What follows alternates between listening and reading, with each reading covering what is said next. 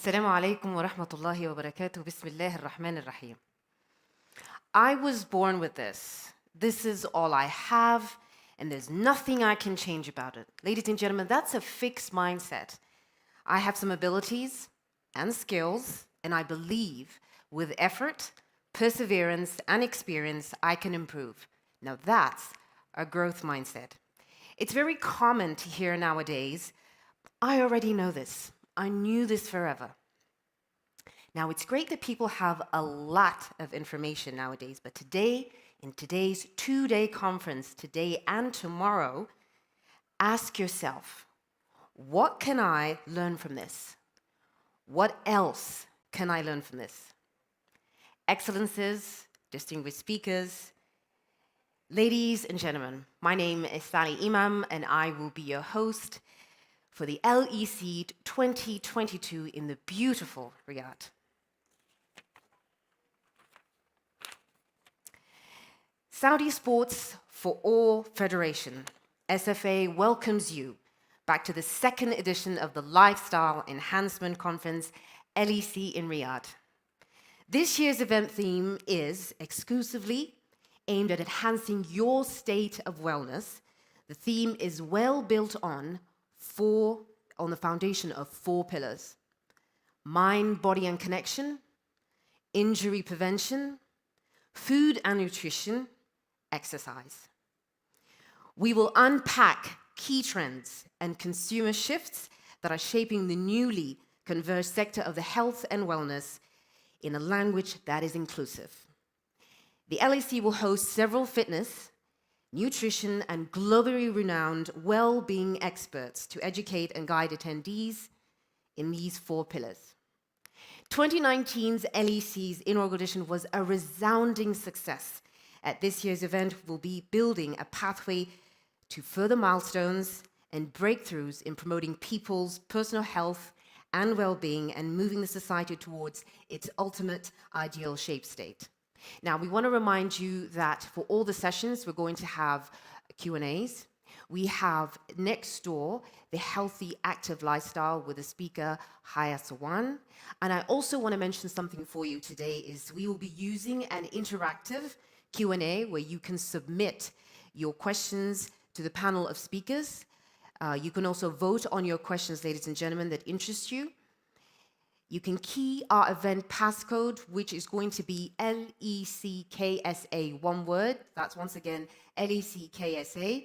If you have any questions throughout the presentation, feel free to submit them through the pigeonhole. Next, we'll be taking you on a scientific journey to understand the power of lifestyle to not only extend life, but also to improve and enhance the quality of those years. Our next distinguished speaker is a really impressive person, as you will hear in his bio. He's a visionary who is working holistically to transform healthcare through the power of whole foods, plant-based diets, lifestyle medicine, and the integration of regenerative agriculture. He's the co-founder of the Plantation Project, the International Plant-Based Nutrition Healthcare Conference, the International Journal of Disease Reversal and Prevention, and the Regenerative Health Institute, which is a unique collaborative project with the Rhode Island Institute that integrates a regenerative vision of human health, agriculture, and the environment. He's an author.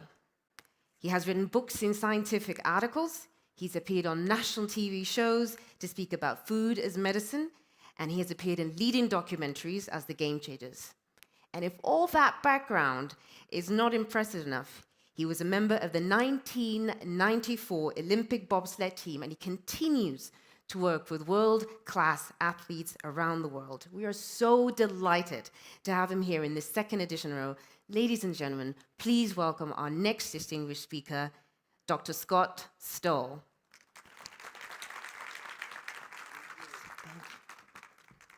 Thank you so much. Thank you so much. Thank you. Well, good morning. Good morning. Good morning, Your Excellencies, distinguished guests, our honored speakers. I am so delighted that you could join us for the second annual LEC. It was about a little more than 2.5 years ago that Prince Khalid called me in the spring with a vision for this conference. And he called me and said, would you help me put together a conference to reach Saudi Arabia with the message of lifestyle medicine. So we worked really hard. We had a very successful conference, December of 2019, with many of the speakers that are here today. And then the SFA has done an amazing job of pulling together this conference. And now more than ever, this topic is important. You know, we have seen a pandemic of COVID, but we have a pandemic of lifestyle diseases that is impacting our globe every single year. It accounts for more than 41 million deaths annually. It's responsible for 1.62 billion disability life-adjusted years annually in the world. It's the leading cause of disability globally today. It's also responsible for impacting healthcare budgets. And we know that approximately 70 to 80% of the cost of healthcare today is related to lifestyle diseases. And yet it's not being addressed. However, conferences like this are so important because this is the introduction to lifestyle medicine that we hope becomes infused into healthcare in Saudi Arabia and around the world. In Saudi Arabia today, they did a study looking at the youth from 2 to 18 years old, and they found that the youth are approximately 23% are obese today. They found on the positive side that simply adding 30 minutes of activity cut the risk of obesity by 50%. And so that's the good news of lifestyle interventions. Small interventions can yield big improvements in health and significant reductions in the cost of healthcare. And so it's my sincere hope as we move through this conference in the next several days that you will see the good news of lifestyle medicine, that you'll begin to understand why all of us are so excited about this field of lifestyle medicine and why we've all transitioned our healthcare practices to utilize lifestyle medicine as the primary intervention for our patients. Because patients get better. They get well so quickly we discontinue their medications and they return to normal activity and vital lives by simply changing what they eat, how much they move, how much they sleep, and how they handle stress. So we have an amazing panel of speakers that you'll hear from throughout the course of the next 2 days. We all make ourselves available. We're here because we are passionate about this topic. And so we invite you to find us, engage in conversations. We want to help transform Saudi Arabia. And so we want to participate in infusing resiliency and stability back into the healthcare of this amazing country. So welcome. I'm glad you could join us this year. My first talk today is how to add life to your years and years to your life. In my training as an interventional physiatrist, one of the sayings that was often a part of our training was, we are adding years to people's lives, but we're also striving to add life to those years. And as a physiatrist, we were working with people who had brain injuries, spinal cord injuries, amputations. And so we were looking for strategies and successful ways to overcome the barriers that we were facing, impairments and disability. And we always found a way to add life to people's years. So it was a natural step for me to move into lifestyle medicine because it was a strategy to add life to people's years, as you will see during the next 2 days of presentations. So the word life is something that we use on a regular basis. 4 letters, 1 word, but a myriad of meanings in that word. We can say that we have the joy of life, that we want to live a long life. We have hard life. We have challenges in life. So many things associated with that word. And so much of medicine is focused on mortality and extending life. But we forgot about the most important part of life, which is the time between birth and death, and that is quality of life. And these are some faces that really, I think, help us to symbolize and understand what quality of life is. It's the joy of life. It's the joy of relationships. It's the natural aspect of community. It's the joy of simple things. It's the joy that is found as we live together on this world and engage with families and other people in positive activities that contribute to the health of others, the health of our community, and the health of our nations. That's where we find purpose and meaning in life. And we've all been privileged and honored and blessed to live in this time of history because we have benefited from the longevity revolution. Back in the Industrial Revolution, as we were exiting the 1800s, many technologies were advanced, including refrigeration and railroad transportation, that changed the face of our world. They also changed the face of food, in some ways positively and in some ways negatively. But through the advancements in healthcare, we experienced a longevity revolution coming out of that 19th century that included improvements in sanitation, hygiene, housing, and education, leading to an increase in lifespan from about 47 years old to mid-60s as we entered into the mid-1900s. Then there's a revolution in the mid-1900s that included antibiotics and vaccines and reductions in maternal mortality that caused a significant increase in early and midlife longevity.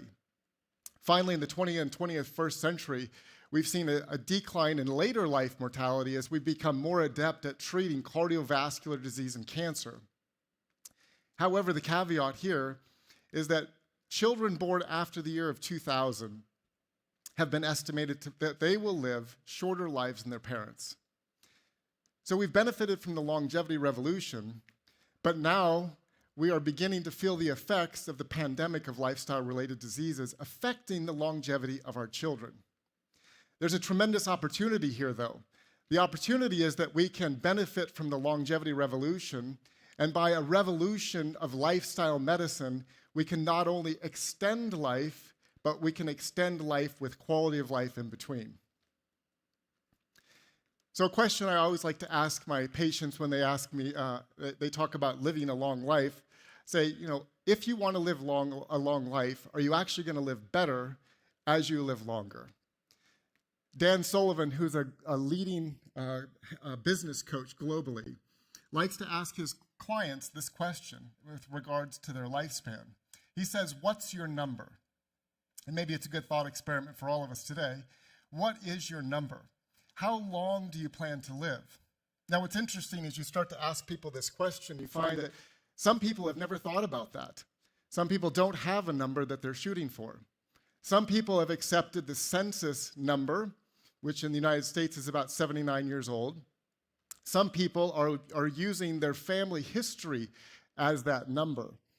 And when you talk with some family histories, that can be 47, 50, 60 years old. And as people start approaching that number, as we see as physicians, they begin to develop internal anxiety because they're anticipating dying at the same age that one of their parents passed away from a disease. And so that number for some people can be a source of real anxiety and stress, which, as we'll see during the course of this conference, directly impacts the health of their bodies. So once you've established a number, the next most important question is, what will the quality of your life be up to that number? And if you ask most people, what does the last year of your life look like? All of us would want to have a dynamic, vital last year. Alive, well, engaging with our families, impacting the world around us, not limited by anything. But we all know that if we have a goal, but we don't have a strategic plan to reach that goal, we'll never achieve that goal. It becomes simply a wish and not a goal. And so as we're looking at longevity, as we're doing this thought experiment, even in our own lives, thinking about the number and the quality of life, the pathway, the strategy to that successful endpoint is lifestyle medicine. There's no other pathway to achieve improved longevity. There's no other pathway to achieve improved quality of life without changing your lifestyle. And as we'll see today, even if you have deviated from that pathway influenced by culture, it's never too late to get back on the path, suspend and reverse your disease, improve the quality of life, and extend your lifespan. As we look at the world today, we see that the pandemic of lifestyle diseases is dramatically impacting not only lifespan, but quality years of life. And we see, as we look at the data from the World Health Organization's deaths related to non-communicable diseases is increasing dramatically. And we see that currently it's 71%. By 2030, we're expecting that the deaths related to non-communicable diseases will be 74% of the deaths globally, which is incredible. But the good news is this is a projection, and projections can be adjusted when we make changes before we get to that point in time. But what's also interesting when we look at this, it's the low, middle, and upper income countries that are suffering more than the high income countries. But more important and related to the talk today, we look at loss of healthy life years. And there's been dramatic improvements because of the management and treatment of communicable diseases. But the non-communicable diseases, the lifestyle diseases that we're talking about today, heart disease, type 2 diabetes, hypertension, they are eroding the quality of people's lives and impacting their disability the years between birth and death. And as I just said, these are the diseases that we're managing in healthcare, but we have to look to the roots of the diseases and ask, where do they come from? This is something that we were never taught in medical school. We understood the biochemistry, the pathophysiology of these diseases down to the molecular level, but nobody ever instructed us where these diseases come from. And if we look at most of these diseases, they come from the lifestyle choices that we're making on a daily basis. What we put on our plate, we eat about 2,000 pounds of food in a year, how many minutes we're moving, how many hours we're sleeping, and how we're reducing the impact of stress in our lives. So lifestyle choices are really important, but again, asking the question, what's impacting our lifestyle choices also helps us to understand part of the solution. And when we take a look at history and we see that starting in the Industrial Revolution and moving through history, especially through the world wars, there's been a dynamic shift in the types of foods that we eat, the quality of food that we eat, and the way, obviously, that we're moving. So the foods have changed dramatically, and if we look just historically from 1900 to 2000, we can see that we have added about 130 pounds of sugar to our diets on an annual basis, about 70 pounds of oil, about 30 pounds of cheese, about 100 pounds of additional meat per year per person, and about 500 additional calories per day. We've added more than 4 hours of screen time. And so culture has naturally influenced the way that we live. And because culture's influence, most people grow up and they never ask the question, why am I doing what I'm doing? We're influenced by what is around us, by our families, by the environment, by the restaurants, by the lack of time, the lack of access. And so we just do what everyone else is doing. However, the good news is the people that are in this room, the influencers around the world are beginning to shift this. Not only healthcare, but it's going to take a dynamic team of entrepreneurs, business people, community activists to begin changing and transforming the culture to give people the greatest opportunity to make a change. But we can see the downward shift. Culture influences lifestyle choices. Lifestyle choices influence cellular and biologic, they cause disruption. So the natural state of the human body is health. We're born to be healthy. And with the right lifestyle choices, our body maintains a normal biochemical environment that is resilient and pushes back against disease. However, when we make different lifestyle choices, it causes disruption of our biochemistry. It injures our cells, causing inflammation, and begins to cause disruption of our physiology, leading to progression of disease, and ultimately disability and frailty. And this is the disability-adjusted life years that we're talking about. And then finally, after sometimes a decade of disability, leads to death. But the good news is, with the right lifestyle choices, we can actually begin working backwards up this chain to restore health, as we'll see this week. Do these lifestyle diseases really impact quality of life? Absolutely. This is from the IBS Global Impact Report. They found that on average, patients with IBS would give up 25% of their remaining life to be asymptomatic. Isn't that amazing? Can you imagine being willing to give up 25% of your life, the remaining years of your life, to not have a health condition? They also found that 40 to 60% of those with IBS experience physiologic symptoms, including anxiety disorders and depression, and more than 50% with IBS feel as though their healthcare professionals do not take them seriously. So healthcare is failing this group of patients. We're going to hear from Dr. Alan Desmond, who's a gastroenterologist, famous gastroenterologist from UK, and he deals with these patients. And he's one of the few physicians that is thoughtfully caring for the patients and helping them to regain their quality of life. So just some quick history on the non-communicable diseases before we move on. As we've talked about, they are responsible for 41 million people dying every year, about 71% of the deaths. More than 15 million people die from NCDs between the ages of 30 and 69. 85% of these premature deaths occur in low and middle income countries. These four diseases, cardiovascular disease, cancer, respiratory disease, and diabetes, are responsible for 80% all the premature deaths. Four diseases that are largely manageable, preventable, and in many cases reversible with the right lifestyle intervention. Now, this last bullet point highlights a lack of understanding. They say that the solution for this is early detection, screening, and treatment of NCDs, as well as palliative care, but what's missing is lifestyle intervention. It's estimated that 1 billion people, or 15% of the world's population, have a disability, accounting for 1.62 billion disability-adjusted life years. And disability caused by the NCDs and injuries has emerged as the largest contributor to the global burden of disease. Now here's the good news. This is a friend of mine. This is Marcy Madrid on the right, and her husband Carlos. Marcy is the Vice President of Population Health at Midland, Texas. Midland, Texas is an oil town where they eat a lot of meat. Midland, Texas is not a town where lifestyle medicine was well received. I was invited to speak and do our grand rounds in 2014 and followed up in 2015, and I met Marcy. Marcy had just been diagnosed with multiple sclerosis.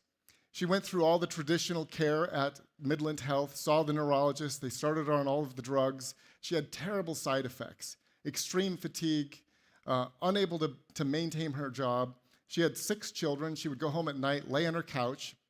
Her husband was doing all the cooking, cleaning, running the children back and forth to school and activities. And she was thinking to herself, is this the rest of my life? What am I going to do? She saw another neurologist, and he didn't have any further solutions. He said, you're just going to have to work through this.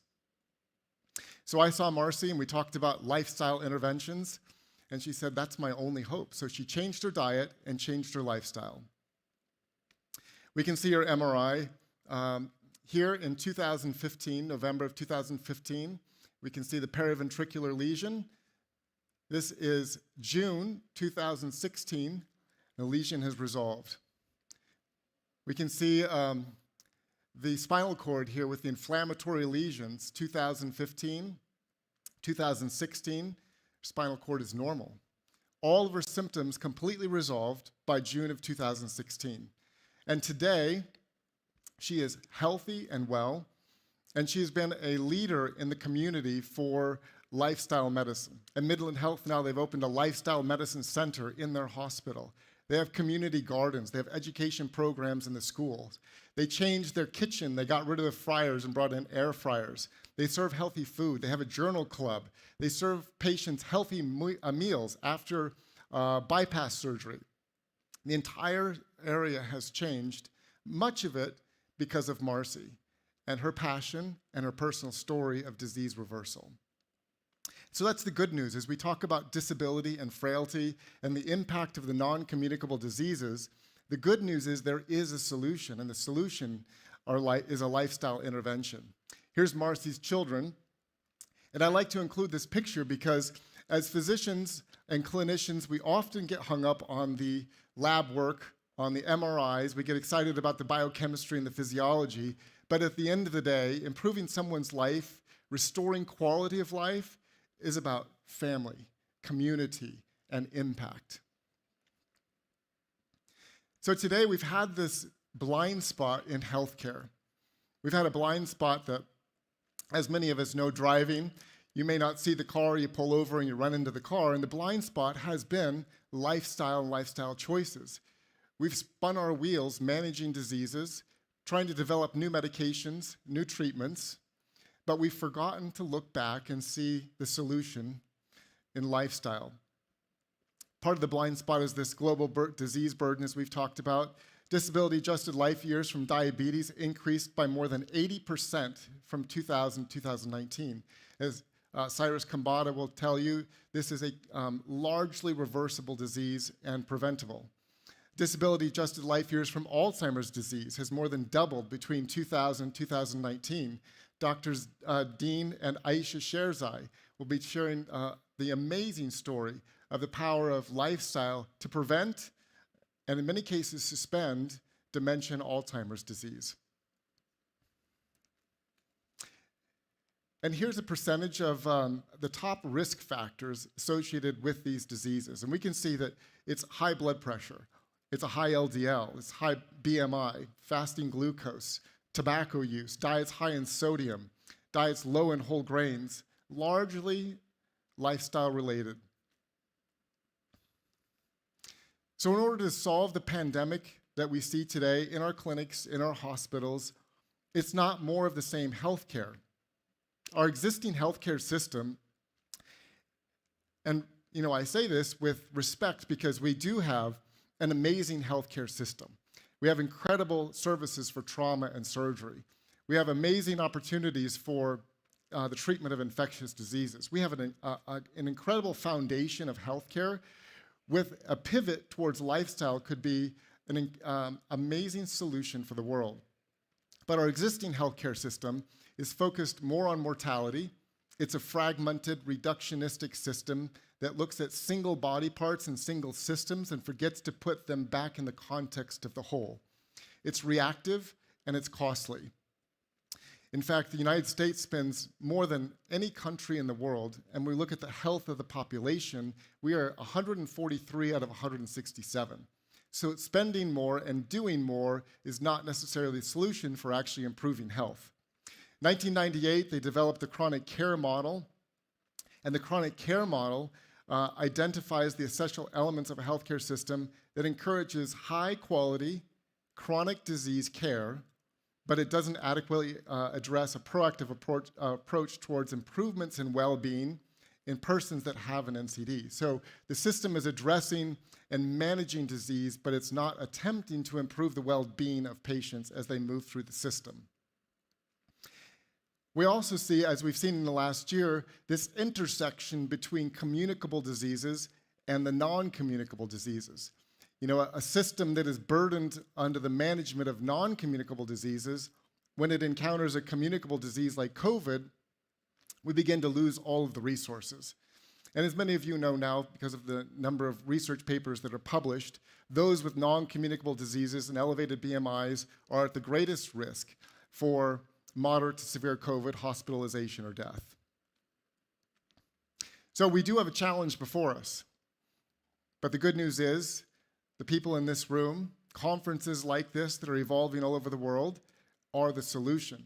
So our challenge globally is that we have this aging population living an unhealthy lifestyle in a culture that is creating a pandemic of non-communicable diseases. We have a rising level of disability and declining quality of life around the world, secondary to NCDs, and the lack of a proactive medical approach that addresses well-being. We have fragmented healthcare systems built for disease management and severely strained resources that will continue to be strained until we make a pivot towards lifestyle. And importantly, we have an access issue for one of the solutions, which is diet. There's limited access and affordability of vegetable and fruit around the world, especially in the lower and middle income countries. We see in some of these countries the cost of one serving of vegetables is relative to income per household member 19 times higher in low-income countries than high-income countries, and the relative cost of one serving of fruit was 50 times higher in LICs versus high-income countries. In fact, the dietary recommendation of 2 servings of fruits and 3 servings of vegetables per day was unaffordable for 57% of the individuals. So when we talk about like an ecosystems type solution, part of the solution is actually engaging with agriculture to begin growing the foods, creating access points and affordability for patients so they can benefit from the part of the significant solution of lifestyle medicine. So health span and well-being are like the ecosystem. This is the Amazon, and in the ecosystem, everything is symbiotic, everything is synergistic, everything works together. It's a unified, complete ecosystem. And as we think about well-being, we can also understand it in the context of an ecosystem. Well-being is this complex interaction of a physical body, the psychology, the relational components, economics, as we just talked about with fruits and vegetables, geography and access, culture, and environmental factors. So the solution is not just telling people to eat more fruits and vegetables and go exercise. The real solution is actually creating an ecosystem that enables and empowers people to make a transformational change in their life, in their community. Health and disease is not binary, and this is really important because we like to classify things in medicine and healthcare. We like to classify somebody as that person is healthy and that person is sick or diseased. In reality, this is a dynamic experience of health and disease. And even encouraging people to exercise 10 minutes a day or add 1 serving of fruits or vegetables has some benefit. And so we don't want to classify people as healthy or sick or successful or failing along this journey. Sometimes the journey to health is simply adding 5 minutes of activity in a day. That can be the key step for someone that empowers them to add another 5 minutes of exercise, to add a serving of fruit. And a year later, those people can be radically transformed because they started somewhere simple that made sense for them. When we look at the determinants of health span, it also helps us to understand the solution in a little better context. This is from the article that you see published there, 2019. They looked at the determinants of health span and they found that genetics, biology, and healthcare account for only 30%. Healthcare is about 10%. And so when we look at the disability-adjusted life years of 1.62 billion disability-adjusted life years globally, and we think about solving the problem, healthcare is not the solution because it's only accounting for 10%. The solution is actually lifestyle, environment, and their impact upon epigenetics. And part of epigenetics may be precision medicine, but for the large part of the population, it's lifestyle and environmental change within the ecosystem that I described earlier. Now, also thinking about health span, we have to understand the balance between chronologic age and biologic age. And they're not tied directly. They are also dynamic and non-binary. You can be 70 years old, have a biologic age of 45. Similarly, you could be 60 years old and have a biologic age of 80 because we're looking at cellular aging. Some of the factors involved in cellular aging that we're able to measure now are telomeres, telomerase activity, the enzyme that maintains the telomere on the end of our chromosomes. And the research by Dr. Dean Ornish, Dr. Elizabeth Blackburn have all shown that lifestyle can directly lengthen the telomere and improve telomerase activity by 30%. We also see metabolomic and proteomic changes and changes in epigenetic DNA methylation that are able to shift biologic age. It's possible for someone to actually reduce their biologic age as their chronologic age is increasing. And in doing so, they increase their vitality and their quality of life. Here's just a couple of examples of this epigenetic shift that we can see with the addition of more fruits and vegetables. They found that when we add more polyphenols, the anthocyanins from maybe blueberries, they're reported to suppress enzyme activity that activates epigenetic silence genes. Soy polyphenols from soybeans or edamame block the DNA methyltransferases. And sulforaphane, found in broccoli and kale, can normalize DNA methylation. So it's just showing that when we add more fruits and vegetables, we're changing our genes in real time as we're eating that food. And we can begin bending the curve as we see here. We see normal aging up here in the middle, healthy aging with lifestyle, physical activity, epigenetic reprogramming, which we're talking about with foods. We actually bend the curve and we begin slowing down the aging process and maximizing our quality of life in the process. This is from the Journal of American College of Cardiology in 2020, and they were looking at the balance between chronologic age and biologic age. And they found, looking at centenarians and supercentenarians, that they had delayed vascular aging. Some of that was epigenetic, but also some of that was related to lifestyle. They found that there were normal aging individuals and others that were born with epigenetic susceptibilities that caused more rapid vascular aging in the environment of an unhealthy diet or lifestyle. And so the green areas represent opportunities to slow down vascular aging through a lifestyle intervention. This is another infographic from their study, again on the right side here, showing the lifestyle interventions, the environmental components that would actually reverse or slow down biologic vascular aging. And I just want to point out on the bottom here, socioeconomic status is also very important, because low socioeconomic status is strongly associated with non-communicable diseases and more progressive vascular aging because of access and affordability of food. So I like to mention that because it's part of the solution for the entire population, and something that we need to plan for in order to help the populations maximize their health and their health span. And finally, this is again from the same journal article. They talk about pharmacological strategies to decelerate biologic aging, as well as the behavioral.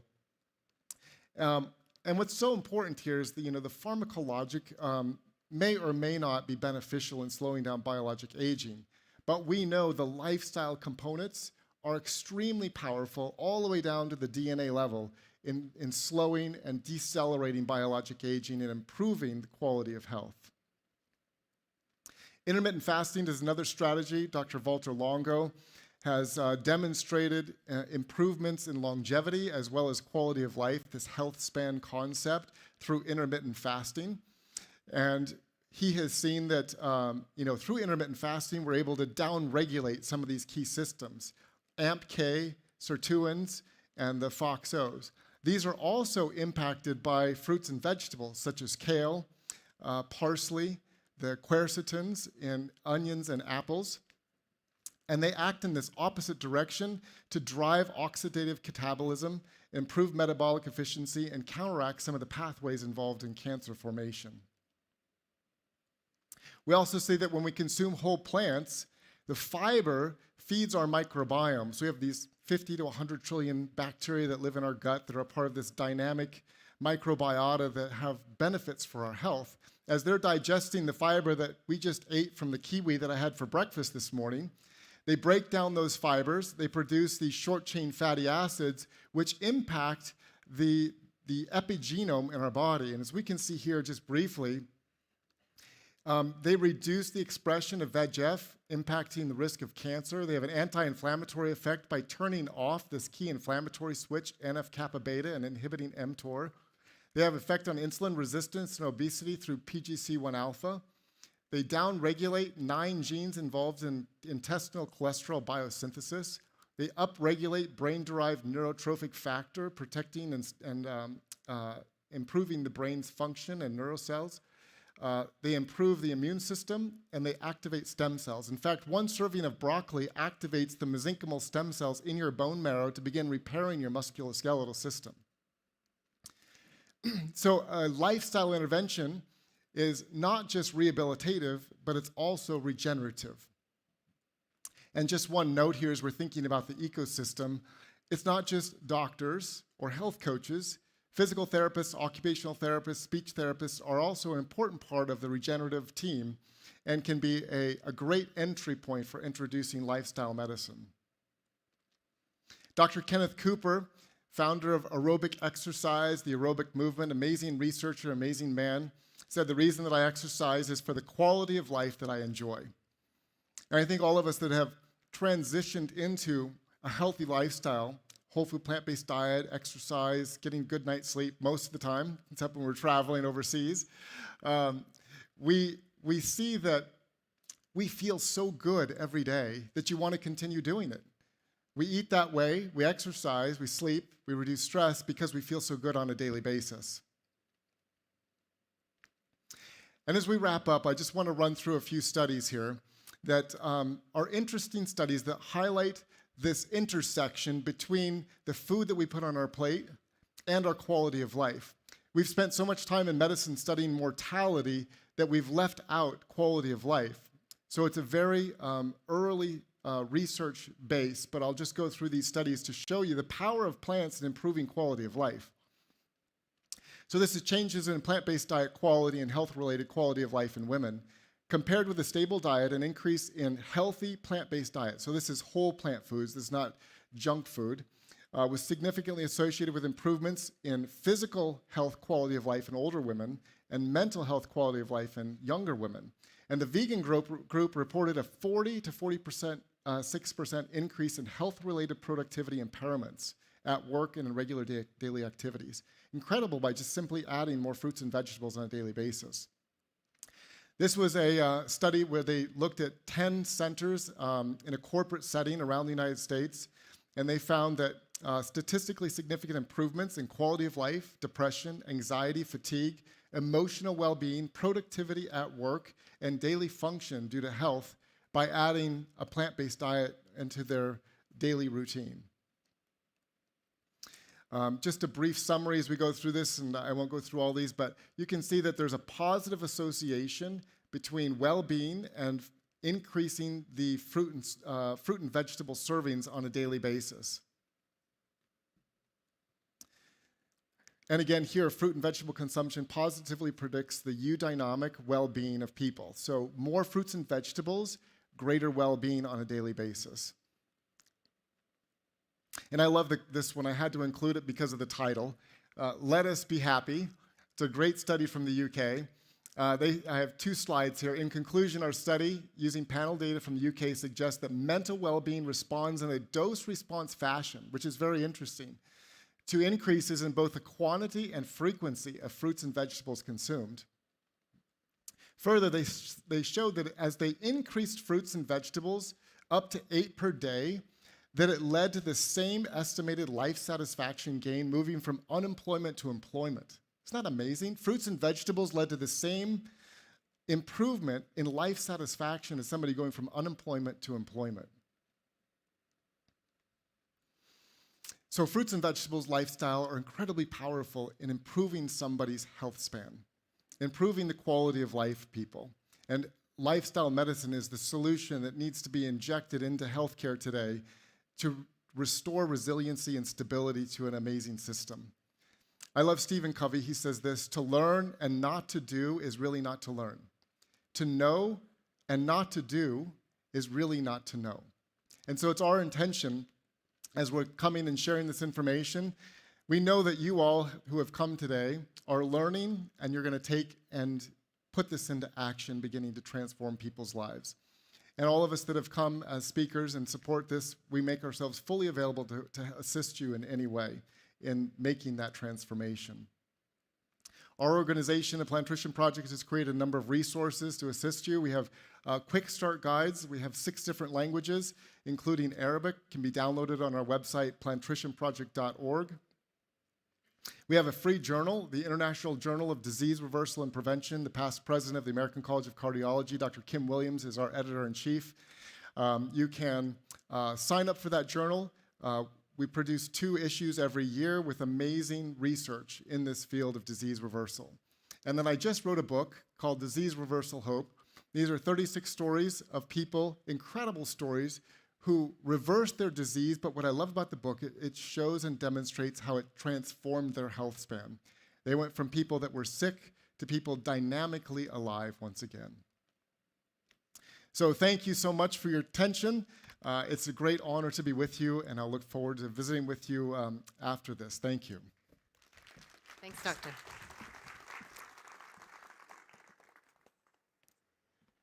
All right. So I really resonated with Let Us Be Happy. I truly enjoyed that, adding quality to your years. A quick reminder, the headsets are readily available for you at your seats so that you can choose one for Arabic, two for English. That helps you translate. And another thing is, in the next hallway, a reminder that we have at 12:30 how to maintain an active lifestyle, again with Highest One. All right. Chances are you probably know a diabetic. You could be diabetic yourself, or you have a long history of family members who are diabetic. There's no doubt that the diabetes is an epidemic in this country and all over the world. I remember my mom always used to give my dad such a hard time whenever he grabbed an extra fruit. And I was always scouring the internet to look for different healthy choices. And with the internet being such a huge, vast web, it was so difficult to be lost in the information that we have. Luckily today, we have our next distinguished speaker, an internationally recognized nutrition and fitness coach who has been living with type 1 diabetes since 2002. Co-created the Mastering Diabetes method to reverse insulin resistance in all forms of diabetes and helped more than 10,000 people improve their metabolic health using low-fat, plant-based, whole food nutrition, intermittent fasting, and exercise. Featured on NPR, KQED, Forks Over Knives, Healthline, Fast Company, Diet Fiction, and the widely popular podcasts Plant Proof and Nutrition Rounds. Co-author of the book Mastering Diabetes with Robbie Barbaro, MPH. Here to talk to you today about the true power of using a plant-based diet to not manage but reverse insulin resistance. Ladies and gentlemen, please welcome Dr. Cyrus Kambata.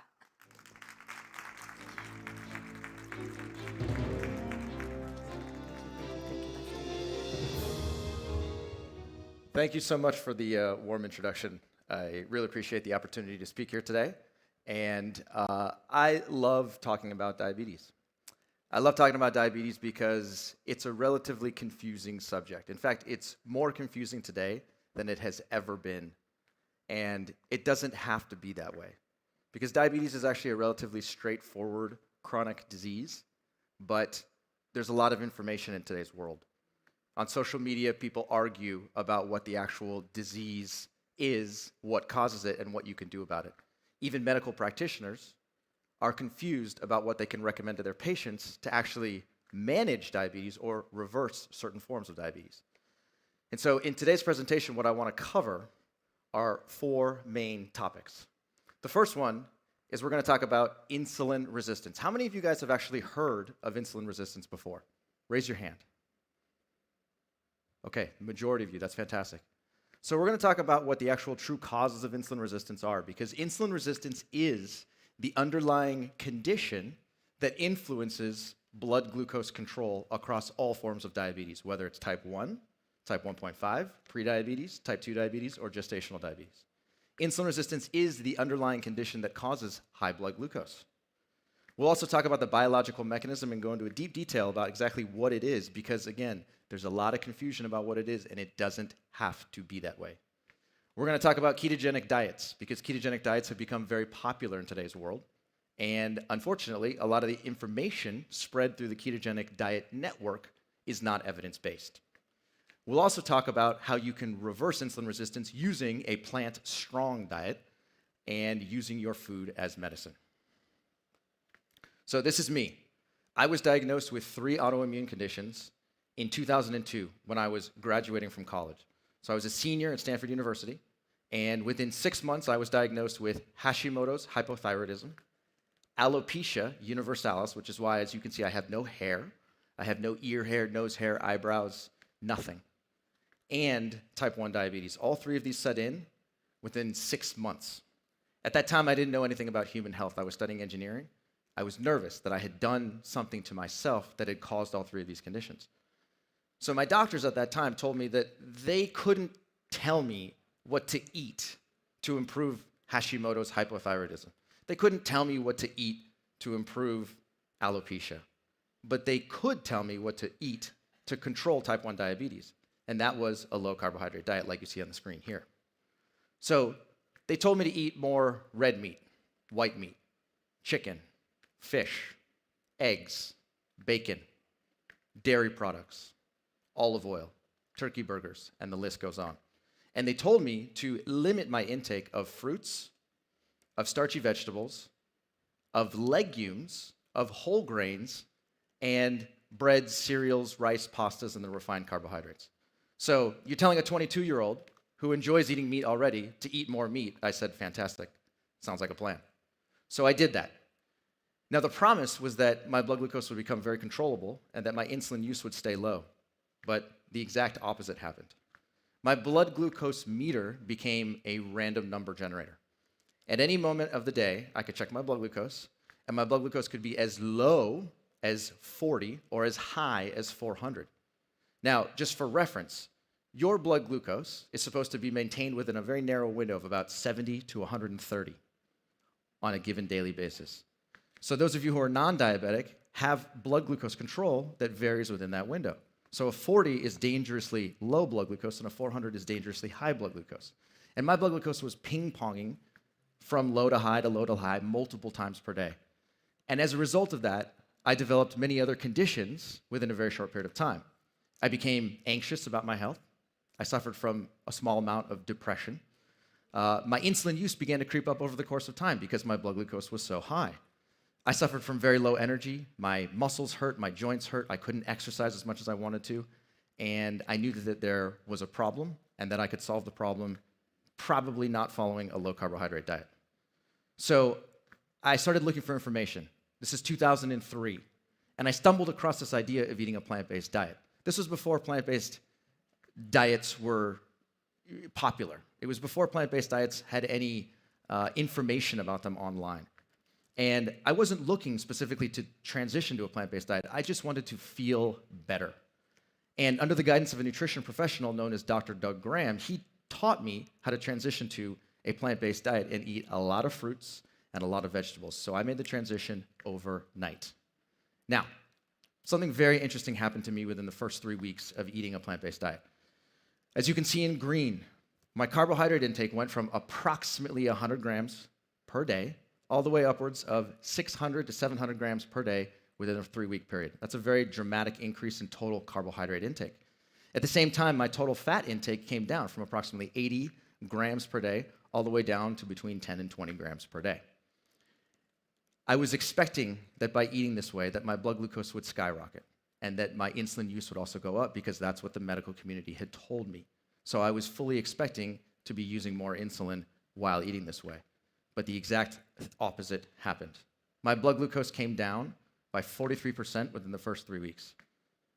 And this was fascinating because I was eating 6 times as much carbohydrate energy for 40% less insulin. So you see there was a divergence between how much carbohydrate I was consuming and how much insulin I was giving myself.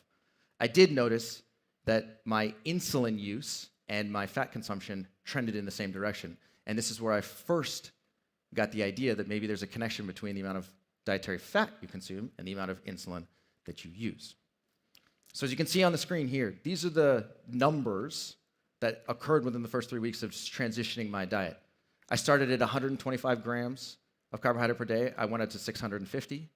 My fat intake came from 80 to 15. My total insulin use went from 42 units, which was high, down to 24 units.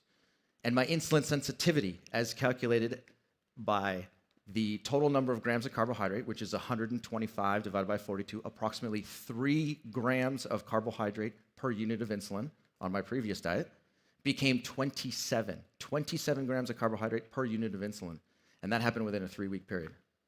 That's an 800% increase in insulin sensitivity in a very short period of time. And this was obviously very exciting for me because not only was I able to control my blood glucose and lower my insulin, but I felt way better. I was happier, I was more hydrated, I could sleep better, anxiety went away, depression went away, my body felt great, I could exercise more, and the list goes on. So here I am, 20 years after I got diagnosed. I eat more than 700 grams of carbohydrate per day, which is what your average person with diabetes eats in a week. I inject 25 units of insulin per day, which is a physiologically normal amount of insulin.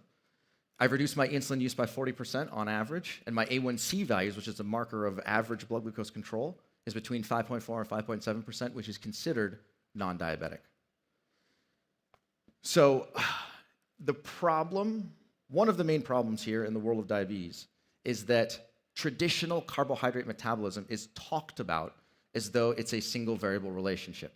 And the story goes like this. Consume anything that's carbohydrate rich, whether it comes from whole sources like fruits or potatoes, or whether it comes from refined sources like cookies and crackers and chips and breads and pastas and white rice. Whether it's whole or refined, it doesn't matter. It's carbohydrate. Consume carbohydrate, and those carbohydrate molecules are then broken down into this stuff called sugar. And sugar then increases your blood sugar, which then increases your insulin requirements. Whether your insulin comes from a vial, as it does in my situation, or whether insulin comes from your endogenous pancreas. And so people with diabetes are told this story from the moment they're diagnosed, and they become afraid of consuming anything carbohydrate rich, because if they do, then their blood glucose is likely to go up. The problem with this story is that it's a linear relationship that's too simplistic. And biological processes are very rarely, if ever, in fact, I don't know a single linear biological process in the human body, because biological processes are grouped into biochemical pathways. And biochemical pathways are very complex, non-linear relationships between components that occur inside of a cell, inside of the cytosol, inside of the nucleus. They involve extracellular receptors. They involve circulating hormones. And they have multiple feedback loops and redundant feedback mechanisms to enable a biological process to continue in multiple different physiological scenarios. And so within a short period of time, when you study biochemistry, you recognize that nothing is linear. And that's part of the elegance of biochemistry. Now, in the world of diabetes, there's also 3 different types of diabetes. There's the autoimmune versions of diabetes, which are considered type 1 and 1.5 diabetes. Then there's the lifestyle version of diabetes that Dr. Scott Stoll had alluded to, which is prediabetes and type 2 diabetes. And then there's gestational diabetes, which affects women who are pregnant. Now, all 3 of these different types of diabetes are sort of considered to be different than one another. And as a result of that, the treatment algorithm for them differs. But there's one connecting puzzle piece that unites all 3 of these different types of diabetes together, and that is called insulin resistance. So insulin resistance is the underlying condition that influences all 3 types of diabetes. And this is very important, because if you can understand what causes insulin resistance and then you can reverse insulin resistance, then the severity of all 3 types of diabetes can go down. Prediabetes, type 2 diabetes, and gestational diabetes can be reversed completely, and type 1 and 1.5 can be managed with precision. Now, insulin resistance also goes well beyond diabetes. So you see here in the top right quadrant, we have all of the forms of diabetes shown in orange. Type 1, type 1.5, prediabetes, type 2, and gestational. In addition to that, as you become more insulin resistant, your risk for chronic disease in general increases. And your risk for the development of cardiovascular abnormalities also increases, including high cholesterol, coronary artery disease, hypertension, and atherosclerosis. In addition to that, people who become more insulin resistant over the course of time are at an increased risk for many forms of cancer. People who become more insulin resistant over the course of time also are at a higher risk for obesity. They're at a higher risk for fatty liver disease, and at a higher risk for Alzheimer's disease and cognitive decline, which you guys will learn about with Doctors Aisha and Dean Sherzai in their conversation about cognitive decline. In addition to that, women who are diagnosed with PCOS also become insulin resistant de facto. And then all of the conditions shown here on the top left quadrant in red, including neuropathy, blindness, kidney disease, retinopathy, and erectile dysfunction, these are all communicated to people living with diabetes as though they're inevitable consequences and that they will happen at some point. So just brace yourself. Some of these will happen to you. But I'm here to tell you that none of that is true. This is only true if you live in an insulin-resistant state for a significant period of time. But if you can reverse insulin resistance and get rid of it, then your risk for every one of these chronic diseases comes down, and it comes down quickly. So the question is, what truly causes insulin resistance? Okay, when I first started studying my PhD, I was given the task of trying to induce insulin resistance inside of laboratory animals, inside of mice and rats, and then create a state of insulin resistance and then rescue that insulin resistance using either calorie restriction or intermittent fasting.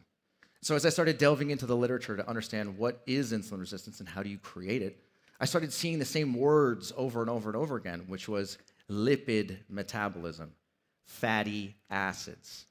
So you can see here, paper after paper after paper talks about lipids as being the cause of insulin resistance, how free fatty acids inhibit glucose utilization, the role of fatty acids in the pathogenesis of insulin resistance, the mechanism of free fatty acid-induced insulin resistance in humans. Saw this over and over and over again. But what was interesting is that if you ask 100 people what causes diabetes, what causes insulin resistance, very few people will tell you that has anything to do with fat. People will tell you it has everything to do with sugar, has everything to do with carbs. Carbs cause diabetes, sugar causes diabetes. That's what the general public believes. And that is a true statement only if you are living in an insulin-resistant state already. But to develop insulin resistance in the first place is a lipid disorder, and that's why this is such a fascinating story. So let's walk through the sequence of events of insulin resistance, because this is the biological mechanism that is very confusing to most people, especially if you spend time on social media. The first thing that happens is if you're eating a low-carbohydrate diet, as I was recommended to do when I was first diagnosed with diabetes. You can see here in the middle, we have fatty acids shown in yellow. Fatty acids become the predominant macronutrient because they're the most abundant in a low-carbohydrate diet. So fatty acids are the predominant micronutrient, and there's a small amount of insulin and a small amount of glucose also in circulation. Now, the truth is there's hundreds of metabolites in circulation at any moment. I'm just showing you 3 of them. Okay? On the left-hand side, you have your liver on the bottom, you have your muscle tissue on the top left, and then you have your pancreas, which is shown on the top right. Now, when fatty acids are the predominant fuel source, fatty acids are transported, they're absorbed inside of your small intestine, they're transported in particles known as chylomicrons, and they're then distributed to tissues for use. There's 3 primary tissues where the fatty acids end up. The first one is your adipose tissue, or your fat tissue. The second one is your liver. The third one is your muscle. Now, your liver and muscle are designed specifically to be able to store and utilize and oxidize very small amounts of lipid by design. But when the concentration of fatty acids is very high in your diet, then the amount of lipid that's stored inside of your liver and inside of your muscle increases, and there's an excess storage of lipid inside of both your liver and muscle. So in this situation, you end up with 2 problems right off the bat. Number 1 is called intramyocellular lipid, IMCL. That's just how it's referred to in the literature. And the second one is called intrahepatic triglyceride, IHTG. Don't need to memorize that. But the idea is that both of these tissues end up absorbing excess fatty acids beyond their physiological design. Now, in this situation, if you are a tissue in the human body and you have too much energy coming into you, and you want to block more energy from coming into you, the most effective thing that you can do is to block the action of insulin, because insulin is the primary anabolic hormone in your body. It's the most powerful anabolic hormone, which means that it's responsible for more fuel storage and more tissue growth than any other hormone. So if you're trying to block more fuel from coming into the tissue, you simply have to communicate with insulin and allow insulin to leave. And when you do that, then you can block more fuel from coming in the tissue. So that's exactly what your liver and muscle do. They create a self-defense mechanism to prevent insulin from allowing more amino acids, more glucose, and more fatty acids inside of the tissue. So in this scenario, there's glucose floating in your blood because the glucose is required to provide your brain with enough energy. The glucose also tries to get inside of your liver. It also tries to get inside of your muscle, but it has a difficult time doing that because insulin is required in order to get glucose into tissues.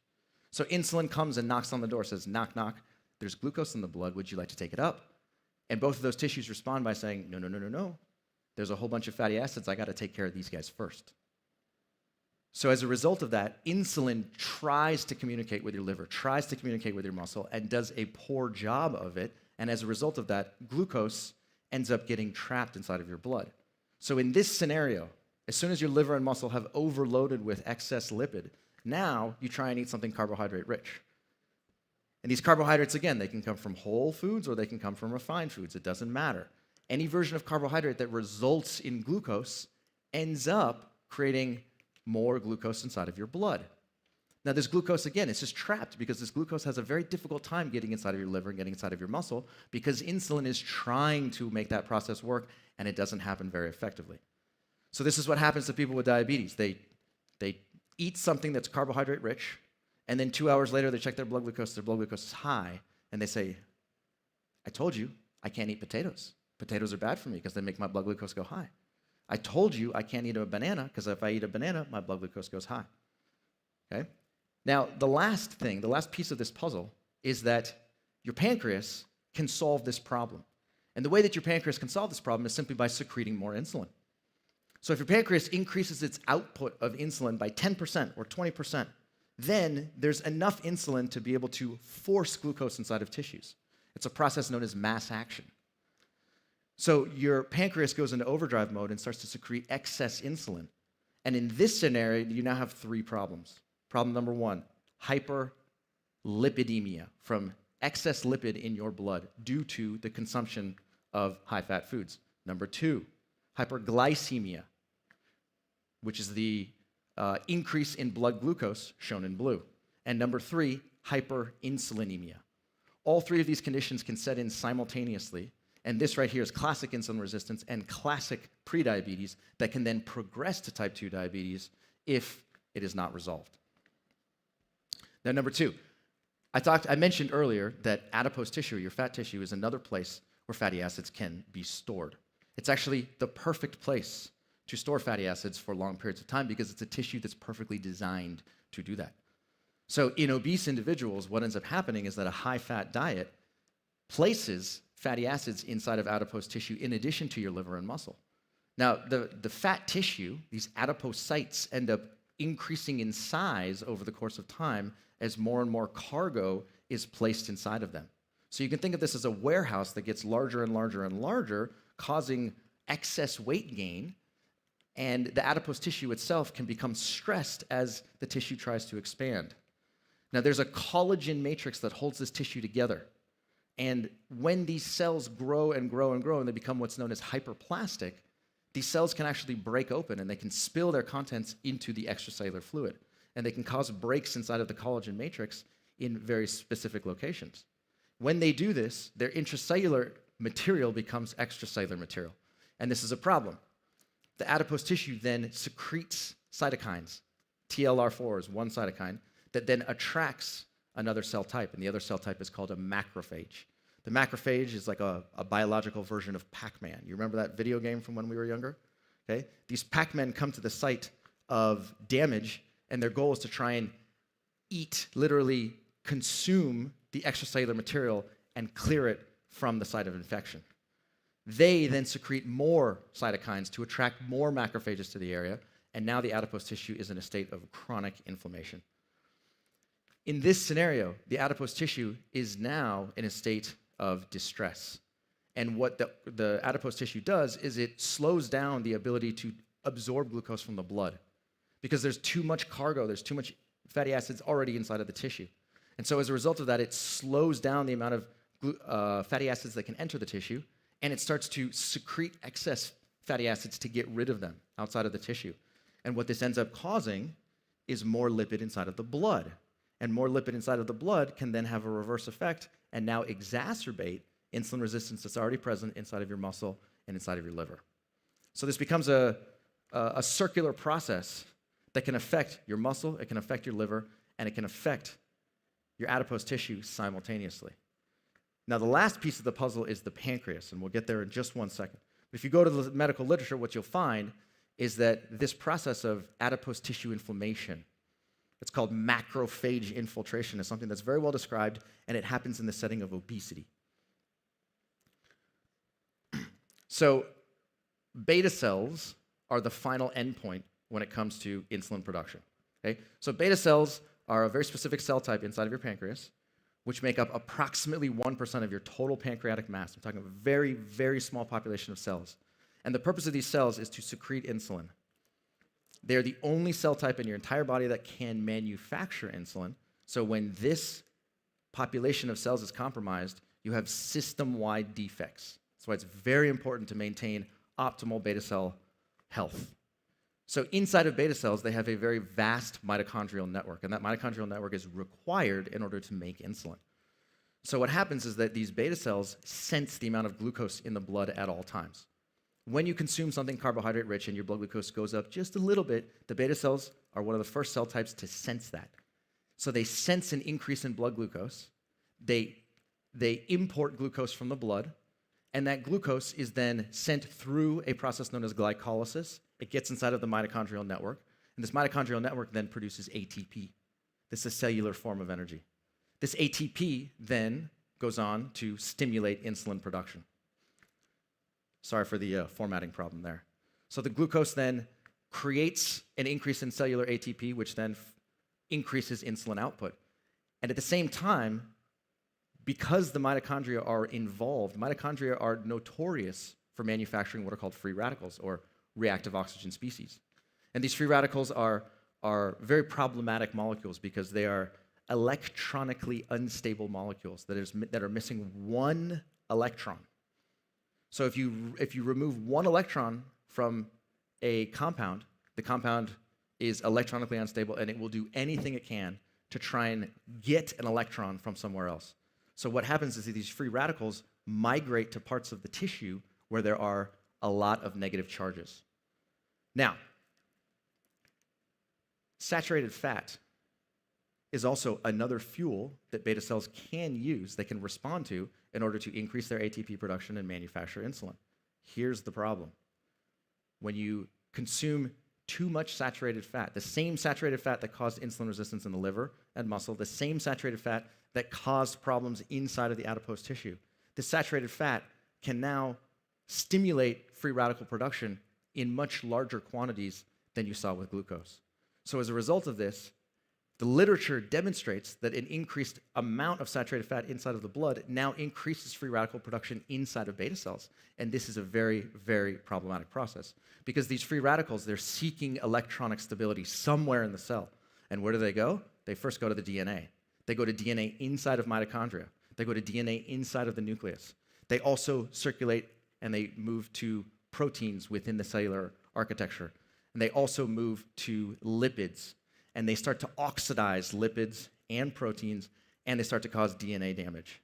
And this is a very problematic process because beta cells who are supposed to function normally and secrete small amounts of insulin become hyperplastic, they get large, and they start to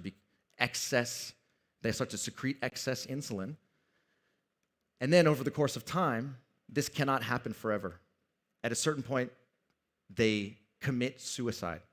They undergo a process known as apoptosis, which is programmed cell death. And at this point now, the beta cells have committed suicide, and the beta cell population is now compromised. This marks the transition from pre-diabetes to type 2 diabetes. And this is where your insulin requirements can go up dramatically.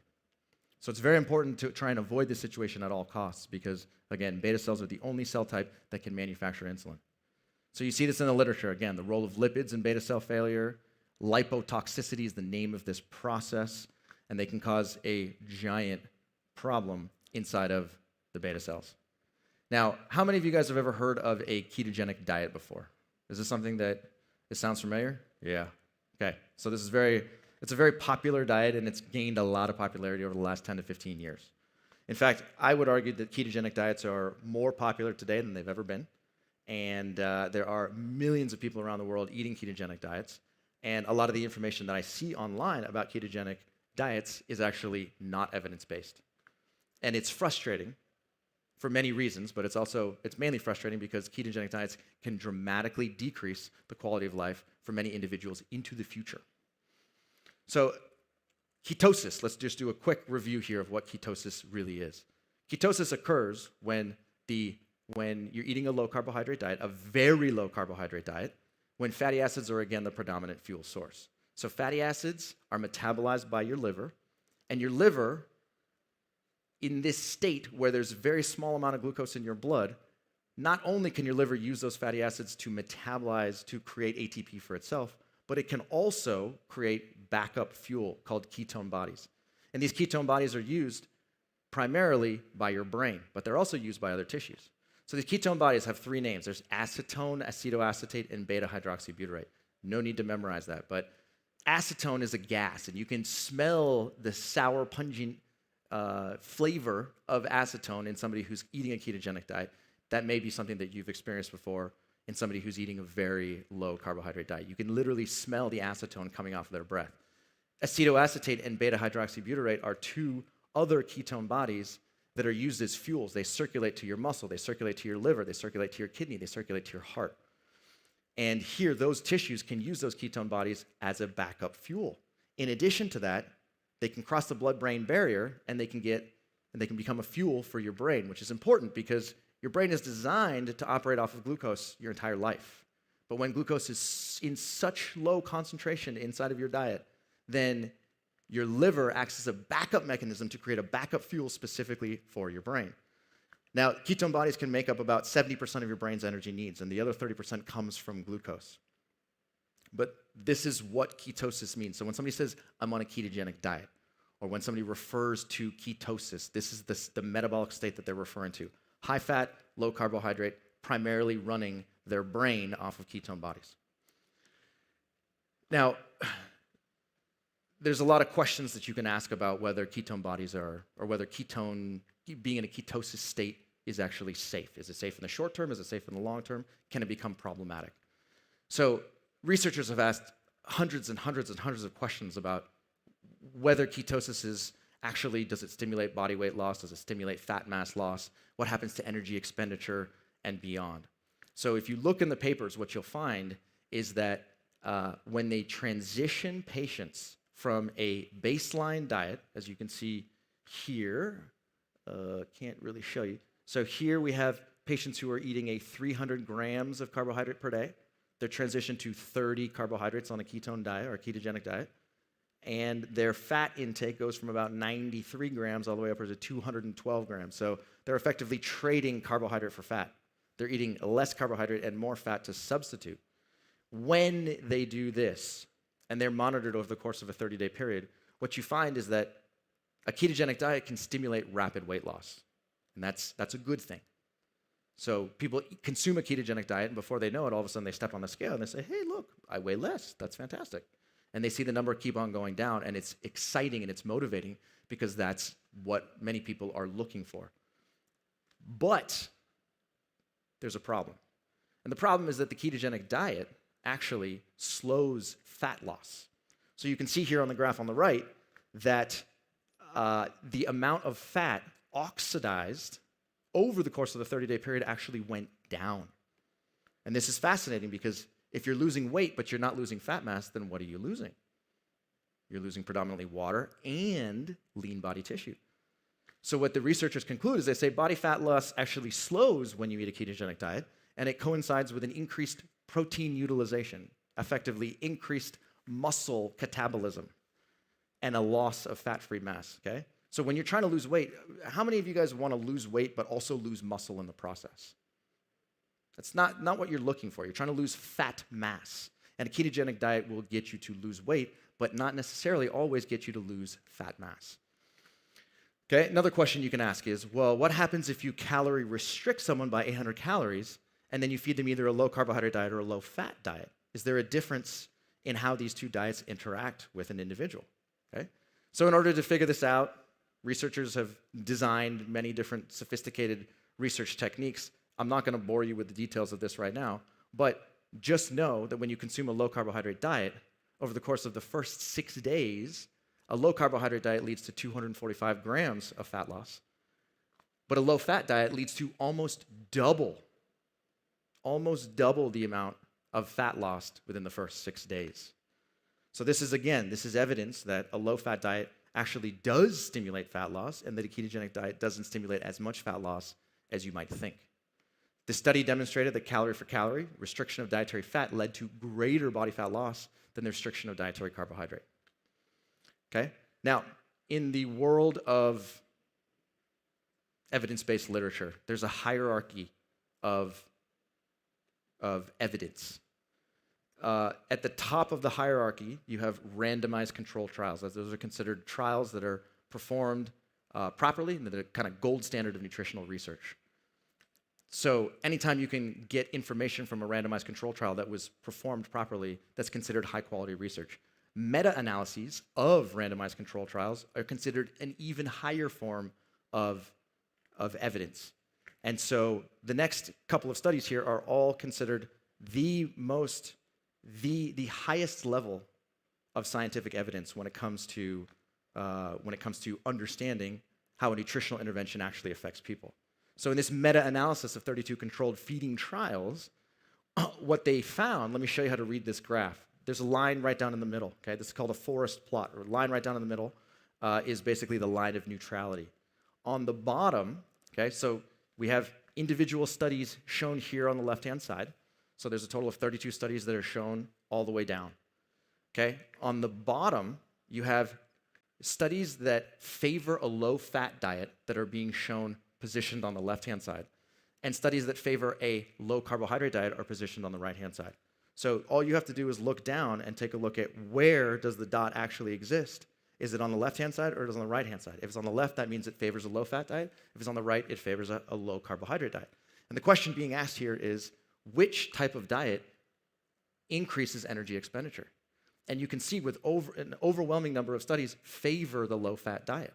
And what that means is that from each of these randomized control trials, people who consumed a low-fat diet actually ended up increasing their energy expenditure. They started burning more energy, and that's a good thing because that can help stimulate weight loss. Same thing here. The question being asked is, where is more fat being lost? Again, most of the studies are on the left-hand side. That demonstrates that low-fat diets are stimulate more fat loss than the low-carbohydrate diets. So you see evidence after evidence after evidence that shows ketogenic diet does not stimulate fat loss the way that you might think. Low-fat diets actually stimulate more energy expenditure and more fat loss. Okay? And their conclusion here is that their meta-analysis of 32 controlled feeding studies found that both energy expenditure and fat loss were greater in low-fat diets. That's great news. Okay? Another study, this is another meta-analysis showing if you consume a low-carbohydrate diet containing less than 45% of calories from carbohydrate or more, what happens in this scenario? And here what you see is that over the course of time, A1C reductions. A1C is kind of the thing that most people with diabetes are trying to reduce. It's a marker of average blood glucose. So if you can get your A1C to come down, then that's a good thing because that means that your blood glucose on average is coming down. But these A1C reductions when consuming a low-carbohydrate diet are very modest, incredibly modest. I mean, a negative 0.5% reduction in A1C is nothing to write home about. But this is what the low-carbohydrate world actually considers to be high-quality evidence. And they say, look, at 3 months, we can stimulate a negative 0.47% decrease in A1C. Again, it's not a very compelling argument. At 6 months, the A1C reduction goes down, and then at 12 and 24 months, there's effectively no difference between the two groups. Okay? So the A1C reductions slightly favor the low-carbohydrate group, but not very much. It's only short term. And then another meta-analysis of another 18 randomized controlled trials, studying more than 2,000 people, show that when you put people in a low-carbohydrate group containing, 50 to 225 grams of carbohydrate versus a low-fat diet, excuse the formatting problem here, what you end up seeing is that, again, at the very top, a very, very modest reduction in A1C. So again, nothing very compelling coming out of this body of research, okay? Now, one thing to pay attention to is that even when you lose weight, even when weight loss is happening and you're able to lose 12 pounds of weight, blood vessel dilation is compromised. It's called flow-mediated dilation, FMD, and it's the ability of a blood vessel to dilate when blood flow is increased. So anytime you limit the ability of a blood vessel to dilate, that signals that your cardiovascular, that your vasculature is in a state of distress. And what this is saying is that even when you consume a ketogenic diet and you're losing weight, which is a good thing, the condition of your vasculature may be compromised. Okay, then the final piece of this, the final sort of take-home message here is that low-carbohydrate diets, if you look at what's called epidemiological research, which is large-scale research done in large numbers of people over long periods of time, you'll find that this story repeats itself over and over and over again, which is that low carbohydrate diets actually increase your risk for all-cause mortality or premature death from any cause. So Dr. Scott Stoll talked about the quality of life. He said that not only can we add not only can we add years to your life by transitioning to a more plant-based approach, we can add life to your years.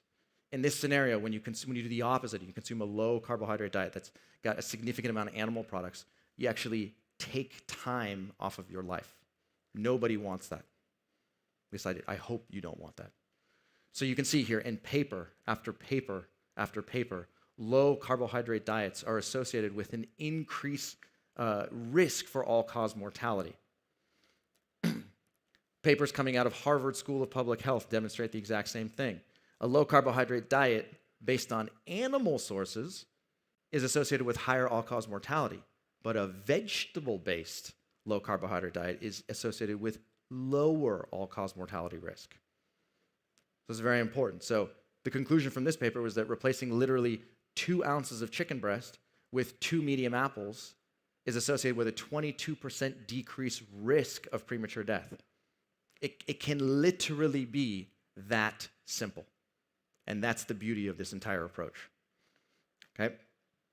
So a simple way to think about this is that when you consume an animal-based ketogenic diet, it's a way to start losing weight. Again, you're not necessarily losing fat mass, but you're losing a significant amount of weight. And this weight loss can then translate into other metabolic improvements, including improved blood glucose control, reduced A1C, and short-term markers of improved cardiovascular health. Now, these are short-term effects. These happen in the short term. The short term means maybe the first 3 months, the first 6 months, the first 9, maybe the first 12 months. But then in the long term, what ends up happening is that you significantly increase your LDL cholesterol. And increasing LDL cholesterol signals that your risk for a future cardiac event is increased. It increases your risk for atherosclerosis, and it increases your risk for all-cause mortality. So these are long-term effects. So the short-term effects look good, but the long-term effects don't look good. And that's why it's very important. This right here is exactly why the world of diabetes has become too confusing. Because people who have diabetes are so focused on short-term effects that they miss the forest for the trees. They care more about what happens to their glucose in the next 2 hours than they do about what happens to their health 30 years from now.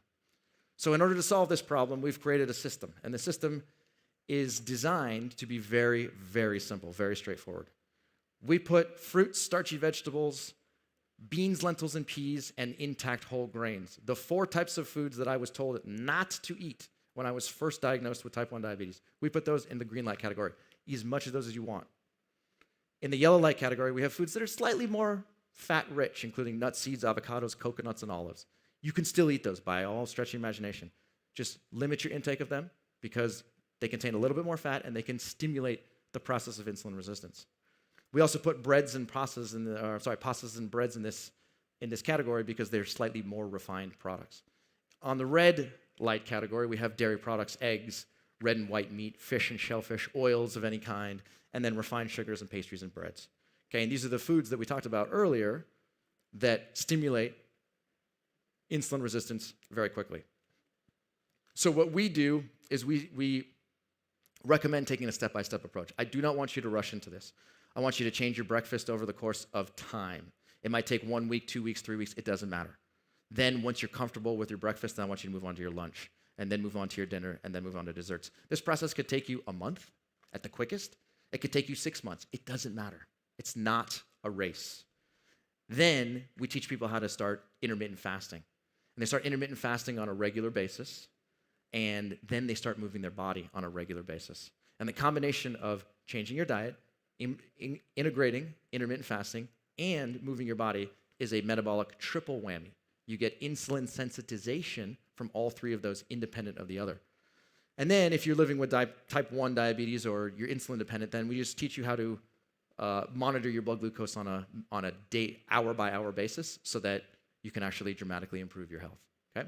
So what happens is that saturated fat intake comes down, carbohydrate intake will come up, Your insulin requirements will come down over time, and they come down pretty rapidly at the beginning. And your blood glucose generally becomes a little noisy. It comes down, then it goes back up, and it comes down and goes back up. But the overall trend is down and to the right, and that's a good thing because that leads to a lower A1C and reduces your risk for other chronic diseases. So if you remember absolutely nothing from this, just remember this slide, or take a photo of this slide right here. We recommend eating, oh, people actually did it. That's cool. Okay, so we recommend eating a diet that contains approximately 70% carbohydrate, 70% of calories from carbohydrate. So call that a 70-15-15, or maybe an 80-10-10 diet. It doesn't matter. You don't have to get too fixated on the numbers, but higher carbohydrate, lower protein, lower fat. Sweat for 60 minutes per day, 30 to 60 minutes per day. Intermittent fast on a regular basis, and then join a community of other people for inspiration and commitment that can really help you move into a sustainable lifestyle. If you guys want any more information, we wrote a book. It's called Mastering Diabetes. I did see one member of the audience has a book with him. Thank you he's holding it up right there. It's fantastic. Thanks for bringing that in. Okay. You can buy this book on Amazon. You can buy this on Barnes & Noble, wherever you want. This book became a New York Times bestseller, which we're very excited about. And for any of you who are interested in learning more about it, then you can find it there. And thank you so much for your attention today. Appreciate it. Doctor, we're going to take a few questions. We're going to take a few questions. We're going to open the floor. We've got some microphone runners, I believe. Oh, yes, sir. Can we get a microphone right over here? Those of you that having difficulty with the headsets, please find any of our team in the gray pull over. They'll help you with any technical issues with the headsets. 1 is Arabic, 2 is English. Okay. Right over here we have the gentleman. Microphone runners. You know what? I'm probably going to come to you so that, yes, sir. Yes. What's the question?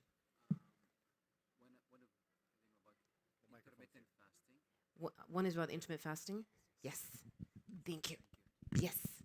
Thank you. Dr. Salih Al-Ansari, Family and Community Medicine. I have 2 questions. One of them is how intermittent fasting fits into what you are saying about diabetes and how it heals, let's say, or cure or reverse diabetes. This is the question. The other one is how about the possibility that type 2 diabetes can be reversed, whether you are talking about the recommendation you are talking about now, or if it is compared to intermittent fasting, how do either of them work better? Thank you. Can we get some microphone for Dr. Cyrus, please? Is this on? There we go. Thank you.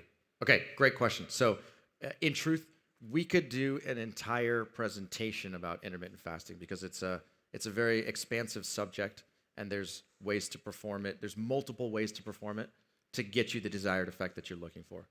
So, to answer your question, in just a few minutes here, intermittent fasting is one tool that you can use inside of an integrative regimen that includes plant-based nutrition as your base, plus intermittent fasting, plus moving your body, and all 3 of them are insulin sensitizers. Now, the question is, well, what does intermittent fasting do, and how does it actually work? Well, intermittent fasting works in many different ways. It has effects on your brain, slightly different than your liver, than your vasculature, than your muscle tissue, and beyond. But a simple way to think about it is that when we saw in the insulin resistance biological mechanism, we saw that there was excess lipid being stored inside of your liver and excess lipid stored inside of your muscle tissue. And then also in the adipose tissue, it began to grow over the course of time. So intermittent fasting is one strategy that it induces a negative calorie balance. In other words, you're burning more energy than you're taking on. And so as a result of that, you end up with an energy deficit. And that energy deficit then requires tissues to start to oxidize the fuels that they already have on board. So your adipose tissue has fatty acids that are literally sitting right there. Same with your muscle, same with your liver. These tissues now say, okay, I'm not getting as much fuel from the blood. Therefore, if I'm gonna still be alive, if I'm still gonna find a fuel to metabolize, I have to find it internally. So they find the lipid droplets and they start to degrade those lipid droplets. They find the stored glucose and they start to degrade that. And so your liver and muscle end up using this calorie deficit to actually lower the amount of excess lipid that's stored inside of those two tissues. And your adipose tissue does the same thing. Your adipose tissue becomes smaller, it becomes less inflammatory, and that leads to fat loss. And your muscle and liver end up becoming more insulin sensitive as a result of it.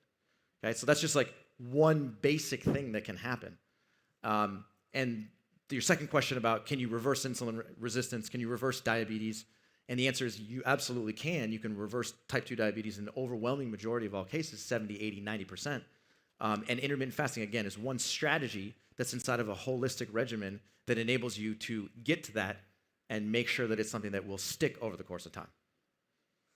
I believe we've got one more, we can squeeze it because I know this is a really hungry topic for a majority of us. One more question, if anybody's interested, one more question. Otherwise, we can move on to the next session. Anybody have any other questions? All right.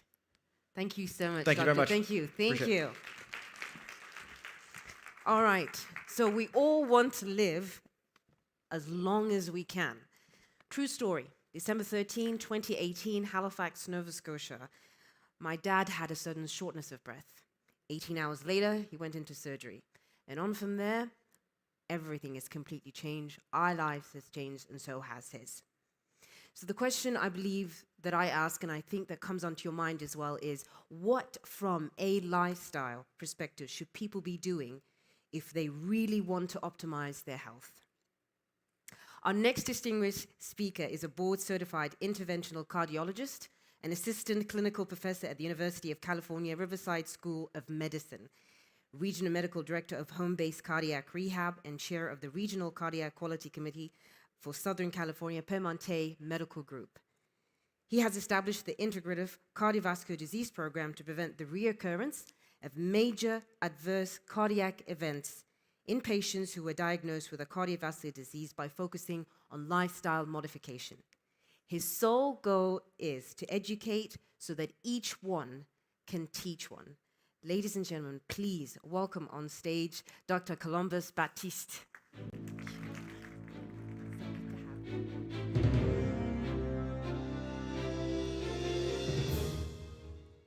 Hello. It's good to see you. I want to do something a little unconventional just to start. I want you all to engage in something called NEAT, non-exercise activity thermogenesis. I want you to stand with me for just a moment.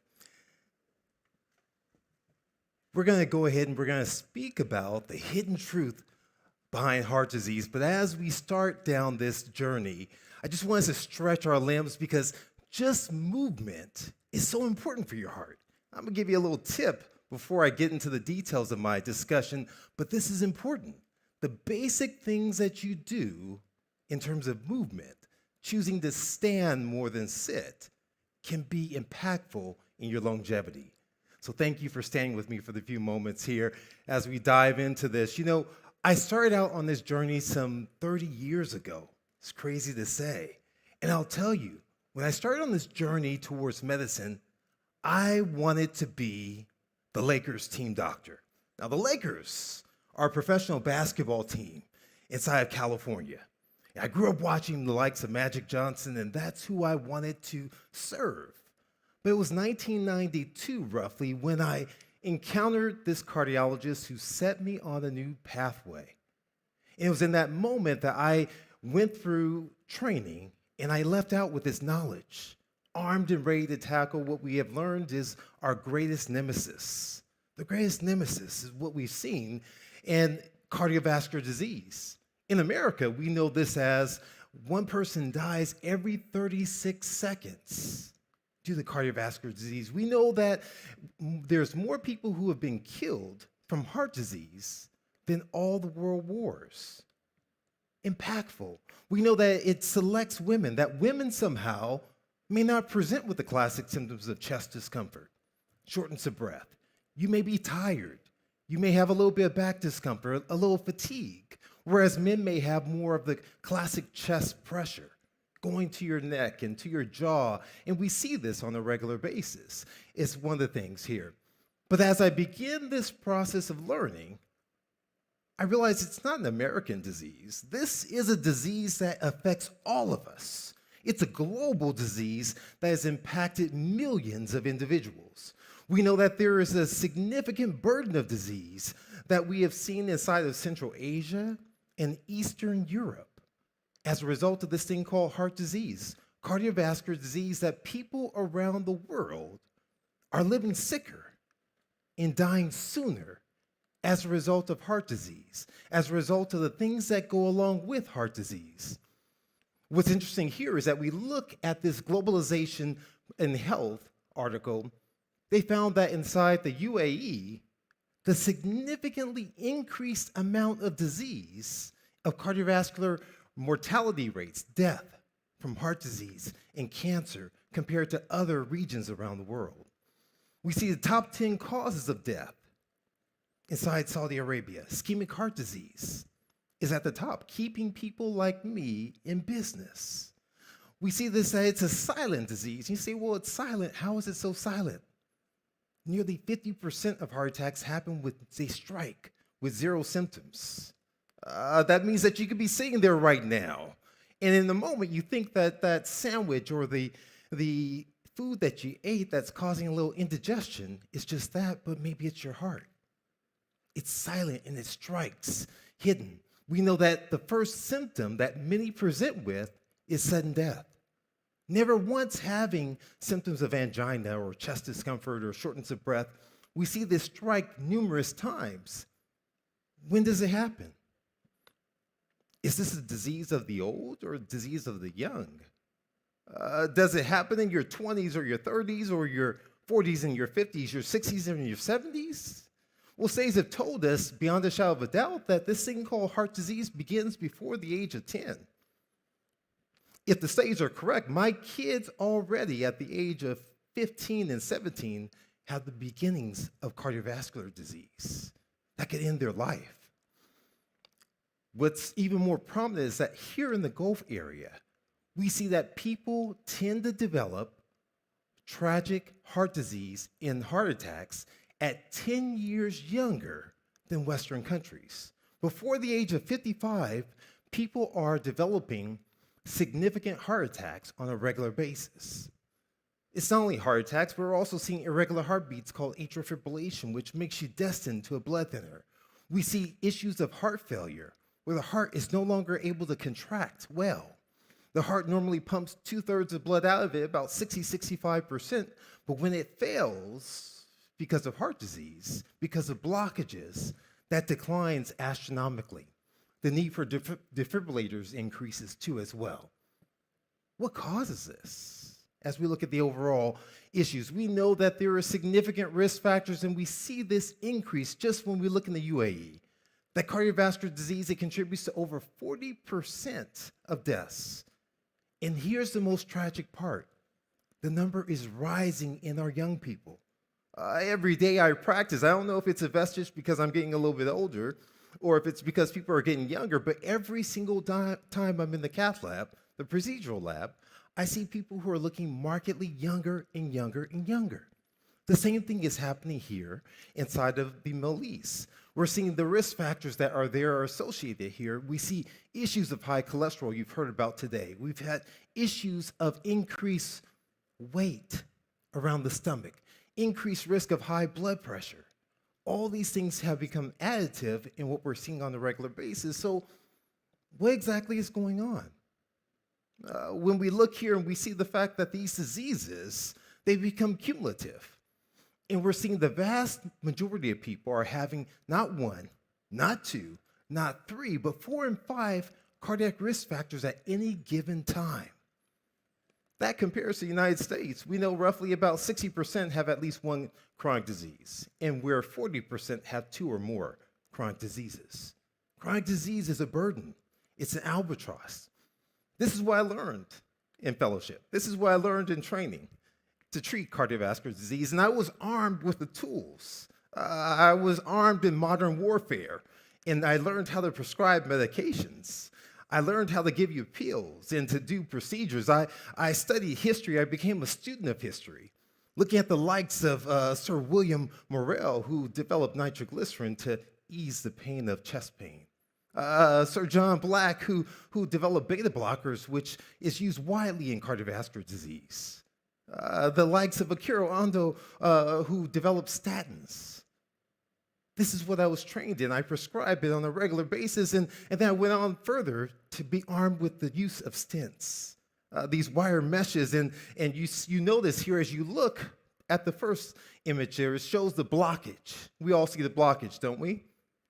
So when guys like me come in and we say we're going to fix you, we're going to cure you, and we place a little wire mesh inside of that artery, open things up, and we say, sir, ma'am, you're fixed.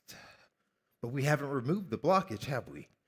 These techniques have been developed by the likes of Soames and Alexander Grunzik, who developed the stent in the balloon while sipping wine over his kitchen table with his wife.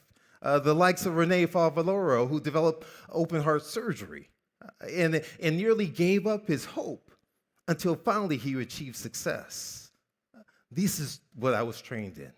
This thing where we reroute blood flow to reestablish the blockage. And we see the heart sitting there, and what is sitting on top of the heart is nothing more than the vestiges of chronic disease, fat, sitting on top of the heart. It was one day I was in the cath lab. I got called down to the emergency room, and for the first time in my career, I had to say, I don't know. I met a man who came in, and this man was an educated man. This man was a successful businessman. This man was an age of 42 years of age, had a family of 4 kids, 2 daughters and 2 boys. He came in he had no risk factors, although I just mentioned the risk factors. He had 0. No high blood pressure, no high cholesterol. He came in with a sudden onset of chest discomfort. He struggled with the pandemic, losing a business. He struggled with the families that he had grown to love in his employees. And the stress level was through the roof high. We rushed him to the cath lab as everything pointed to the fact this man was having a major heart attack. We brought him in, and as soon as I got access to the vessels, what I saw caused a pause in the room. Tremendous blockages all over, 0 risk factors, other than one, which was stress. And it was something I had never encountered in my life. This degree of burden of disease associated with stress, and it caused me to go and begin to search the literature. And what I found was not really surprising, because the literature was wrought with all this information that psychological stress was significantly associated with cardiovascular disease, not only in the low class, not only the middle, but also the high income countries. What I saw was that the inner heart study also showed psychological stressors to be on par with high blood pressure, high cholesterol, all of these variables. I found this newfound truth that was newfound to me, but was well documented in literature, something that I overlooked as a physician. I found a truth, a hidden truth about cardiovascular disease. That the key is that there's a 6-letter word called stress. How many of you out there have experienced stress? Stress is something that impacts everyone of every community. It's powerful. You see, this thing called stress, it's a condition or a feeling experienced when a person perceives that demands exceed their resources. They perceive their demands exceed their resources, and we need stress. Stress can be a beautiful thing. When you're running away from a rabid dog, stress is a good thing. If you are an Olympian like Scott Stoll and you're going down the bobsled, stress can be a good thing in that moment, right? It's going to cause you to embrace this fight or flight, right? That's what's going to happen. All of a sudden, your pupils dilate. Maybe it's a stressful situation when you're in front of a new country, new individuals, in front of royalty, and you're giving a lecture, and all of a sudden, your pupils dilate. Your blood vessels begin to crimp down. Causing the pressure to rise. And Dr. Kambada, he spoke about the gluconeogenesis that happens in the liver as you mobilize for this stressful state. This happens all in an instant. But here's the problem. Too much of a good thing is a bad thing. And this is precisely what we see, that this idea of stress equaling demands minus resources has led to a world under stress. It's a world, not a nation, but a world that's under stress. During this pandemic, we saw that the all-time highs in searches for depression, anxiety, stress, as the world was forced into silos and confinement, to as well that we saw physicians and healthcare providers having this thing called empathy fatigue. They were tired. They were tired, they were sequestered and no longer wanting to do it. There was a new truth that stress affects even us as doctors. Stress affects everyone in the community. That here's the thing, a new equation. My kids are in school, so I have to work on math at times. Your health equals resiliency divided by your stress. The higher your stress, the poorer your health. The higher your stress, the poorer your health. The higher your resiliency, though, the better your health. And so this thing says have showed us that chronic stress, exposure to stress with poor social networks has been shown to increase the disease risk. These studies have shown they not only increase disease risk, they increase all of the risk factors associated with cardiovascular disease. It's significant. This thing called perceived stress, it not only increases these levels of morbidity, that impacts our healthcare system for all of us around the globe. We're seeing this level of perceived stress in cancer, perceived stress in diabetes, perceived stress in stroke, perceived stress in Alzheimer's disease. We have this thing called perceived stress in heart disease. Just as I just mentioned, when you perceive stress, it's associated with it. Later on, I'll talk to you about another condition called the broken heart syndrome. In America, and I'm not sure if it translates over, this broken heart means that perhaps someone broke your heart emotionally.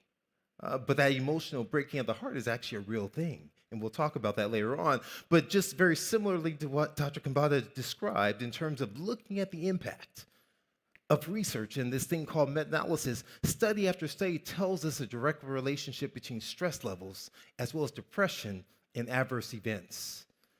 And what we found is that there is a small little area in your brain called the amygdala, a center for fear. I would share with you my fear, but when I was a kid growing up, I became deathly afraid of little rodents. After watching a movie that traumatized me, that even now to this day, I cringe a little bit if one scurries across. That's my only fear, but it's a significant one that's there. And so what we know is that people who have these fears that persist, these perceived fears that burrow on, that they have a high activity in the amygdala that leads to high levels of inflammation in what's called atherosclerosis. This fear, this stress increases, impacts your health, but how does it happen? Well, here's the thing. COVID told us this. There is a superhero in your body. Did you know that? There's a superhero in your body, and that thing is called the endothelium, that lining of the blood vessels. It's a superhero. It's like Superman, so to speak, impervious to anything that can attack it. But what studies have shown is that when you're under stress, when you're in a state, looking specifically this one at lower socioeconomic status, it increases the inflammation. It increases the arterial process that leads to atherosclerosis. This has been repeated in multiple studies showing this inflammatory process that occurs. And so we're seeing a direct relationship between our fear manifests as disease. We're seeing the inflammation of a predictive value called C-reactive protein in disease just from perceived stress. This lining of the vessel is so important. It's so extremely important. It's that inner lining that's there. It kind of reminds me a little bit of something called Teflon, a non-stick skillet. Nothing sticks to it. You can put it on the stove and heat it up, and you can put anything on top. Nothing, it's impervious in this non-stick skillet. We see stress impacts that, and it leads to dysfunction of that area where now this vessel normally is responsive. So when you're get involved with sports and CrossFit, right? You're doing all these activities, your body has to respond and the heart has to increase its activity. The vessels have to dilate. But when your endothelium is impacted, those vessels can't dilate quite the same. They lose the ability to respond, and this vessel now becomes worn out. This vessel now becomes damaged, and now we see the tides tilt in a different direction. And we're seeing that an issue begins in terms of the blockages that lead you to come and see me. We're seeing that this is what happens. And so why is this endothelium really important? Because it too is predictive of disease. That when studies have shown that when your endothelium is not working well, it tells us you're going to have a cardiovascular event. It tells us over time that you're going to have increased risk of high blood pressure. It tells us over time even that you're going to be a diabetic. This is what it shows us. It's a marker throughout the body, so much so that it's everything from the head to the toe. It impacts us. And it leads to an issue that affects millions upon millions of individuals around the world. So how we check it? One way that I learned to check it was by measuring the artery. So I'll describe to you what happens. So imagine if you're I live inside of Southern California, and I always call it, but halfway between Los Angeles and Palm Springs. It's a very hot area. It gets over 100 degrees at times. And so midsummer, if I were to buy a water hose, a garden hose, right? If I'm gonna go ahead and water my garden outside and I leave that garden hose that's normally flexible, baking in the sunlight, guess what's going to happen to it over time? It's going to become rigid. It's going to be hard. It's going to get stiff. That's what happens. We're measuring that vessel should be pliable like a brand new water hose. And when it becomes stiff and rigid and no longer responds, we know there's damage there. It's predictive, and it tells us a lot. So much so that we, in the cath lab now, I can measure it differently by infusing a drug where the arrow is pointing, the same artery, same exact time, I infuse a drug, and if there's dysfunction, it will spasm there.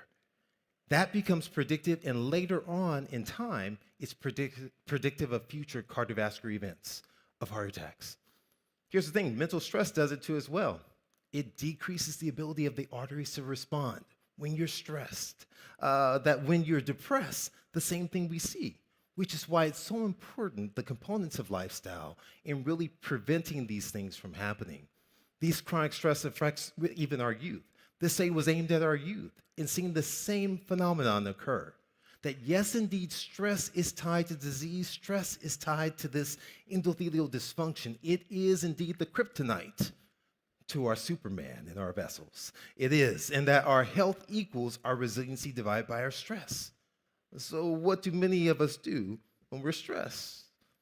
Many of us eat. We turn to food. We turn to snacks. We turn to things that somewhat give us a sense of relief. And whether it's chocolate or if it's a certain pastry or childhood thing that we love, we turn to it on a regular basis as soon as we're depressed, as soon as we're stressed out. And I want to tell you that that's why stress equals dessert spelled backwards, because this is precisely what we do. It's precisely what we do. This idea of nutritional stress. So yes, our food can either add to our resiliency or add to our stress. And it's what I characterize as nutritional stress. So what is nutritional stress? Yes, of course, it's eating disease-forming foods. We get that. But it's also not eating health-promoting foods. Too often we focus on what we don't do. What do we do for our health becomes important. What are we doing to improve our health span, as Scott mentioned? When we look at this prospective study looking at Saudi Arabia, we see, once again, the high prevalence of unhealthy lifestyles and cardiovascular risk. And this is looking at urban and rural areas that was here and knowing the future burden of cardiovascular events. Why does this happen? Well, very similar to America, we see advertisement. And so in a survey that was done, it showed half of Gulf residents report that being exposed to fast food advertisements, particularly those on television, make it harder for them to make healthy choices. In America, we have this unofficial holiday coming up. It's called the Super Bowl. And so every Super Bowl, we have a plethora of television commercials, all advertising all the foods you could think of. And all of a sudden you wonder, why am I craving this bubbly drink? Why am I craving this food that looks like this I haven't had for years? We start to do it. And so this survey showed 87% of people think TV advertisement affects children, our children. The current food choices. And we see this happening as it spreads, this globalization, this westernization of the standard American diet. That's sweeping across. And one of the things that we see is that when you survey individuals. This survey was taken, the number of individuals, nearly 45 to 50%, who eat anywhere from 1 to 4 times per week of fast food. Why is that significant? Well, studies have shown, this study was done at the University of Minnesota, showed that if you eat fast food 1 to 3 times, once per week, you're increasing your risk of a heart attack. A heart attack now, 20%. 2 to 3 times per week, your risk of heart attack nearly 50%. Greater than 4 times per week, increasing your risk of a heart attack by 80%. That's significant. Our choices matter. What did many of us do? We turned to those comfort foods when we were in sequester. We were sequestered during COVID, right? We turned to it and we saw the increase in the uptick as far as in this, and this truth is real. That the food we eat creates stress in our bodies. Foods comprised of salt, sugar, and fat. Too often we love to live by labels in terms of we eat this pattern or that pattern. The enemy is the foods rich in their process, salt, sugar, and fat. And we see that these ultra-processed foods have been shown to increase your risk of cardiovascular disease.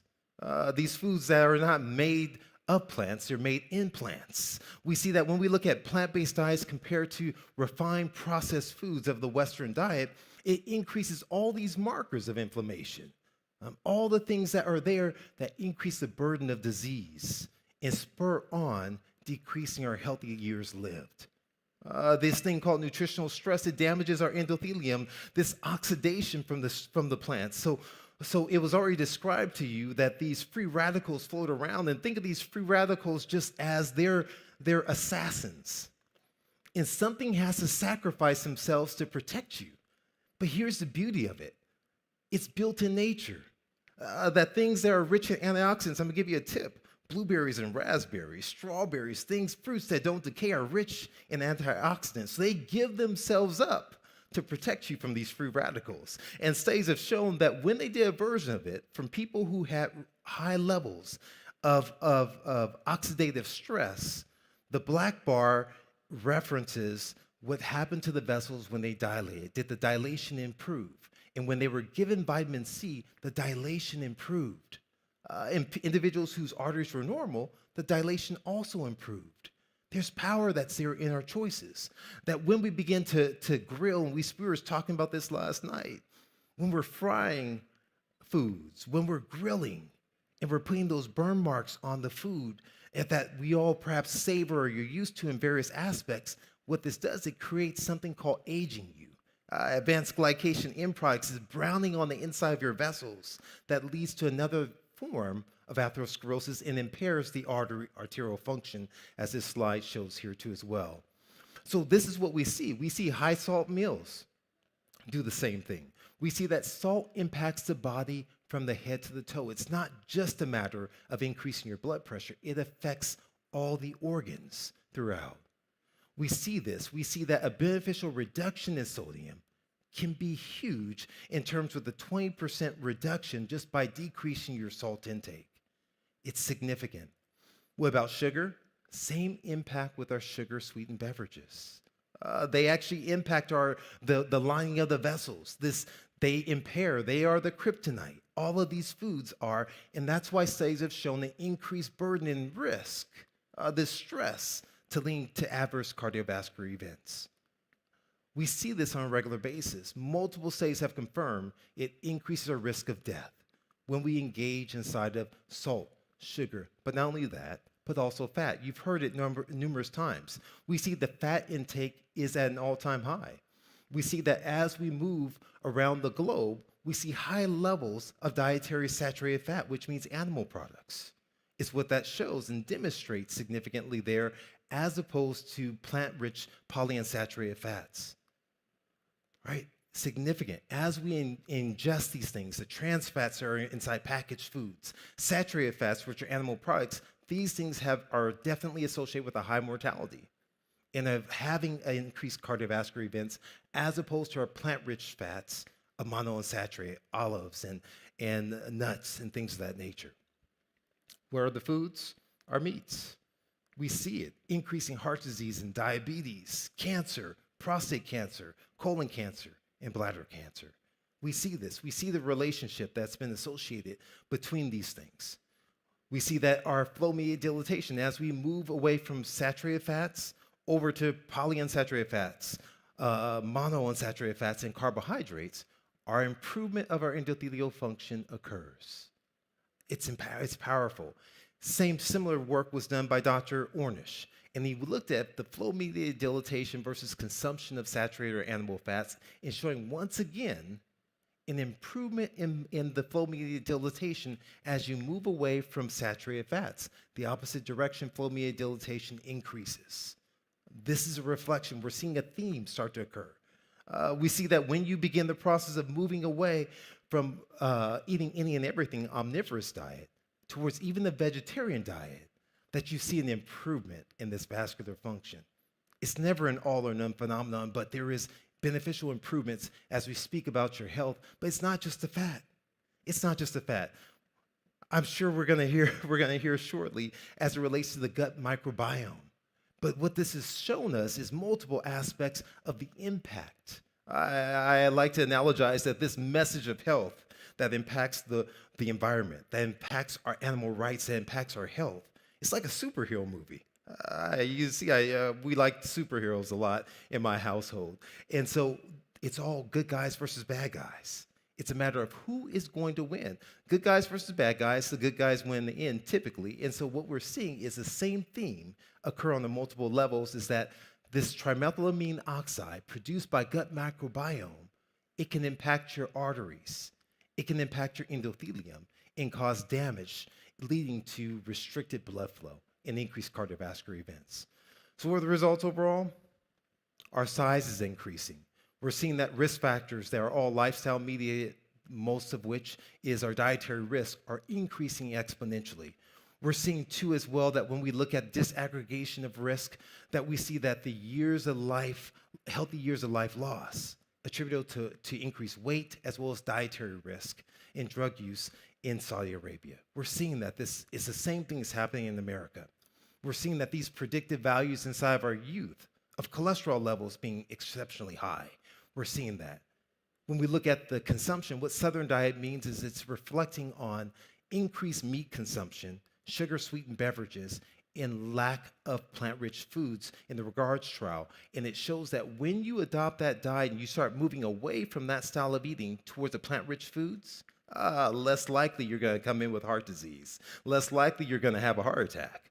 That when you begin the process of eating healthier foods, you're less likely to develop heart failure.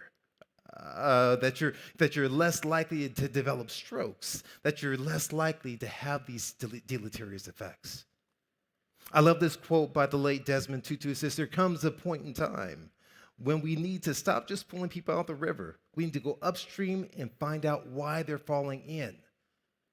What I want to sound the siren for you here in Saudi Arabia is the fact that it's time for us to mount an attack. This is why this is such a wonderful conference, because we have to, as collectively as a group, we need to offset this thing called chronic disease and heart disease that is pervasive throughout. Because when we need to quit minimizing and having a reductionist model. I was taught about coronary arteries that look like this. I was joking last night. It's easy for me to be a cardiologist. There's 4 chambers and there's 3 arteries.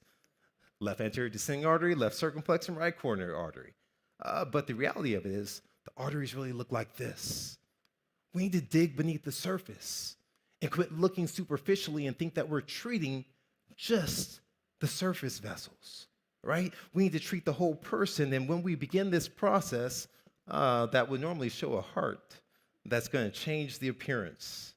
From appearing like a standard American diet over to one that's rich in whole foods and grains and nuts and seeds is what we have to do. Because when we begin the process of doing, I had to shift as an interventional cardiologist. As I gained knowledge, my ego decreased. So when I sit in the likes of the giants of Dr. Stoll, Dr. Loomis, Dr. Kambata, Sherzais, I realize how much I don't know the more I know. I realize the fact there's so much to learn, and that 50% of what I learned in medical school has indeed become obsolete. That there is a new science that's evolving in this thing called lifestyle medicine, and that it's powerful enough to change the course and direction of many individuals around the world. That's the truth. That's the hidden truth for cardiovascular disease. It's the food. It's always been the food. We have to use nutrition for resiliency instead of for stress.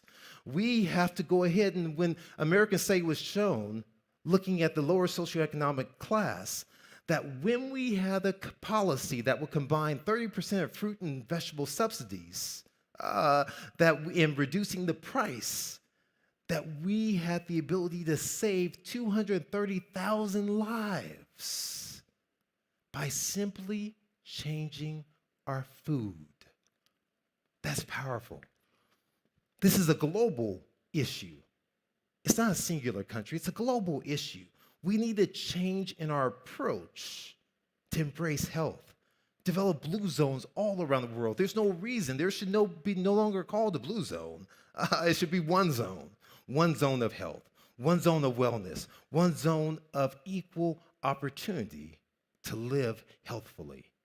I want to show with you today that when we look at the Adventist Health Study, one of the major conglomerates of data comparing plant-rich food in eating individuals compared to those who eat any and everything, as you begin to move down that process, you all of a sudden the weight begins to drop.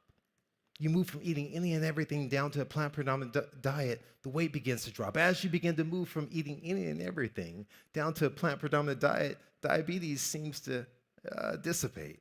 As you begin to move from eating any and everything to a plant-predominant diet, blood pressure levels lower. Now catch this, don't miss it. It's not an all or none phenomenon. It happens at each stage, that the first step towards your journey towards a better you just begins by just stepping out there, stepping out on faith. That first bite becomes important. That when you begin moving from any and everything to plant-predominant diet, the cholesterol levels begin to drop and your risk of coming to see me goes away. These studies have confirmed over and over that diets higher in plant foods and lower in animal foods are associated with a lower cardiovascular morbidity and mortality in the general population. What we need to understand is, what question are we asking? What do you want? What's your investment in the future? Are you only investing in your financial future, or are you investing in your health future? I tell patients all the time, why are you investing in your financial future? They say to me, Doc, I want to maintain my lifestyle. I want to live the life I want to live when I'm done working. So I tell them it's important for you to invest in your health future. What does that mean? That means that you might have to make some perceived sacrifices. That means you might have to make some perceived changes in your approach so you can live the life you want to live. That's the key, because when you do this, all of a sudden we begin to address all these things. We can stall the inflammation. As studies have shown, we decrease the markers of inflammation significantly. That studies have shown as you begin to adopt a plant-rich diet, that all of a sudden these biomarkers of inflammation decrease your bad cholesterol, your triglycerides, your apoprotein B, your good cholesterol, all these things. The arteries begin to improve. That flow becomes restored. That all of a sudden that elasticity in the vessels comes back again. There's power in your choices. That we see that when we look at this, just moving towards more of a plant-rich food, it increases, once again, the vessel function. That's the power. We've heard this before, and for those who perhaps have not heard this, Dr. Ornish performed a magical study, and so he, along with many others, looking at what's called the Lifestyle Heart Trial. And essentially, the take-home point from that study is that not only did he show an improvement in blood flow, what are my goals as a cardiologist? It's to keep you from coming back with a second heart attack, and to help your symptoms and hopefully keep you from dying sooner. That's the goal, to arrest heart disease, to prevent, arrest heart disease. Now, we can call it what we want. We can call it a cure, we can call it reversal, we can call it anything we want, but my goal is the same. The question I'm seeking to answer as an interventional cardiologist is, how can I intervene to make you healthier today than you were yesterday? And that's what this study really truly accomplished as we're looking here. It showed, once again, your bad cholesterol improved dramatically compared to the controls. 95 versus 157. The good cholesterol decreased slightly as well. We saw that in terms of the markers and their measurements seemed to show improvement. But here's the key thing. They felt better, which means their quality of life improved. If I no longer have to walk around with angina and chest discomfort, there's power that's there. This study was repeated in the Mount Abu open heart trial, where they once again showed the amount of effort inside of adhering to a plant-rich diet, stress reduction, smoking cessation, and activity had power to transform the lives. They showed 91% of patients showed a trend towards regression with their lesions being measured. It showed that the cardiac events were decreased exponentially inside individuals who undertook this dietary approach. There's power that's there. Here's a recent study that came out, once again showing that you have this plaque regression and stabilization. Here's the key thing.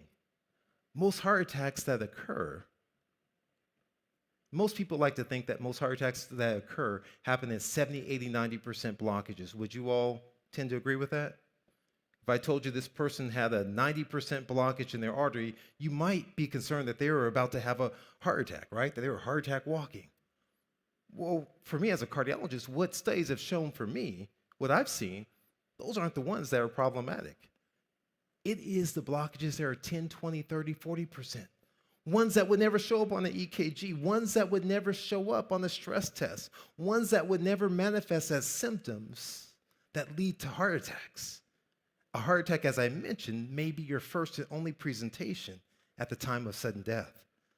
So when we can stabilize that, either through lifestyle, as this study reflects, to decrease the burden of plaque, there's power that's there in this lifestyle, that your decision today may have implications on your future and the future of your family. And as I mentioned, study after study after study has told us what? That you can actually decrease your symptoms exponentially in a short while. I want to leave you with one thing. It's never too late to change the direction that you're going in. That when you begin the process, if you're a provider, of prescribing a whole food plant-based diet, we know these studies have shown that you can repair your endothelium. You can restore Superman. You can put Superman back in front of that yellow light to make sure the sun, so he gets his power back again, get the kryptonite away from him. That you can decrease the markers of inflammation that increase the burden for strokes and heart attacks and heart failure. That you can decrease the lack of blood flow to the heart muscle, strengthening it. And that you can slow the plaque progression. There is power in your choice, that you too can be a part of the goal and the solution instead of the problem. You can arrest heart disease. You can slow the progression. Call it what you may, but there is a treatment that is there, and there's hidden value inside this thing called nutrition and lifestyle. There's a shift in our guidelines, and we're seeing this. So I want to leave you here to let you know that I am a practicing academic cardiologist. I don't want you to think that I'm just bloviating and speaking about anecdotal things. But when we look at our guidelines within cardiology, we see several things. There is a class 1, which means you better do it. The class 3, my kids know this, right? So I tell them the same thing, you better do it. That's a class 1. A class 3 means you better not do this, right? And class 2 means, we'll leave it up to the individual providers. It's somewhat a matter of opinion. There's maybe not as much evidence that's there. It's a rough guideline. I would tell you, based on the preponderance of data that I have seen up to this point in time, that a whole food plant-based diet should be at a minimum a class 1B recommendation for you. That it's something that should be prescribed on your prescription pad. That it's something that you should write and give to every patient every single time. It's something that I've adopted. And when you're able to do that, you can transform lives. I'll tell you that when I started this journey, and I decided after my own dad died from the ill effects of diabetes, watched him die in my arms.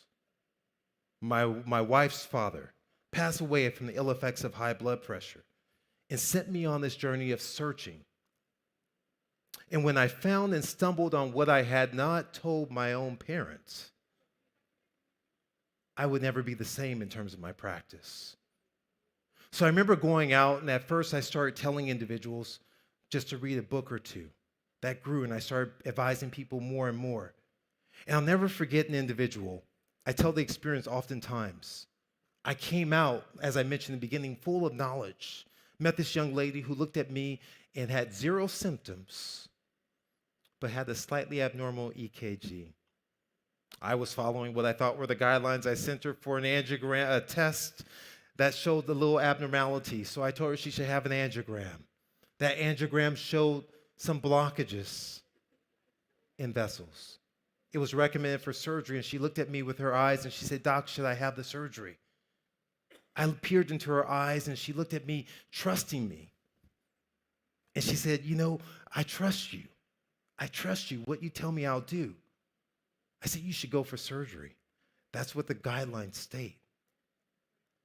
She went for surgery, and when she came back to see me, those same eyes were not able to even glance up at me, as she had suffered tremendously from a stroke. Fast forward, after I had embraced the power of lifestyle, not separate, but in addition to traditional medicine, I remember seeing a patient who came to my office struggling with chest pain. He was unable to walk from the door here to the front. He stopped, struggling with shortness of breath, chest discomfort. And I said to him, "You know, what do you want?" He said, "I want to be better." I said, "Let's bring you to the cath lab. We need to take a look." When we looked at his vessels, just similar to the other individual who had the market stress and who passed away in front of me, he had horribly looking vessels. Blockages all over, riddled his body. A gas went out in the room, and so he said, "I don't want surgery, doc, but I'll do whatever it takes." Apart from that, he too started on the pathway towards lifestyle. He went through our cardiac rehabilitation program that touches on all the core aspects of stress reduction, of nutrition centered around the plant-rich foods.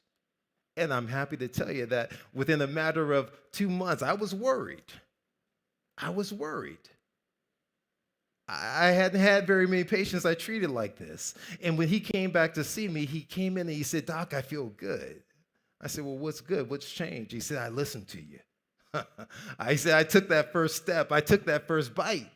And he said that all of a sudden now his only complaint was not of angina. It was not of shortness of breath. It was of a little plantar fasciitis from walking too much. There's power in your lifestyle. There's power in the decision to make a change today, not tomorrow, but today.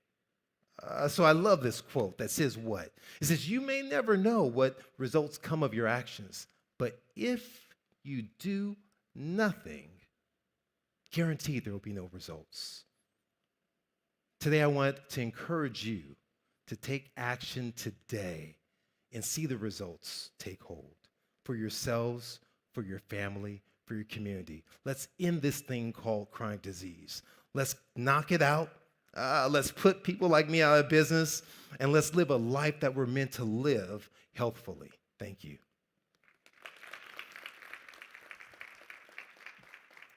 Thank you, Dr. Columbus. All right, I believe we can take one question before our next speaker. Anyone? Yes, sir. Can we get a microphone right over here? And while the microphone is running, I have to admit, I used to be a Cheetos girl. I used to be a Cheetos girl. I did. That used to. Keyword is used to.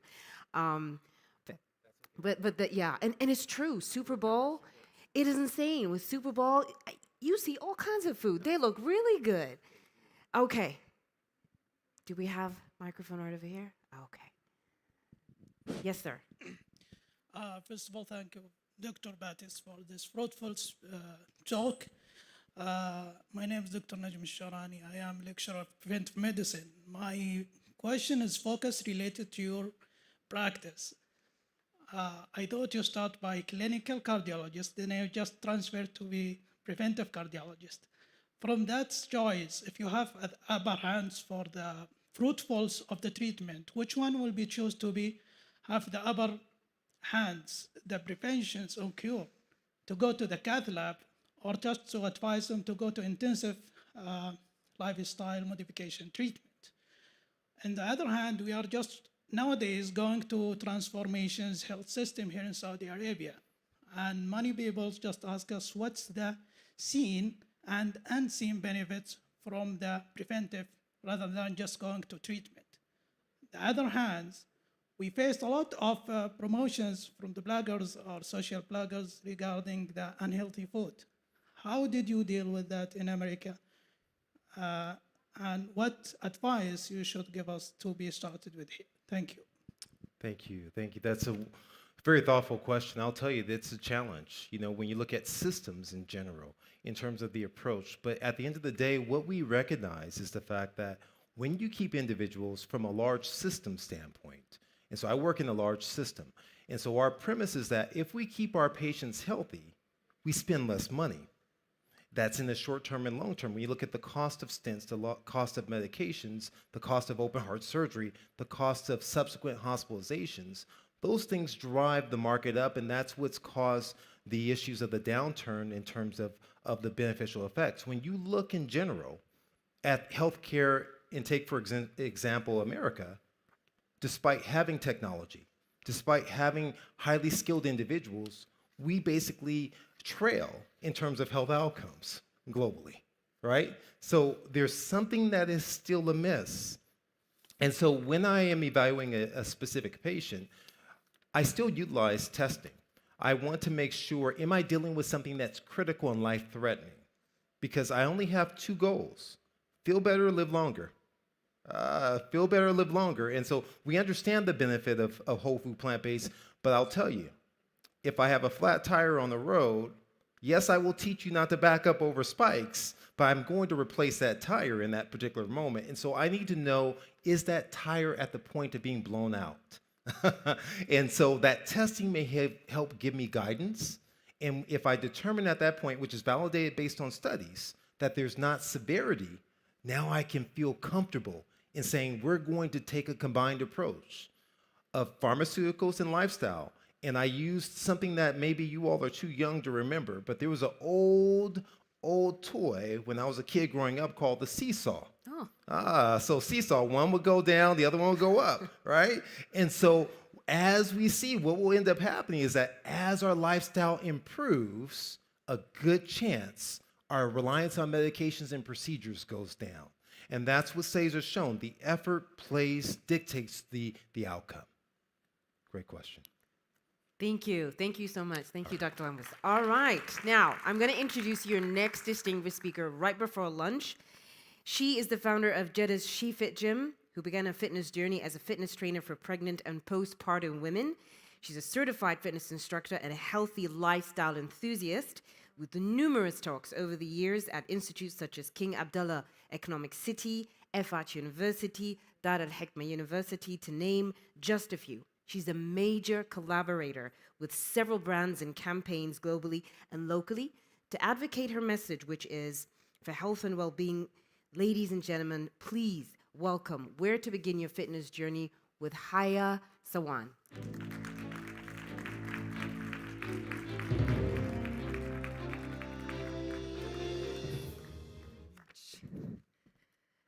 Assalamu alaikum rahmatullah. Thank you so much for being here. This is a pleasure and an honor to be here today. Where to begin your fitness journey? I'm going to start with one question for everyone. Is workout and movement a part of your daily routine? Please, show of hands. Amazing. Excellent. Good. We like this. All right. So I've started my fitness journey and I've started coaching, I could say about 8-9 years ago. And it has been shifted and changed so much ever since. But the only thing that I always hear consistently and almost every day is, I'm going to come to the gym, I want to lose weight. And then my answer is, but it's a lifestyle. And then, you know what? I'm getting married end of this year, have to go to the gym. And then I go, but it's a lifestyle. And a lot of other excuses and a lot of other, you know, I want to lose weight, I have this dress, I just had a baby, all of this, and therefore I want to go to the gym. So I'm very happy and I'm honestly very, very honored to be here in the Lifestyle Enhancement Conference, because it's all about the lifestyle, really. So when we say it's a lifestyle, it's a cycle. It has so many different elements that goes into it. It's not just about going to a class 3 times a week. It's not about just training at the gym or having a membership. It's much more than that. And so I would like to tap into different points here today. First, mental health. First and foremost, mental health. It all starts in the mind. Whether you have a membership at the gym or you go to the class or you're the top #1 performing client at the gym, it all starts with your mental health or with your mindset. Number 2, physical activity. We'll talk about the movement and the workout. We're going to tap into food, how to eat clean. Also, some of the common things that I hear is, I don't know why am I not losing weight, I'm not eating. Well, you should be eating, because food is your fuel. You should be eating. You shouldn't be starving yourself. And then sleep and rest. Plenty of people also tend to have very different sleeping patterns. They might not sleep in the regular hours during the night. So we'll tap into that. And our social circle, the people around us. So where to begin? Time management. Let's talk about time management. Many people say, and I'm just going to keep on saying many people say because I meet women from different ages, I could say from teens all the way up to late 60s, maybe even more. And I always hear the same excuse that I don't have time. I don't have time. I wish I had more than 24 hours a day. I don't have time. The truth is 24 hours is a lot of time. And it's a matter of time management. Is everything you do during your day really serving you well? Is everything a priority? Are there habits that we can remove and replace? That's something that we need to talk to ourselves about. Have this conversation with yourself. So time management and setting priorities. I read this thing. It was honestly very mind-blowing. So it says, yes, you can look at time management and prioritizing. You would look at your day and see that there's so many things that you're doing, but then you want to add something new. You want to add a new habit. You want to add movement or exercise or some sort of sports. You need to look at your day and see what doesn't serve you well anymore. Remove that and add something that does.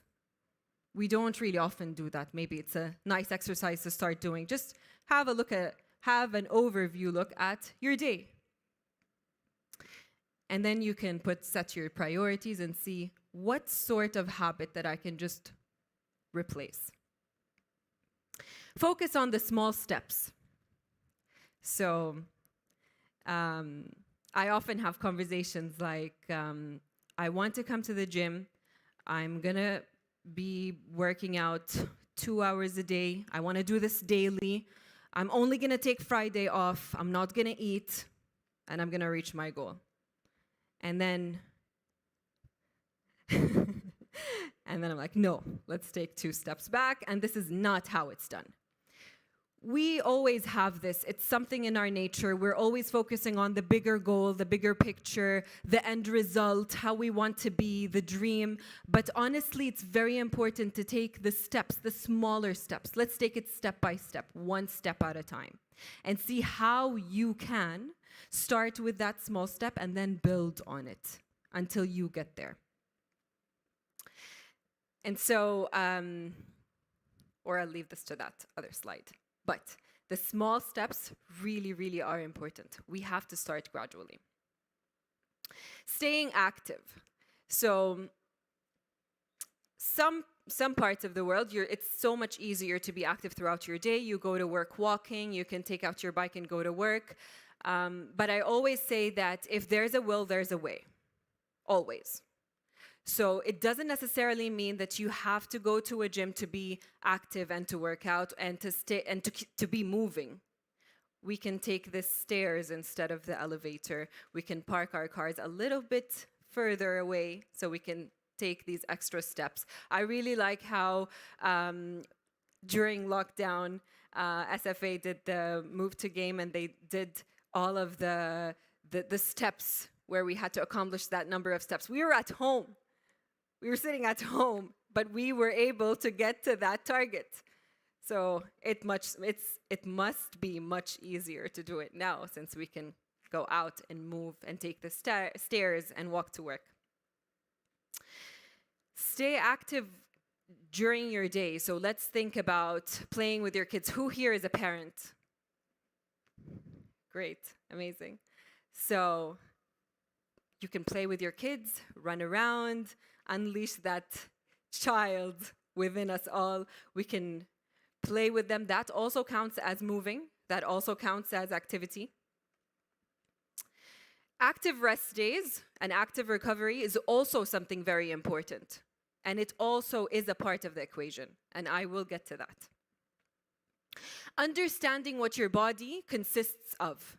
Okay, so usually, especially with women, it's always about the number on the scale. That's our target. The number before I got married or before I had that baby, or that's the number. But when you understand your body, you would understand the components that goes into that body. You would understand that the fat weighs and the muscle weighs as well. And it all shows in a number. How would you tell? So you really cannot just judge based off the number you see on the scale. And then the last 3 points are very important that I'm also going to be talking about is balance, commitment, and consistency. All right, so why do we say it's a journey? It's a journey because when we start it, you are with the mindset understanding that you're basically going to be changing your life in all aspects. This is not about just the movement, it's about your mindset, it's about your rest days, it's about your habits, it's about your food, it's about making healthier decisions, healthier options and choices. It doesn't happen overnight. It takes time, and it takes a lot of commitment, and it takes consistency. استمرارية, انتظام. Very important. So the facts say, if you want to develop a new habit, you need to be doing it consistently for at least 28 days. Which answers على طول the question that says, how long do you think I can get there? So you have to do this consistently for 28 days, and it's okay to feel like you have some off days and to feel like you're lazy and to feel like it's not working out this day, and maybe some days your body just needs to rest. It's okay. You pick up where you left off, and you do not have to wait until the beginning of the week or the beginning of the month or 2023. Okay. Okay, so now when we talk about this journey, what's the purpose or what's the goal? Longevity of life, how to grow healthier in a healthier manner and prevent yourself from diseases. So you have that on one hand, and I just want to lose weight on the other hand. Which one do we want? Okay, so these are the top 10 diseases, causes of death in Saudi Arabia. The good thing is that heart diseases, Alzheimer's, diabetes can be prevented, and the risk can be dramatically reduced by having an active, healthy lifestyle.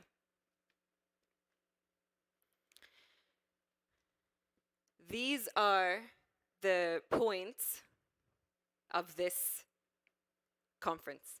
Mind-body connection. So our mindset starts with the mind. Exercise and injury prevention. So to move, how to move, when to rest, and then nutrition and food. All about that fuel. So let's talk about let's take it one step at a time. It starts with the mind. There are many times where you are doubting yourself and you feel like, okay, I'm going to the gym, I'll get that membership, and you're going to the gym. You're literally on your way to the gym, and your mind is telling you, now, this is gym number 3 that you subscribe to, you're not going to be doing it. It's just going to be just like any other gym. So your mind is already playing those tricks on you and telling you that you won't be doing a good job because, you know, this is attempt number 2 or 3 or 4. So it's very important to be aware and conscious of what your mind is telling you. Let's align that conscious and unconscious mind. Believing that you can start anywhere and at any time. I have this client who started about 3 years ago. She was 55 at the time. She came in with her daughter, and she watched her daughter work out in the class. And then she stayed behind until we were done. And she came up to me and said, I got really excited, but I know it's too late. And so she already jumped into the conclusion that it's already too late, but I'm really excited. So I told her, give it a try. What are you going to lose? What's the worst that can happen? Give it a try. And so she did. And it's been 3 years now. I see her every single day at the gym. She's stronger, healthier, happier. She has grandchildren that she runs after and she plays with. And she's never been happier and stronger. Setting realistic goals and expectations. Again, to that very, very important point, which is you need to understand that it's a process. It takes time. We need to be consistent. And so you might not see instant results. You might not see results min awal yom or the second day or the end of the week. But because you have these realistic goals, you will give yourself that time and you will understand that it takes the time and the commitment. Getting out of your comfort zone. I'm sure everyone in some point of life felt intimidated of going to the gym, intimidated of joining a certain class, intimidated that they won't be able to finish up that workout or the hour. And that's normal. But nothing happens when you just stay in your comfort zone. We stay the same. So understanding that is very, very important, to get out of your comfort zone. It's okay to be scared, just like me here today. I got out of my comfort zone. But nothing really happens when we stay in our comfort zones. And then enjoy the process. So it's a process, it's a journey. You will see that there are different things happening, there are results occurring. So, and I'm not talking about just the results, the stronger and the muscles and the weight. I'm talking about how happier you will feel, how stress relieved you will feel. I always say this. I'm a mother of 2, and I always say this to all moms, that, طبعاً, of course you all know, mothers and fathers, it's a full-time job. We have our kids all the time, Allah يخليهم, and sometimes it gets very stressful and demanding, especially with the past 2 years. But I always feel like if you cannot take care of yourself and make yourself stronger, you won't be able to reflect that onto your children and loved ones. And so that's on us. So enjoying the process means you will see it in many different aspects, whether it's your stress levels, whether it's your communication, whether it's the way you're dealing with your kids. You will see it, and then you will keep going to make it even better and get to a higher goal. What happens when you fall off of this routine and you're having a bad day? That's normal. Every one of us has a bad day. It's okay. We pick up where we left off. You don't have to wait for another week or two or the next year.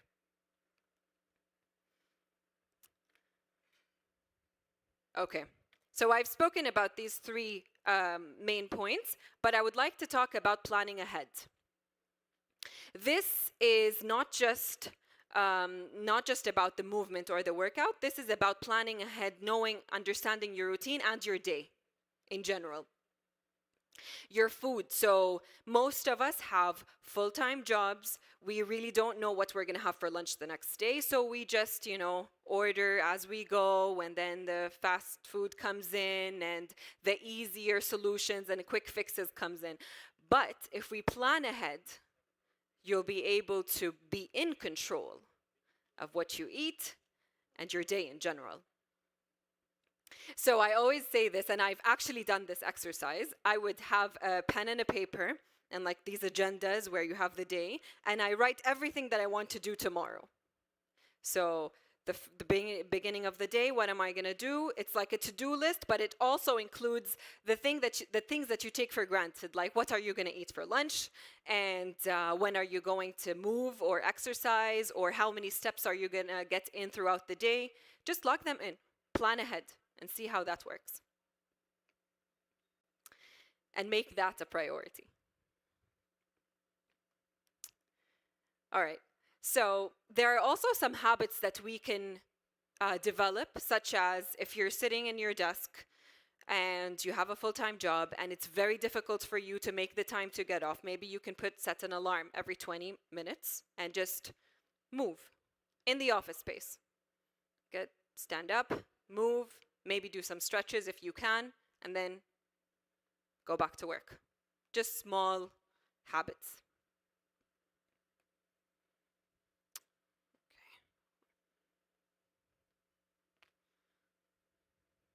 All right.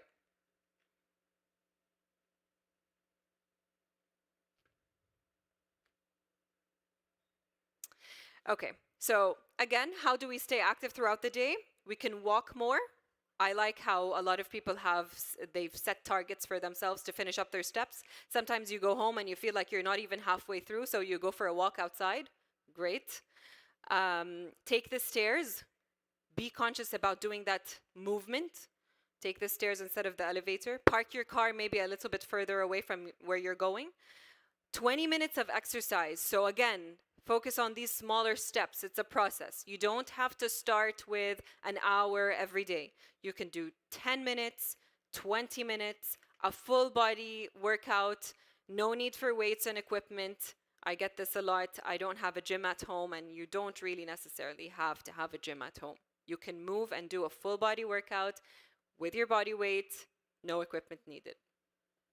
And that's where you can start.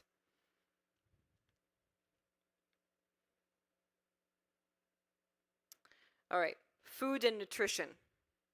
I always say that 20% is the exercise, and a lot of my clients feel like it's crazy when I say 20% because they feel like after all the work that I put, it's just 20%. Let's be realistic. You cannot just focus on one aspect. As we said, it's a lifestyle. So we cannot just work out and then eat whatever we want and sleep extremely late and feel stressed out and all of these different elements, and then we have the workout on the side. It's really a cycle. It's everything together. So the way we look at it, or the way I always say you should look at it, is food is your fuel, right? You want to make sure that you're giving your body that good quality, clean food in order for your body to function. Make sure that your food is colorful, fruits, vegetables. Do not starve yourself, because if you starve yourself, your body is really going to hold on to all that fat and is not going to let go of anything because you're really starving your body. You're not giving it that food. Meal preparation. So if you don't want to get into the trouble of not knowing what to order, you want to make a healthier option, but you really don't know where to start, just prep, meal prepping. Give it 1 day a week of meal prep for the entire week.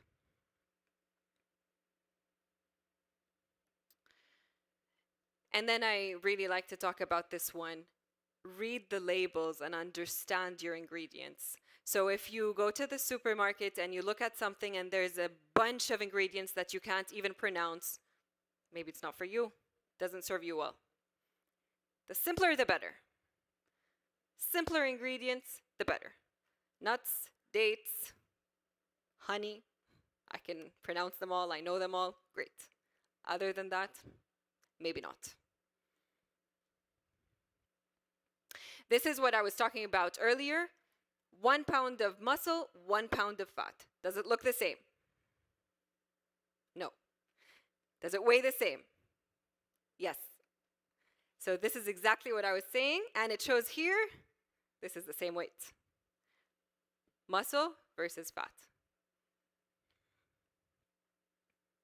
Common misconception about fat and muscle.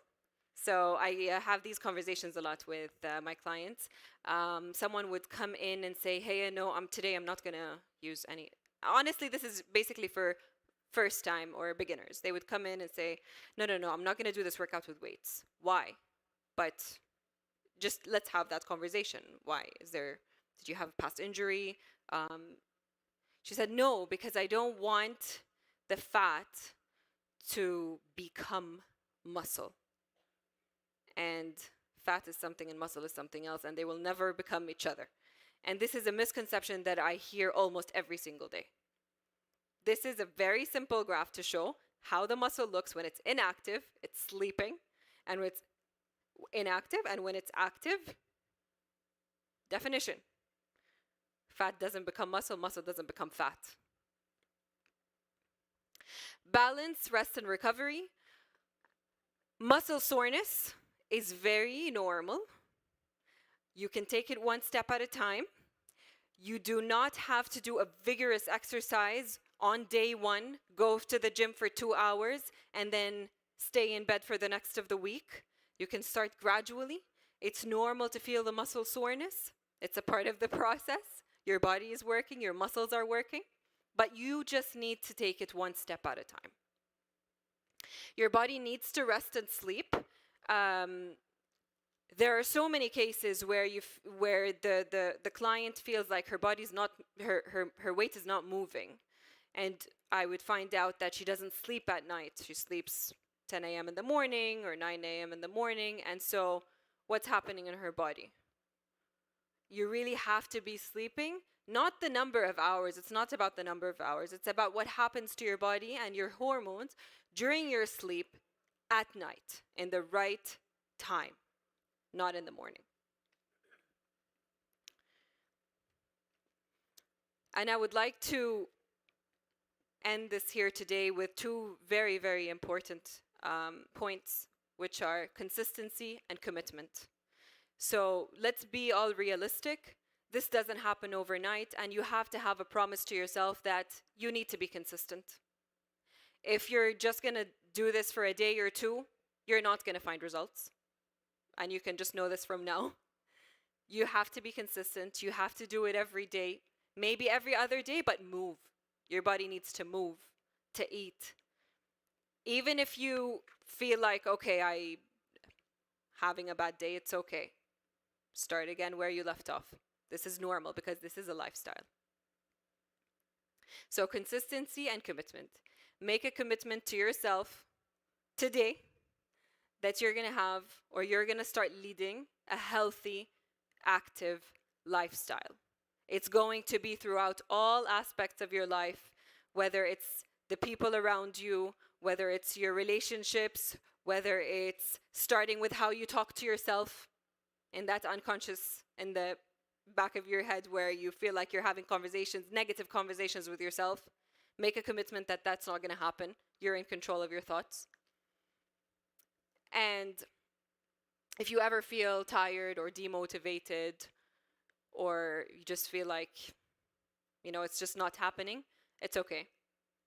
Tomorrow is a new day. You can start tomorrow. Thank you so much.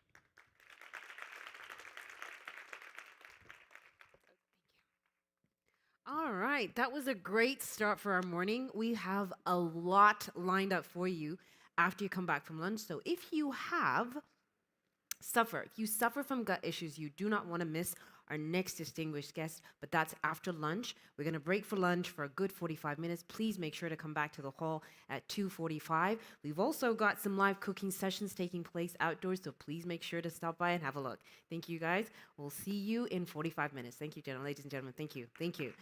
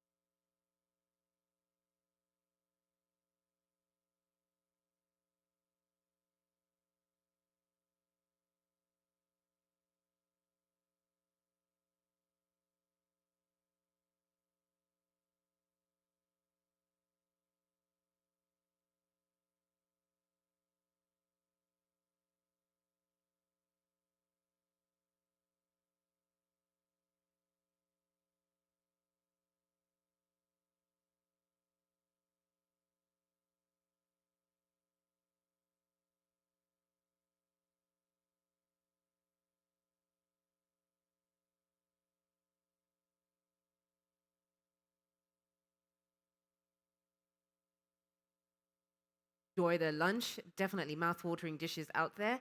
All right. So before I actually start with what's lined up for us, I just want to remind you that you have got speakers laid on your chairs.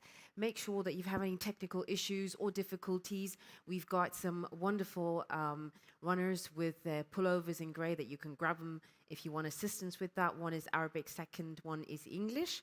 And I wanted to remind you, in the next hall, we've got meditation by Fatima Al-Shahrani, and we've also got another live cooking session taking place right at the same time as this session. Now, I once heard Dr. Stephen Gundry say, your skin is a mirror lining of your gut. There's no question that we want to be Benjamin Button. I'm not sure if you actually watched the movie, but we definitely want to be that. We want to de-age. The question is it in our gut? He's a general practitioner and a consultant gastroenterologist based in the UK. He incorporates whole-based, plant-based nutrition to treat the problem, not the symptoms, ladies and gentlemen. And his patients have seen remarkable results. Author of Plant-Based Diet Revolution, 28 Days to a Happier Gut and a Healthier You. He serves as an ambassador for plant-based health professionals in the UK. Please welcome all the way on stage, all the way from UK on this stage, Dr. Alan Desmond. Thank you so much, Doctor, for coming here. We're so excited to have you. So nice to be here. Can you hear me okay? Oh yeah, I can hear me okay. Thanks so much for the kind invitation, and thanks to Prince Khalid and Sports for All, to everyone who's here today, all the honorees, delegates, fellow speakers. It's just an honor to be here with you all today. 2,500 years ago, Hippocrates, the father of modern medicine, 2.5 millennia ago, told his students that all health begins in the gut. It's only really been in the last 20 years, in the 21st century, that we've begun to realize why. And a lot of that has got to do with our gut microbiome. I'm going to be speaking about one specific topic today, which is bowel cancer or colorectal cancer. But what you'll find is that the mechanisms that I'm talking about today and the gut microbial mechanisms are relevant to everybody in this room. And what you'll take away from this discussion is what I've got here on this slide, which we've been hearing about throughout this conference, and we'll hear about more tomorrow. The standard Western diet sets us up for standard Western diseases, and a lot of that has got to do with our gut microbial health. I left the UK on Monday to travel here, and I worked at my clinic on Monday, and the last thing I did before I left for the airport was explained to a gentleman in his late 60s that I'd just diagnosed him with colorectal cancer, bowel cancer. It's a difficult discussion. It's a discussion I have with patients maybe 2 or 3 times per week as a practicing colonoscopist. Every time I walk out of that discussion, I reflect on the fact that over 1 million people globally have this conversation with their healthcare practitioner every single year.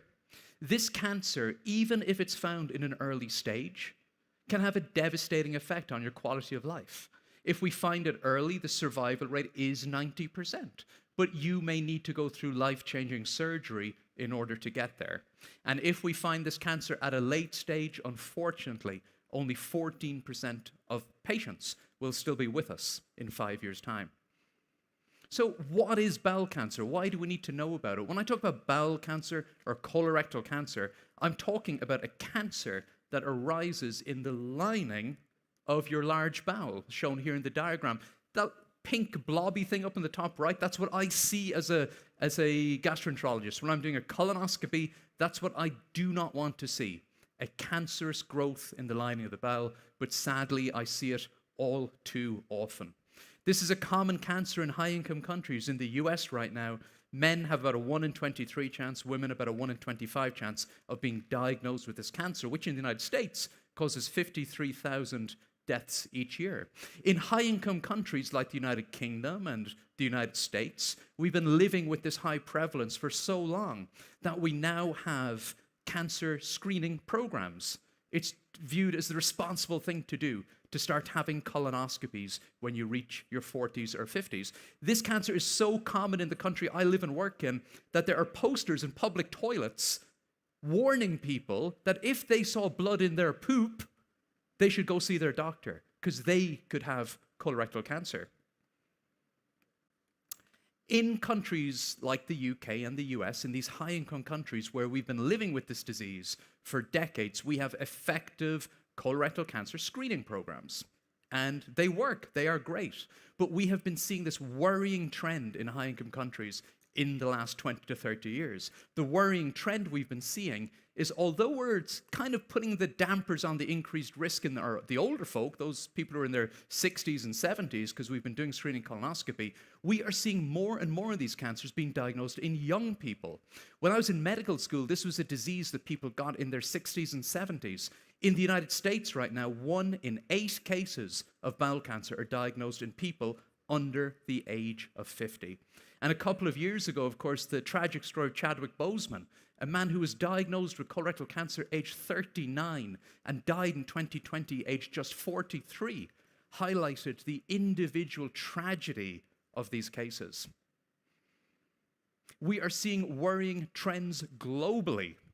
What this diagram shows you on the left-hand side is essentially your risk of developing colorectal cancer versus your human development index value. So how westernized or how modernized, how industrialized your country is. And what it shows that if you live in a country that has embraced the standard Western diet, your risk of developing this cancer could be 10 times magnified compared to people who have not done so and live in a so-called lower, less industrialized country. And when we look at the global rankings here for colorectal cancer prevalence, we see Australasia, high-income Asia-Pacific, a very common cancer. Right down at the end, South Asia, Western Sub-Saharan Africa, we see very few cancers. We'll come back to that later. But the worrying trend we are seeing globally is that more and more countries industrialize, and we see the golden arches spreading around the world. Globally, the rates of colorectal cancer are increasing, and by 2030, we expect that the annual burden of this disease will have more than doubled to 2.2 million new cases per year. And we are seeing worrying trends in this common cancer right here in the Kingdom of Saudi Arabia. In the last 10 years, we've seen an annual increase in prevalence in this cancer. And in the Kingdom of Saudi Arabia right now, this cancer, bowel cancer, accounts for more than 1 in 7 of all cancer diagnoses per year, affecting 1,600 people per year.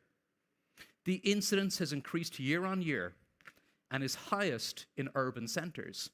Why is this? And what can we do about it? How can we reverse this trend? Why do we need to reverse this trend? Because every face on this slide represents 40 people right here in the Kingdom of Saudi Arabia who will be diagnosed with colorectal cancer in the next year. Every person on the slide represents 1,000 people in the UK who will be diagnosed with colorectal cancer in the next year. Every person on this slide represents 3,000 people per year who will be diagnosed, people who will be diagnosed with colorectal cancer in the United States in the next year. This is an evidence-based statement. The great majority of bowel cancer cases can be prevented by a healthy diet and lifestyle. I'm going to give you a little tour of some of that evidence. And as mentioned earlier, we have a hierarchy of medical evidence. The strongest evidence is when we do these meta-analyses and systematic reviews, when academics go out and they get dozens or hundreds of huge studies and net all of that information together. That is the tip of the evidence pyramid.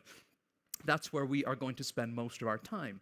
So let's look at the food groups that make up a whole food plant-based diet. These are the foods that we've been eating during that delicious lunch today. How about dietary fiber?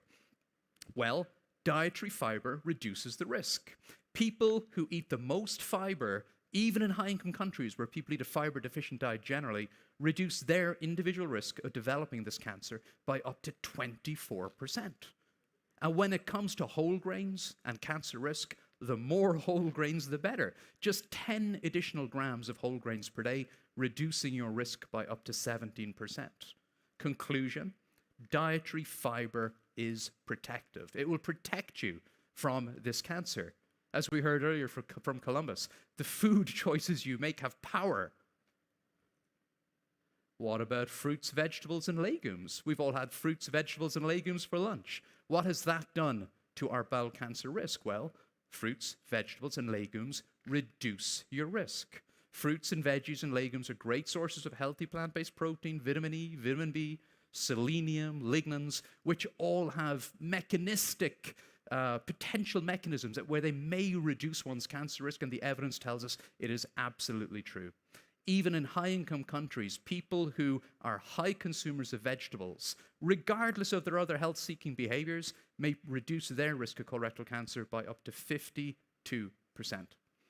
And we see a beneficial dose-response curve. For every 200 grams of fruits and vegetables eaten per day, the risk goes down by 22%. Think about it, 200 grams of fruit, that's an apple a day to reduce your risk of colorectal cancer by 22%, an apple a day to keep the oncologist away. Everybody's favorite bean, the soya bean. Aisha Sherza and I were just outside comparing how we like to eat tofu. We eat tofu every day. We eat soybeans every day. What's that doing to our colorectal cancer risk? Well, the highest level of evidence tells us that eating these beans is even more protective than all the other beans. Soya beans have all the benefits of legumes, plus these incredibly beneficial substances called isoflavones, which may impact cancer progression and initiation through multiple mechanisms. And yes, regular consumers of soybeans may be up to 27% less likely to get bowel cancer. This is a question that I get asked a lot as a gastroenterologist who promotes the benefits of a whole food, plant-based diet. Shouldn't I be telling my patients to consume dairy? Don't dairy products reduce your risk of colorectal cancer? Well, when you look at the evidence, which is drawn from high-income countries, where we eat a standard Western diet, a fruit-deficient, vegetable-deficient, soybean-deficient, fiber-deficient diet, then yes, you do see that dairy consumption is linked to reduced risk of colorectal cancer. Any 400 grams per day associated with a 10 to 26% reduction in colorectal cancer. The benefit seems to be in those people who are drinking milk. So should I be telling my patients to drink milk so they don't get colorectal cancer? No. Why? It's not the milk, it's the calcium. In high-income countries, dairy products and milk are the main source of dietary calcium. And we've known for years that dietary calcium helps to combat the carcinogenesis generated by a standard Western diet. So if you are consuming sufficient calcium, and we've known this from the Nurses' Health Study, simply making sure that you're getting more than 700 milligrams of calcium per day may reduce your risk of bowel cancer by up to 35%. So when I speak to my patients, and when I talk about public health messaging on colorectal cancer, I ask, why not up your calcium and your fiber and your legumes at the same time? Get that triple hit: beans, dates, greens, calcium-set tofu, etc. And in addition to that, we have to recognize that consumption of dairy products is strongly implicated in other very common cancers, including breast cancer, prostate cancer, endometrial cancer, and other cancers. It's not just me saying that. The World Cancer Research Fund, a global panel of international experts on how to prevent cancer, make this statement. They recognize the data on dairy consumption in high-income countries. They recognize the mechanistic calcium issue, and they tell us, because we are unsure about the effect on other cancers, we don't make any recommendation on dairy products when it comes to colorectal cancer prevention. I got asked this a lot. What about fish? What about omega-3s? Should I be telling my patients to eat more fish so they don't get colorectal cancer? Highest level of evidence, meta-analyses, 7 meta-analyses of observational studies over a 10-year period combined. No, I should not tell my patients to consume fish to reduce their risk of colorectal cancer. It may not increase their risk. It certainly doesn't decrease their risk. And what about omega-3 supplementation? There are other reasons why you may wish to supplement with omega-3s, but colorectal cancer isn't one of them. Anyone who lives and works in the UK will be familiar with the UK seafood polyp prevention trial, ran for 5 years. Within the bowel cancer screening program, we gave people 2 grams of EPA from fish to take every single day. We don't think it prevented a single polyp. It didn't work. No evidence to support it. We can leave the fish in the sea when it comes to colorectal cancer. You don't need to read this slide, but when we look at other dietary components, high level of evidence, these things are proposed every now and then, mostly in the terms of supplements, the beneficial substances taken out of plants and put into a capsule generally don't seem to help reduce our colorectal cancer risk. This kind of reductionism, can I take the magic and put in a pill, that'll reduce my risk, it doesn't seem to work. Now, we've just talked about the highest level of evidence for the foods that reduce our risk of colorectal cancer substantially. What does the evidence tell us we should not eat so that we don't get colorectal cancer? There are only 2 dietary components, folks, that increase your risk of developing this common cancer. They are both in this photograph. And I'm going to give you a clue. It's not the tomato. It's something else. Let's deal with the alcohol first. Alcohol use does increase your risk of colorectal cancer. It's a dose-response relationship, a negative, unhelpful dose-response relationship. Even drinking small amounts of alcohol per day can increase your risk of colorectal cancer substantially. This shouldn't surprise us. Alcohol, ethanol, is carcinogenic, also linked to breast cancer and other cancers. It's the meat. Meat is the only dietary component that is consistently shown to increase one's risk of colorectal cancer. And again, a dose-response curve. It seems to start right down at tiny amounts and it keeps going up and up. The threshold identifiable is not identifiable. We don't know how little meat, how much meat, or how little meat doesn't increase your risk. And the dose-response curve is clear. 100 grams of total meat or red meat per day increases one's risk by 10 to 30%. This shouldn't surprise us. In 2015, the World Health Organization, International Agency for Research on Cancer, these are the people you go to find out if something is carcinogenic. Is your microwave oven going to give you cancer? Ask the IARC. Does asbestos give you cancer? Ask the IARC. They'll have looked at it. They will tell you the evidence. Does this pesticide cause cancer? Ask the IARC. That's their job. And in 2015, they classified processed red meat as a class 1 carcinogen known to cause cancer in humans. The cancer they were talking about was bowel cancer, colorectal cancer. I showed you a slide a few minutes ago. An apple a day to keep the oncologist away? How about a strip of bacon a day? Can anyone fill in the blank? Again, this shouldn't surprise us. This data is from 1983. I look at this paper from Greece, one of the healthiest populations in the world, right? In 1983, they looked at the relative risk of developing bowel cancer in people who were eating a traditional Greek diet, high vegetable, low meat, versus the new standard Western diet that had infiltrated Greece. And what did they find? The risk of colorectal cancer was magnified 8-fold in people who had switched to this new 21st century way of eating. 1990, the Nurses' Health Study out of the United States. Again, 89,000 healthy women, health professionals, followed for just 6 years, and the high consumers of red meat increased their risk of colorectal cancer by 250%.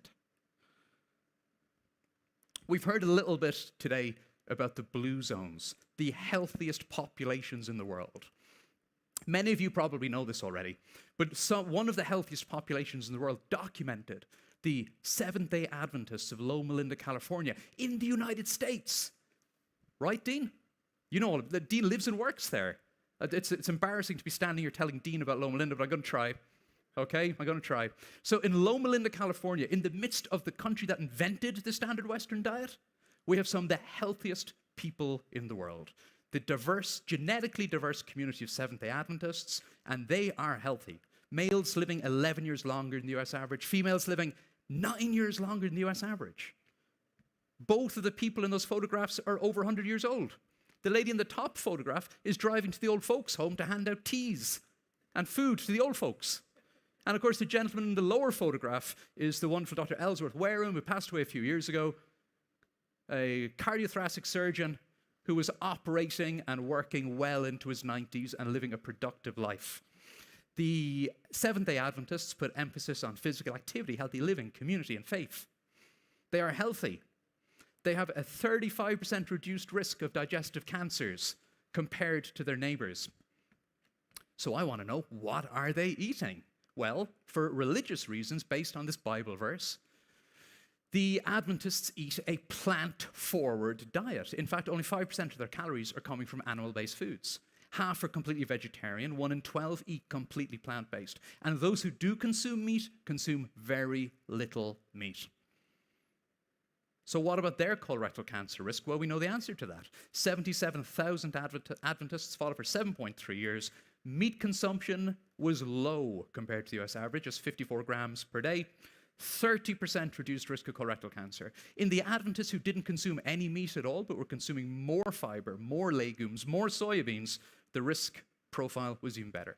36.6% risk reduction, colorectal cancer.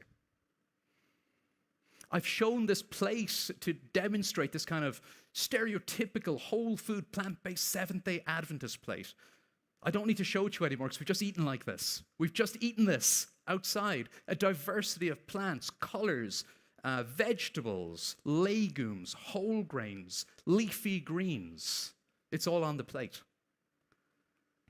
A little bit different to this traditional meal, which has been around for decades, is a traditional meal in Western culture now. Proudly, they tell us, 69 million customers served every day. I've just shown you some data that was, a couple of years old, but the data keeps on coming. In 2020, the UK Biobank, an incredible research resource out of Oxford, UK, they've got an incredible level of information. Plus, in the UK, we have one health system, the NHS, one central database. We can generate really powerful data.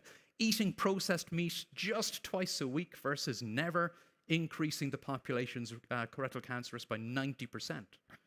They estimate that at the current consumption of red and processed meat in the UK, we are causing about 8,500 cases of colorectal cancer per year. We only have 42,000 cases in the UK every year. 8,500 are simply due to processed and red meat and the other risk factors which we're going to talk about. So why is meat so bad for gut health? I could have spoken about diverticular disease or Crohn's disease or ulcerative colitis today, but I'm speaking about bowel cancer. But these mechanisms are common and shared to these diseases. Meat is a great source of heme iron, heterocyclic amines, and polyaromatic hydrocarbons. These funky chemicals that get produced when you take some flesh and you put heat on it. It's an organic chemistry experiment. You generate these harmful substances and you eat them. The nitrates that naturally occur in meats, the nitrites that are added to processed meat so they stay pink and they look nice on the shelf. These substances cause inflammation, DNA damage, and precancerous changes and contribute to me finding these little cancerous polyps a couple of times per week. But this is a great excuse to talk about the human gut microbiome. Okay, the human gut microbiome. 100 trillion microbes, bacteria, viruses, yeasts, and archaea, containing as many cells and 150 times more genetic material than the rest of our human body. These microbes begin to form on our body at the moment of birth, maybe even a little bit earlier, according to recent research. These microbes within our digestive tract help us to digest our first meal. They are critically important to the development of a healthy GI tract, a healthy immune system, a healthy body, and they have such immense impact on our health that they've been described correctly as a control center for human biology. These microbes reside mostly in our colon, in our large bowel. Do they have a role to play in colorectal cancer? Well, it would seem that it's quite likely they would do. On the left-hand side here, we've got some normal bowel lining, just a nice little row of healthy cells doing their thing. When things begin to go wrong, it starts to overgrow. We call it hyperproliferative epithelium. Then that becomes an adenoma, which is a precancerous bump, which is what I'm looking for when I do your screening colonoscopy. I want to remove that bump before it turns into a cancer. And then finally, if we don't catch it in time, that's going to become an adenocarcinoma. It's going to invade the basement membrane. You've now got a malignant process. You've got a colorectal cancer. But on every step of this journey, our gut microbes are interacting with those cells. So what influence does that have on our bowel cancer risk? And what impact does the food we have on our gut microbiome to influence our bowel cancer risk? Well, I think the clue is in the title of this paper that I've taken this slide from. The association of diet, gut microbiota, and colorectal cancer. What we eat may imply what we get. When we eat food, it directly influences what happens to our gut microbiome. So if we eat the standard Western meal, red meat, processed meat, animal fat, not much fruit, not much vegetables, not much fiber, our perfect human digestive system will get the nutrients out of there. There are very few foods that will escape the human digestive system. We will extract what we need from almost anything. But the components that we cannot digest, we refer to as residue. Those pass down through our small bowel. They're now delivered to the colon, the large bowel, the home of the human gut microbiome. And that residue now becomes food for our gut microbes. It defines which microbes are going to survive and thrive and what their postbiotic substances are going to do. And when we eat that meal, the residue we get is bile acids, excess protein, animal protein, not very much fiber at all. And that feeds a specific group of gut microbes which now survive and thrive. They produce secondary bile acids, aromatics, hydrogen sulfide gas, choline. They don't do such a good job of making beneficial short-chain fatty acids. These postbiotic substances promote inflammatory and carcinogenic effects on the lining of our large bowel. In short, we have produced a gut microbial environment that is conducive to chronic inflammation and colorectal cancer. But how about we have a meal like the one we just had? A healthy, whole food, plant-based diet with whole grains, vegetables, and fruits. Okay, our digestive system, it's amazing. It extracts the nutrients. It's really good at that. And plus, it's getting all the phytochemicals and all that good stuff we get, all the vitamin A, vitamin C, vitamin E, the magnesium, all that great stuff we get on a whole food, plant-based diet. But there is residue. There is stuff that our human body will not digest. That is the residue that is delivered to the colon, to the home of the gut microbiome, and now it becomes food for the gut microbes. It now defines which microbes survive and thrive. We're now feeding a different family of microbes. And what do these microbes do? They produce beneficial short-chain fatty acids and vitamins, antioxidants. They don't produce any secondary bile acids, which are carcinogenic. The production of harmful hydrogen sulfide gas goes down. What's the effect? Mucosal anti-inflammatory and anti-carcinogenic effects. In short, we have built a gut microbial environment that is not conducive to chronic inflammation, that is not conducive to cancer. So we can ask ourselves every time we sit down to eat, what kind of gut microbiome am I building right now? And these mechanisms, these benefits go way beyond bowel cancer and digestive health. In 2019, in Nature, one of the world's leading medical journals, we saw 2 deep dives into the gut microbiome and colorectal cancer. Now, when we look at nutritional research, we often use food diaries and questionnaires to find out what people are eating. But the gut microbiome is kind of like a food diary lie detector test. Because we can look at your gut microbiome and see, well, what microbes have you been feeding? And when we look at these studies, they found microbial signatures in colorectal cancer patients that were definite and consistent across multiple countries, multiple food cultures. And that gut microbial signature was that individuals who developed colorectal cancer had a gut microbiome that was enriched with the bacteria that thrive on meat and fat, with a higher capacity to produce secondary bile acids and trimethylamine, and fewer of the bacteria that metabolize fruits, vegetables, and starches. As gut microbiome science advances, and I feel like we're only scraping the surface, but we have made a lot of advances, we are learning and naming pathobionts, bad actors, bacteria within our gut microbiome that are associated with diseases. This paper identified that long-term dietary pattern predicts which nasty bacteria you're going to have in your gut microbiome. And if you look at these bacteria name on the left-hand column, and then you look at the diseases they're associated with, IBD, colorectal cancer, inflammatory bowel disease, colorectal cancer, PSC, MS, Angst-Bond, arthritis. Look at the foods that are associated with these bacteria. What do you eat if you want to grow those bacteria? You eat cheese and custard and animal protein and soft drinks and syrup and animal protein and fat and cheese and yogurt and custard and animal protein and alcohol and meat. And if you want to tamp down those bacteria and starve them, what do you eat? You eat whole grains and legumes and breads and plant protein and whole carbohydrates and fruits and nuts. So do people who eat a whole food plant-based diet or a vegan or vegetarian diet have a healthier gut microbiome? Absolutely yes. The evidence is clear. A few papers have looked at this exact issue. People who eat plant-based produce more short-chain fatty acids than meat eaters. That's good. They protect the intestinal barrier, regulate our immune system, control our appetite, help regulate our blood sugars. They produce more butyrate, which is good, because butyrate helps to suppress the growth of colon cancer cells. They have far lower levels of secondary bile acids in the gut microbiome, which is good, because these are pro-inflammatory and carcinogenic to our gut lining. And the plant-based gut microbiome lacks the ability to metabolize carnitine from meat and choline in eggs and turn it into TMA, which your body metabolizes into trimethylamine oxide. Columbus spoke about this earlier, TMAO.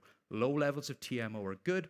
People with elevated TMO are 3.5 times more likely to develop colorectal cancer, and in individuals who've just been diagnosed with colorectal cancer, elevated TMAO levels predict shorter disease-free survival after treatment. So that's the cutting edge research from 2020 and 2021. But we've known about this since the 1970s. Dr. Dennis Burkitt, when he initially looked at these diseases of Western civilization, looked at colorectal cancer. Now, we know that immigrants who move from a low-risk population to a high-risk population assume the risk of the country they move to. If you live in rural Japan and you move to Hawaii, you assume the colorectal cancer risk of that population. Is it lifestyle? Is it cigarettes, alcohol, antibiotics, or is it food? Well, a few years ago, this paper was published. Being aware of the evidence and the data, they recruited 20 individuals from Pittsburgh, Pennsylvania, African Americans who are very high risk of developing colorectal cancer. And they also recruited 20 matched volunteers, Africans living in rural Africa. Why did they choose these two populations? Well, African Americans have a very high risk of colorectal cancer, whereas rural Africans, the disease almost doesn't happen. It's almost unknown. Everyone had a colonoscopy. Everyone had a gut microbial analysis. Among the Americans, almost 50% already had precancerous polyps. Among the Africans, they didn't find a single precancerous adenoma. And when they analyzed their respective gut microbiomes, they showed, yes, the Americans had a high risk profile, and the Africans had a low risk profile. So what did they do? They looked at their food. They looked at the food these people were eating. And then they did a food swap. And now the Americans were getting 55 grams of fiber per day and 70% of the calories from whole carbohydrates. They did this for just 2 weeks. Then they reanalyzed everyone's gut microbiome, and guess what? The risk profiles had flipped. And not only had the risk profiles flipped and had the gut microbiome postbiotic substances flipped into the favorable mode I showed you earlier, they were also able to measure the mucosal proliferation rate within the colon. A high mucosal proliferation rate is bad news, but just with 2 weeks of whole food plant-based eating, the proliferation rate went down. But in the Africans, everything went the wrong direction. After just 2 weeks, these people now had a high colorectal cancer risk profile. This paper is amazing because it goes so far, so deep into gut microbiome science. It shows the changes in the gut microbiome. It shows the postbiotic changes. It shows the physiological changes in the lining of the colon. And the intervention was administered in the kitchen. This was a cookbook intervention. The benefits of a healthier diet go beyond prevention, however. And I'm really excited with the emerging evidence showing that a healthy diet and lifestyle will benefit us even after diagnosis. Now, the American Cancer Society has a set of guidelines for people who are living with cancer, cancer survivorship guidelines, and they advise people living with cancer to engage in physical activity, avoid alcohol and cigarettes, eat a plant-rich diet. They talk about eating the rainbow, fruits, vegetables, and to avoid red and processed meat. This paper published a couple of years ago showed that with 900 individuals with stage 3 colorectal cancer, the overall 5-year survival rate was significantly impacted by engagement in healthy diet and lifestyle practices. Those individuals who were able to adhere highly to the program had a 5-year survival of 81%, which is almost 20% better than one would expect with a stage 3 colorectal cancer. And this data published out of the Netherlands, stage 1, 2, or 3 colorectal cancer followed after treatment. Individuals with a high intake of dietary fiber felt better, better physical functioning, improved ability to perform daily activities, less fatigue. And interestingly, because often patients who've had bowel cancer or any digestive health problem are told to avoid fiber because it might give them tummy upset or send them rushing to the bathroom. But the high dietary fiber intake with all of these benefits did not negatively impact their digestive health at all.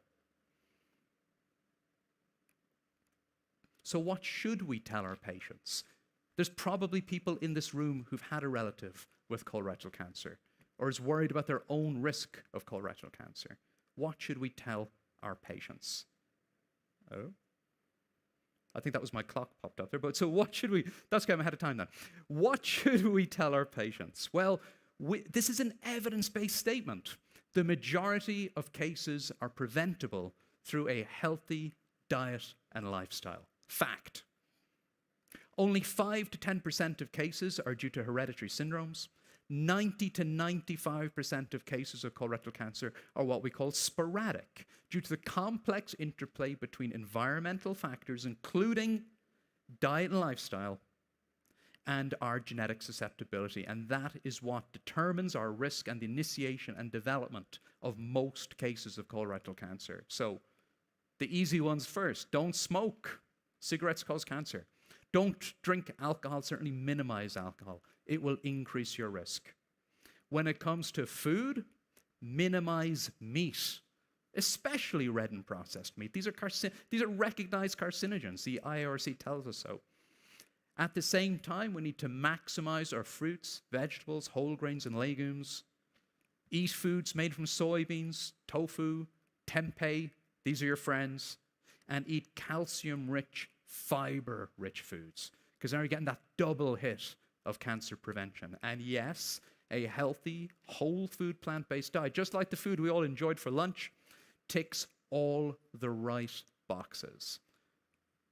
And the good news is that it's never too early or too late to make that change. Prevention and early detection still have a role. And if you live in a country that has a screening program, please take part. Screening programs reduce your risk even further. It works. And low risk is never no risk. So even if you eat a healthy, whole food, plant-based diet, you don't smoke, you exercise, you're doing all the right things. If you've got some tummy symptoms that you're worried about, go and talk to your doctor. See if you need to have a colonoscopy. See if you need to have a screening test. They may be able to do a simple stool test to quantify your risk. I'm very fortunate that in my practice, in my NHS practice, every single patient who comes for a screening colonoscopy is given a glossy brochure that summarizes all of this evidence, because our patients who come for colorectal cancer screening are highly motivated. They've taken the bowel prep. They've come into a room with nurses and doctors. They've let me do a colonoscopy. These are highly motivated patients, so we need to give them the evidence-based things that they can do with their diet and lifestyle to further reduce their risk in the future. And we are so fortunate in 2022 to have so many incredible resources that we can point our patients towards. We've got resources for all, websites, books, YouTube, even Netflix is a great educational resource. And yes, the Plantrition Project is on that slide in the top right. As Columbus said earlier, you have the power. The power is on your plate. Thank you for inviting me. Just to mention, I'm here as an ambassador for Plant-Based Health Professionals UK. We're a UK-based nonprofit. If you would like a free plant-based diet program with dietetic support, visit our website. And if you don't remember anything that I told you today, just remember this. The evidence overwhelmingly favors a whole food plant-based diet as the optimal choice for human health and longevity. And the more plant-based, the better. Thank you very much. Thank you, Dr. Allen. Thank you. Do we have, oh, the hands go up. We've got one question. We can squeeze in a question. Yes, please. Hi, thank you very much. My name is Lulu Hamza. I just have a quick question. Does leaky gut and IBS have correlation to the cancer, or it's a completely different thing? Yeah, so when we discuss leaky gut, I mean, a normal gut is supposed to be a little bit leaky. We spoke about this earlier. I talked about how our digestive system absorbs nutrients. So the human small intestine is such an incredibly delicate and complex system. It's supposed to be a little bit leaky, okay? And much like acute inflammation and chronic inflammation, where we run into trouble is where it is always a little bit leaky, where that intestinal permeability is abnormally elevated. Why is that a problem? Because it allows bacteria, pathobionts to interact directly with the lining of the bowel when they shouldn't be. It even allows bacterial products such as lipopolysaccharides, LPS, to not only interact with the lining of our bowel, but to enter our bloodstream and cause pro-inflammatory changes, increasing the risk of chronic conditions like heart disease. The three dietary components that increase your risk of abnormal intestinal permeability, which is often referred to as leaky gut, are alcohol, animal products, and junk foods.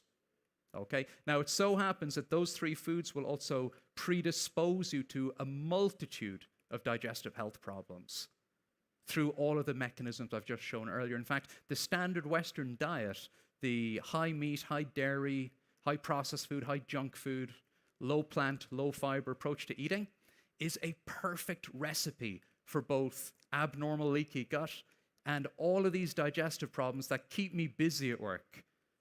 Gastroesophageal reflux disease, peptic ulcers, diverticular disease, colorectal cancer, Crohn's disease, ulcerative colitis. It's just the perfect mix of food to produce those systems. A whole food plant-based diet pushes back hard against that. So I think it's shared mechanism, really. And that's why it's so great to be here speaking to you guys today in the Kingdom of Saudi Arabia. You know, you guys need to have this data now. So as you move forward, you go, okay, we're not going to do that. We're not going to embrace that part, you know? Thank you. Thank you, Dr. Allen. Thank you so much. All right. I was told you cannot count on a prescription from him. One of my personal favorites that I've heard of him on YouTube was that humans don't need dairy to be healthy. Our next distinguished speaker is a whole foods-based, plant-based internal medical practitioner who believes the most important medicine is the food you put in your mouth. Currently the medical director at the Barnum Medical Center in Washington, D.C., when he's not in the office, he puts his medical advice into practice by teaching plant-based cooking classes and training for multi-sport endurance races, triathlons, and Ironman triathlons, to name just a few. We cannot wait for him to share his knowledge with us. Please welcome Dr. James Loomis.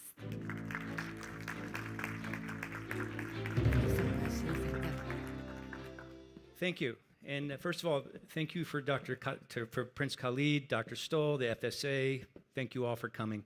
It's a pleasure to be here again. I had the honor of speaking here for the first LEC, and I'm happy to be back. So what I want to talk to you about today is the science behind the benefits of exercise. And to kind of put this into perspective, let's think about us as human beings and what we evolved to do, right? Well, like any living creature, all of our behaviors, our anatomy, our physiology, we evolved to try to live long enough to find a mate and pass on our DNA. And again, that's true for any living creature. And the two primary tasks we had to accomplish through most of human history was the ability to find food when we're starving and not be someone else's food when they were starving. And how do we accomplish those tasks? We had to be physically active. We had to hunt and gather food. We had to fight leopards. We had to run away from leopards. So we evolved to be physically active. And, you know, Cyrus talked a little about this earlier. When we were starving, we had to go find food. And we found food. Whoever could store that energy most efficiently got to refill their gas tank before they starved again. And so we were constantly cycling the energy in and out of our muscles, right? So the glycogen that we use to fuel our muscles, we could restore fat. And what happens in the modern world is we break this cycle, right? We live a world of perpetual feast, but we don't have to spend energy anymore to get the food, right? And that's when, what Cyrus was talking about, insulin resistance, when that energy backs up into our muscles, that's the root cause of insulin resistance. The other thing that's important to understand is, evolutionarily, you know, we kind of evolved to spend as little energy as possible to get more energy, right? Because if we needed 1,000 calories to get through to tomorrow, and we had to spend 1,000 calories, right? We would need to find 2,000 calories. If we didn't have to do any work, we have to find half the amount of food. And so we're kind of pre-programmed to not exercise, right? So the less physical activity, there was an evolutionary advantage to do that. You know, when we were threatened, again, we had to do physical work. We had to run or fight to survive. So again, we're designed to be physically active. You look at, again, our anatomy, you look at the biomechanics of our feet and ankles, our metabolism, our nutritional needs, even our stress response. Columbus talked about this, right? We have adrenaline's job is to get us ready to perform activity, and then we have cortisol to help us recover, right? But since our transition from a hunter-gatherer society to an agricultural society, which happened about 8,000 to 10,000 years ago, for the first time in human history, we no longer had to be physically active to survive, at least most of us, right?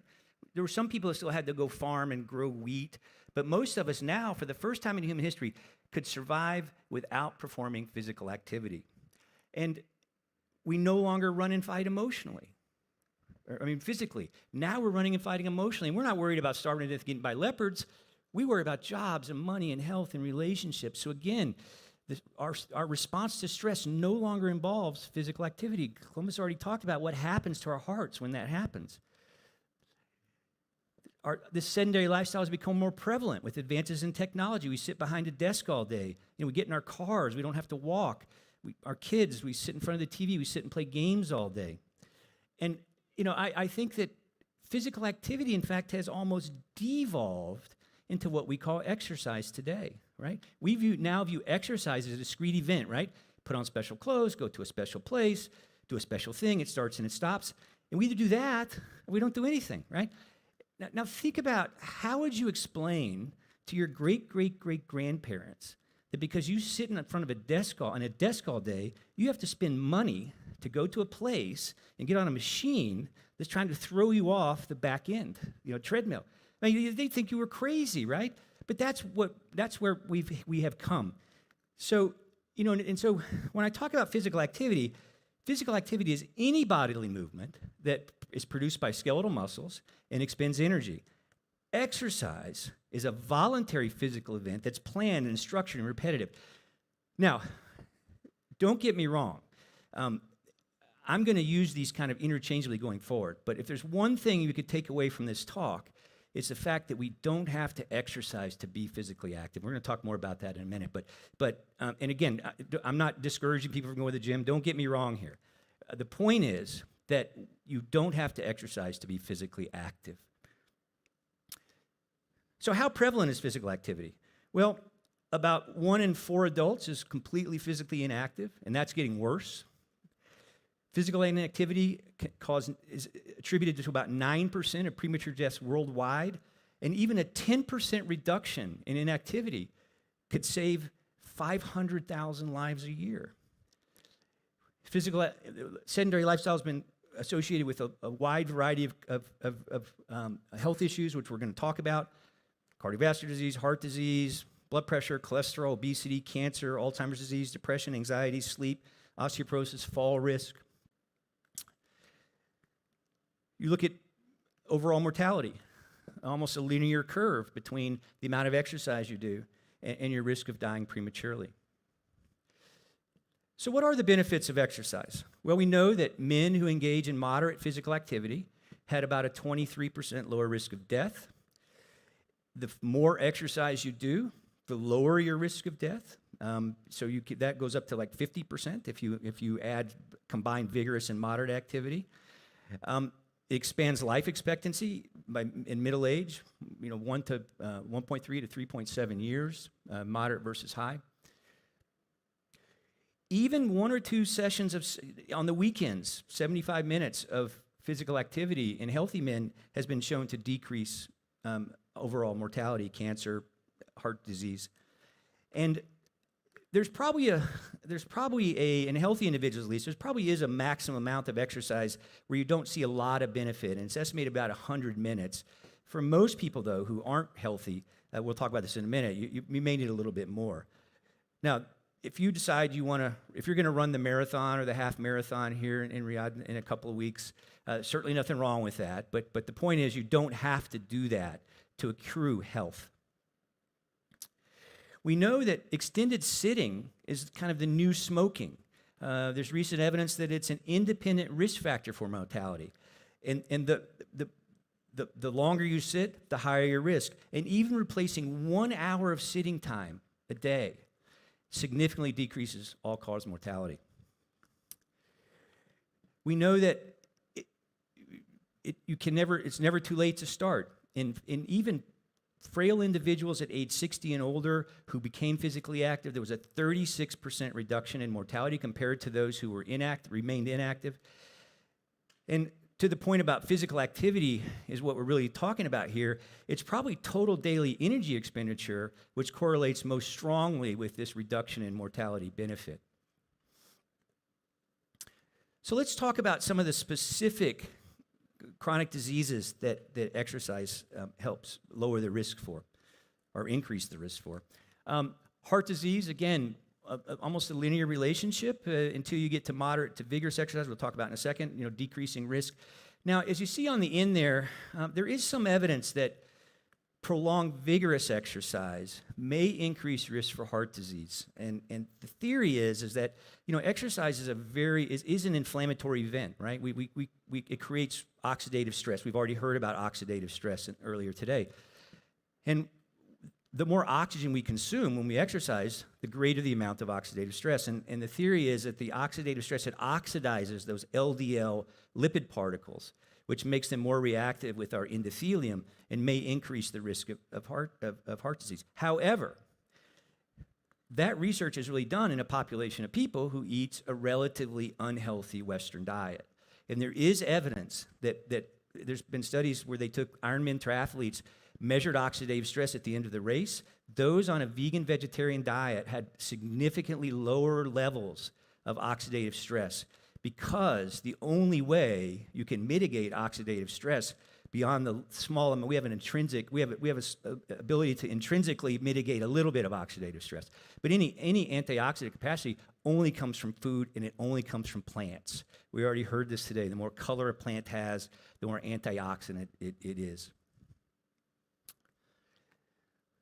So why does exercise lower your risk for heart disease? Well, it affects many of the risk factors that Clemens has already talked about. It improves our lipids, lowers blood pressure. It can lower blood pressure as much as 5 to 15 points. It helps prevent and treat type 2 diabetes, which we're going to talk about in a minute. And it also is it's anti-inflammatory. It reduces the inflammation. Again, it increases the production of these cardioprotective cytokines, which attract the mononuclear cells that is what causes that atheroma to form. What about diabetes? We know that people who exercise regularly have a significantly lower risk of developing diabetes. A combination of aerobic activity and weight training is even a greater risk reduction. And the reason is, about 80% of insulin is actually used in skeletal muscle, right? Because that's where we store insulin's job, as Cyrus has already talked about. We take the energy that we consume, the carbohydrate. Insulin opens the gate to let that glycogen, that carbohydrate, into our blood cells, or our muscle cells, where we store it as glycogen.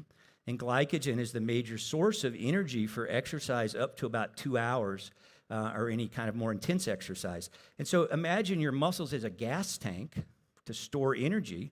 When we build muscle, you've made the gas tank bigger, so you have a bigger plate, a bigger tank to put the gas in. We also know that regular exercise significantly lowers the risk of progression to overt type 2 diabetes. So people that are insulin resistant who haven't quite developed type 2 diabetes, we know that you can significantly lower the rate of progression by regular exercise.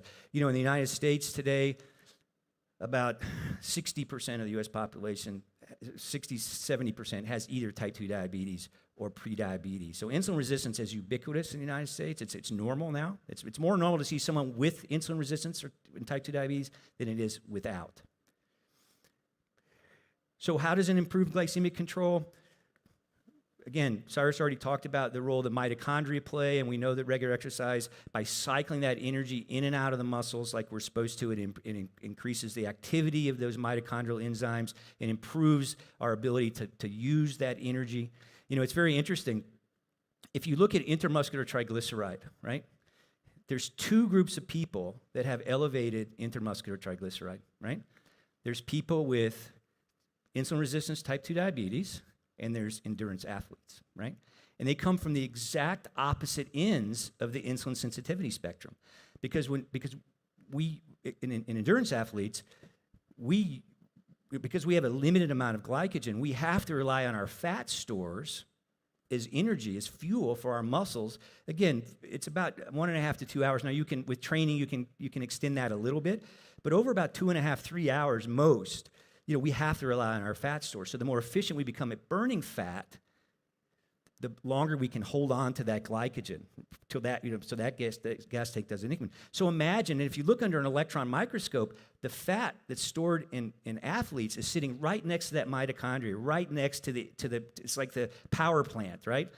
So we park it right there, and so we can cycle it and use it. And it's estimated, although intramuscular triglyceride makes a very small proportion of our fat stores, it can contribute almost 10% of energy, 15% in endurance athletes who are trained. We also know that it's important for type 1 diabetics. One thing I learned from working with Cyrus, most of the type 1 diabetics that I see in my office have really double diabetes, right? And what that means is they're insulin resistant on top of their type 1 diabetes. Because if you think about it, it doesn't matter where the insulin's coming from, right? You already heard this. You can inject it or your pancreas can make it. When you're resistant, you need more insulin. Insulin's an anabolic, you get more insulin, you gain weight, you're more prone to hypoglycemia. So again, by reversing the insulin resistance part of that, even in type 1 diabetes, there's a significant benefit. What about obesity? We know that low levels of this should not be news to anybody, if you're taking in more calories than you're burning up, you're going to gain weight. It's not exactly calories in, calories out, but roughly that's true. And we know that that 150 minutes of exercise that's in the guidelines is adequate to prevent weight gain. We also know that even independent of diet, that you still can see some weight loss with exercise. But what's interesting is, it seems that that weight loss you see much more fat loss, right? So when we talked about the ketogenic diets, you lose weight, but you're losing muscle. Exercise, you lose weight, but you're losing the fat, so it's increasing your lean body mass, which is what you're looking for. Cancer. We know that decreased physical activity is associated with a wide variety of cancers. It's estimated the attributable risk is about 5%. Physical activity earlier in life provides additional benefit for protection against these chronic diseases, particularly breast cancer, which is really tragic because what we're seeing now in kids, especially with the lockdowns we've seen, kids are, they're not out playing, they're in front of the video games all day. and what the consequences of this physical inactivity in these young kids is going to be down the road, not only for their risk for type 2 diabetes, but also for cancer is very important. So it's very, very important that children adapt a healthy lifestyle, regular physical activity, young in life, and make that part of their lifestyle. In particular, there's two cancers in particular that's been associated with lower risk for exercise. Colon cancer, about a 25% reduction in colon cancer if you take the least active versus the most active. We also know that there's about a 16% reduction in the risk of developing the precancerous polyps that Dr. Desmond talked about. Breast cancer, again, significant decreased risk. People who exercise regularly have a lower risk for exercise. And we also know that losing weight, which is associated with exercise, lowers your risk for breast cancer. And that's because breast cancer really, one of the major risk factors for breast cancer is lifelong overexposure to estrogen, right? So things like, if you start having periods at a very young age, you never get pregnant, so you don't take a break from estrogen. Some of the environmental toxins like BPAs, which are estrogen mimics. But obesity, so, I used to think when I was in med school, we thought, obesity is just a storage vessel. It's just a place you park the fat till you need it, right? But it turns out fat cells are very metabolically active, and they have an enzyme called aromatase, which actually converts, it increases estrogen concentrations in obese women. And in men as well. In fact, one of the reasons that oftentimes you'll see erectile dysfunction associated with obesity, it's because their testosterone level loss low, because they're converting that, those fat cells are converting that to estrogen. And so losing weight by reducing that fat mass in women, that's, in theory, one reason that their breast cancer risk goes down. Again, we know that the mechanism is probably a combination of many things. Lower levels of insulin, which we already know, is the most powerful anabolic hormone that our bodies make. Anabolic means it helps stimulate our tissues to grow, and we don't want cancer cells to grow. It also can affect our immune system. And Dr. Desmond talked about bile acid metabolism. It turns out that regular exercise actually lowers bile acid metabolism, these bile salts, which have been associated with colon cancer, by about 15%, regular exercise. So that may be another mechanism, particularly with colon cancer, it's reduction in this bile acid production. Osteoporosis, bone health, osteoporosis, fall risk. We know that regular exercise, weight-bearing exercise, very, very important in maintaining bone health. It's been shown to reduce the risk of hip fractures in older women, and it's been shown to improve muscle tone, reduce the risk of falls by about 23%. And there's data to suggest, there's studies where they went to a nursing home, and they took 80, 90-year-old frail individuals and put them on an exercise program, and were able, in a very short period of time, to show they improved their quality of life, their independence, their fall risk, just by simple exercise, a couple days a week. So it's never you're never too old or too young to start physical activity. COVID. Studies showed that if you compare that people who led a sedentary lifestyle had a 225% greater chance of hospitalization when they got COVID compared to people who performed regular physical activity. 75% greater chance of getting the ICU. 250 times greater chance of dying if the physically inactive people compared to the active people. And we know that some of the other risk factors which are affected by exercise that put you at risk for COVID and the severity of COVID are things like diabetes, blood pressure, obesity, and things like that. And I think in many ways we've kind of lost an opportunity to talk about this in this dialogue we're having around COVID, because we're talking about vaccines and isolation, but healthy lifestyle is an incredibly important thing to help prevent COVID and prevent the severity, the adverse complications, consequences if you were to get COVID. And so again, I think what you're going to find out when we get to the end of all this, you're hearing the same thing over and over, right? We got to eat healthy, we got to exercise, we got to not stress out. I mean, it really is that simple, and we're going to talk a bit more about that tomorrow in my lecture tomorrow. Cognition. I'm not going to spend a lot of time on this because I don't want to take Dr. Sherzai's talk. But we know that regular physical activity is associated with about a 35% reduction in cognitive decline. And one of the reasons it probably stimulates the growth of new brain cells, which helps prevent some of this age-related cognitive decline. Some of the other interesting, I find some of the more interesting research is around our emotional health. There's research suggests that regular exercise is effective as antidepressants, which is amazing, right? So, that's kind of, if someone would have told me in med school, well, okay, you're depressed, you can prescribe an SSRI, selective serotonin reuptake inhibitor, or you could exercise. I never learned that in medical school, right? I mean, I used to write Lexapro, Prozac prescriptions. It's crazy. And something so simple that can have such a profound effect on our emotional and mental health. And there's a lot of theories about why that is. There's some theories exercise does increase serotonin, which is one of the neurotransmitter that makes us feel good. It's actually the neurotransmitter that's targeted by those SSRIs. Again, the brain-derived neurotropic factor, which supports the growth of new neurons. It helps us sleep, and also, it gives us a sense of accomplishment and pride when we are able to do things we thought we could never do when we are physically active.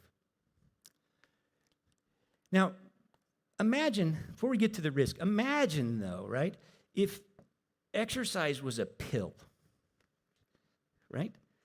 Imagine you had a pill that had been clinically shown to prevent and reverse heart disease, diabetes, osteoporosis, depression, Alzheimer's disease. Imagine how much that patent would be worth, right? Everyone in this room would be writing prescriptions for that every day, right? It'd be on the cover of Time magazine. It'd be on the front page of the papers, right? We have this already, but we don't know about it. We don't think about it. It's just astounding to me as a clinician, as a provider. I didn't learn anything about exercise in medical school. I didn't learn about the importance of healthy lifestyle. And it really is this simple. And that may not be easy for some patients, but it really is this simple. And then when you combine this with a whole food plant-based diet and a good night's sleep, right? It's amazing. Now, there are some risks associated with exercise. The most common one is musculoskeletal injury. We know that as we age, our tendons and ligaments get less elastic. We're more prone to sprains and strains. The main driver of that is the total time per week exercising. So that's why, when you get up to that 150 minutes, you have to be a little bit careful. There is a little bit of health benefit, say between 90 minutes and an hour. 90 minutes to an hour and a half, 90 to 120 minutes. But your risk of injury really goes way up. So unless you've, and again, I'm not discouraging people from running marathons and all that, but just know that if you choose to do that, you just need to be careful. We'll talk about some strategies to prevent injury today and tomorrow. But you don't need to do that to be physically active, and you are putting yourself at a little bit higher risk for injury. We know that, especially in ultra-endurance athletes, there is an increased risk for atrial fibrillation. It probably has to do with chronic kind of stretch in the right atrium. It causes some micro scarring there, which is where the SA node is, and the kind of the generator of the electrical signals that trigger our heart rate. There is an increased risk for sudden cardiac death, coronary artery disease, arrhythmias. Some of this has to do, especially in young athletes, with structural heart disease. Hypertrophic cardiomyopathy probably being the most common. However, in people over the age of about 40, it's coronary artery disease. So again, in patients who are very high risk and haven't exercised, it's very important that they see their doctor and be sure that it's okay to start an exercise program. But again, you'll see in a minute, I'm not talking about going from 0 to 60. I'm not talking about I don't exercise, I'm going to go run the marathon. Walking around the neighborhood counts, right? And we're going to talk about that. And in general, that's safe for most people to do. People who have asthma oftentimes exercise can trigger asthma, especially if you're exercising where there's a lot of air pollution or in the cold. What's interesting, though, is I used to have horrible allergies and exercise-induced asthma, and I went on a plant-based diet. I'm going to tell you my story here at the end, but I went on a plant-based diet about 10 years ago, and I expected to lose some weight, which I did, and I expected my cholesterol to get better. But what I didn't expect was my asthma got better. And probably one of the reasons is it has to do with inflammation, and we're going to talk about that in a minute, because a plant-based diet, as you've already heard, is highly anti-inflammatory, and so it may provide some protection even against things like asthma. Rhabdomyolysis. So rhabdomyolysis is when our muscles, the muscle fibers actually break apart. They can release myoglobin into the bloodstream, highly toxic to the kidneys. It's not uncommon to see if you do CPK levels, creatine kinase, which is a sign of muscle inflammation, in people after a hard workout or a marathon. Almost everybody has these low levels subclinically, and that's okay. You want to be sure to stay hydrated. But what you don't want to do, again, if you're not trained, you don't want to go run the marathon in 2 weeks, right? Because that puts you at significantly increased risk for things like rhabdomyolysis, which can be quite serious. Hot, humid conditions, going out, I want to lose weight, so you put on a plastic bodysuit so you sweat more, right? Well, you're not losing fat, you're losing water. That's not good. People with sickle cell syndrome, we see that in African Americans in the United States. Certain electrolyte anomalies, particularly hypokalemia. You do have to be a little bit careful when you're hydrating in a long event, if you're drinking just water, that you can become hyponatremic, and you have to be a little bit careful that there's some electrolytes in your fluids. And then there's some metabolic and inflammatory myopathies that predispose people to rhabdo. So what kind of exercise do we need and our patients need? Well, we can kind of think about it into 3 or 4 categories. We talk about aerobic exercise, strength training, mobility exercise, that's flexibility and balance, and then the importance of warm up and cool down. Now, I'm going to do a deeper dive into this tomorrow in my talk, but I'm just going to go through this real quick. So when we talk about exercise prescription for aerobic exercise is anything that kind of gets your heart rate up. We use a concept called FIT, and that stands for frequency, intensity, time, and type.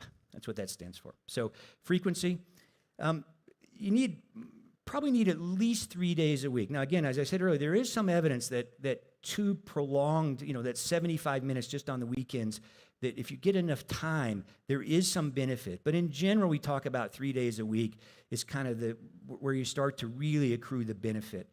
2 days a week is better than sitting on the couch. But again, if you really want to get the cardiometabolic benefits, it probably needs to be about 3 days a week. 7 days a week is really ideal. Intensity, there's a couple ways you can measure intensity. You don't want to go too hard. So one way is monitoring your heart rate. And a rough rule of thumb, this is very rough, but if you take 220 minus your age, that's your theoretic maximum heart rate. And in general, you want to exercise in a level that's about 60 to 80% of that. So if you're below that, again, it's better than sitting on the couch, but you're probably not going to accrue a lot of the cardiometabolic benefits that come with regular aerobic exercise. If you're above that, you're putting yourself at risk for injury, and you're not going to feel good, and you're going to be tired, and you're not going to want to go do it again tomorrow. So you don't want to go too. It's kind of like Goldilocks. You don't want it too hot, you want it too cold, you want it just right. And that 60 to 80% of your VO2 max is about where you want to be. Another way you can do it, you can measure that is called the rate of perceived index, rate of perceived exertion. And what we're looking for is that 4 to 6, 7 to 8 range, but 4 to 6 for most people. And one way you can tell is whether or not is conversation, right? So if you can hold a short conversation, but you're breathing, that's where you want to be. Vigorous, you can speak a sentence, but not much more. If you're up in the 9 and 10 range, you don't want to stay there too long, right? It's okay to go there, but you don't want to be there. And if you're running up a hill, you may be 9 or 10, but you want to keep that into short bursts. There is some evidence that the high intensity HIIT training, which is these short bursts of more max intensity, may have some benefit, but that's not prolonged. You don't want to be at 9 or 10 for half an hour, right? That's not, Again, if you're down in the lower range, better sitting on the couch, but you're probably not going to accrue that cardiometabolic benefit that we're looking for. Time, again, we've talked about 75 to 150 minutes per week of moderate vigorous aerobic activity. But what's interesting is you don't have to do it continuously. It can be in blocks, and even accumulating that amount of time in 5 to 10 minute blocks through the day counts, right? And so again, we already have heard this. Taking the stairs instead of the elevator, parking on the far end of the parking lot, kicking a football around in the backyard with your kids, working in your garden. All that stuff counts, right? So again, it's about accruing physical activity in your day-to-day activities of daily living. That's really the key here, right? And again, I think, we make this mistake. We think, well, I'm either going to go to the gym. I don't have time to go to the gym today. I don't have time to go for a run, so I'm not going to do anything. It's not a binary state. Go for a walk, 10 minutes, right? That's all you got to do. Type, again, it's anything that develops cardiorespiratory and pulmonary fitness. And, we are all athletes. We may not view ourselves as athletes. Some of us are more athletic than others. But when you carry the laundry up from the basement, when you carry the groceries, to your car, when you give your kids a piggyback ride, you are being an athlete, right? So again, it's just finding these opportunities to incorporate physical activity into your day-to-day routine. Strength training is defined as any activity that places loads on muscles and makes them forces to work harder. Lots of ways you can incorporate strength training, if you will, resistance training. Machine or free weights. You do need to be a little bit careful with machine and free weights. There isn't a higher risk of injury, especially with free weights if you don't know quite what you're doing. I've become a big fan of resistance bands during the pandemic. We're going to talk a little bit more about that tomorrow specifically. I have a set of resistance bands I keep by my desk, and in between patients, I can get those out and put them on my feet and do a set of biceps curls and push-ups. It's got a wedge. You put it behind the door. You can do a chest press. You put it on the top of the door. You do a lat pull down. 10, 15 minutes. I mean, that's all it takes, right? A couple days a week. Even body weight. And again, we're going to talk about this more tomorrow. Push-ups, planks. There's lots of things you can do where you don't have to pay that money to go to the gym, right? Mobility exercises, especially important as we age. We know as we age, a normal part of the aging process is we start to lose muscle mass, sarcopenia. Our balance isn't quite so good. Our fall risk goes up. And so maintaining balance and mobility is very important for healthy aging. And again, there's kind of two ways to think about this. One is flexibility training, and that's stretching. And again, we're going to talk more about this tomorrow specifically with some exercises you can do. But the benefits are it increases your range of motion, which may help prevent injury risk. And again, you don't have to overcomplicate this, and I'm going to share with you tomorrow some strategies to really optimize the stretching and flexibility. We also know balance training, again, doesn't have to be difficult. I mean, this counts, right? This counts. It's just training, it's just maintaining strength and balance as we age. And again, there's a lot of little things you can do. We're going to talk more about this tomorrow as well.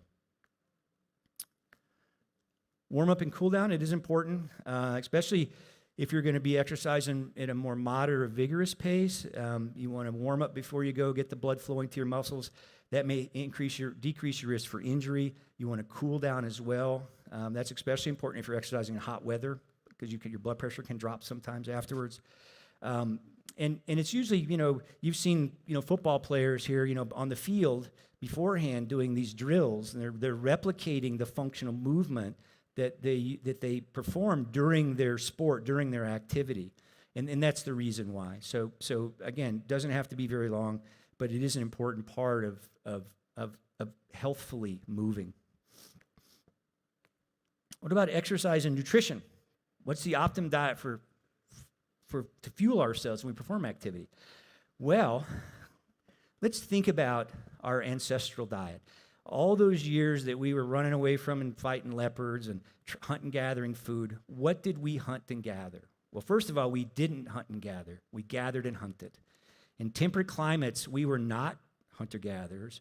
We were gatherer-hunters. And it's felt that it's estimated that about 75 to 80% of our calories came from plants. It was much easier to gather plants out of the ground, out of the woods, than it was to hunt down big animals. What were those plants? They were unprocessed roots, stems, leaves, seeds, fruits, nuts, vegetables. Today we called that lunch, right? There was no white flower tree. There was no canola oil bush. There was no Dr. Pepper nut, right? So all this think about your car, right? When was the last time anyone in this room put diesel gas in their car and expected it to run right? No one, right? When we eat these edible oils, these artificial sweeteners, food dyes, processed grains, processed sugars, we are fueling our bodies with diesel gas. And again, we're going to talk a little bit more this tomorrow. There was no dairy. Dairy did not enter the human diet till about 8,000 years ago because we had to domesticate other mammals to even get access to their milk, right? That may seem like a long time, but if you look at the expanse of human history, that is a blink of an eye, right? A very recent addition to our nutritional repertoire. If you think about what dairy is, right, it's a biologic fluid that evolved to facilitate a species-specific, a baby mammal turn into a mammal big enough to find food on its own. And once that happens, guess what? We don't need our mother's milk anymore. So when was the last time you went to the grocery store and saw a shelf full of human milk to bring home to put on your cereal, right? Never. So why would so I find it particularly bizarre that we go and buy another mammal's milk that evolved to facilitate a 70-pound cow turn into a 700-pound cow, right? That doesn't make sense. Now, there's no doubt our ancestors ate some meat, and it wasn't very much. It was wild animals, not the the way we raise animals today is processed food, right? Stuff full of corn, antibiotics, and hormones. But it was a plant-predominant diet, very high in fiber, very low in fat, and highly anti-inflammatory. We're going to talk more about this tomorrow because this is probably the most important reason. It was 75%. The natural macronutrient ratios were that 75-80% carbohydrate, which you've already heard. That maximizes glycogen restoration. It's the anti-inflammatory part for recovery. And we're going to talk about this tomorrow, which is the most important part of all this.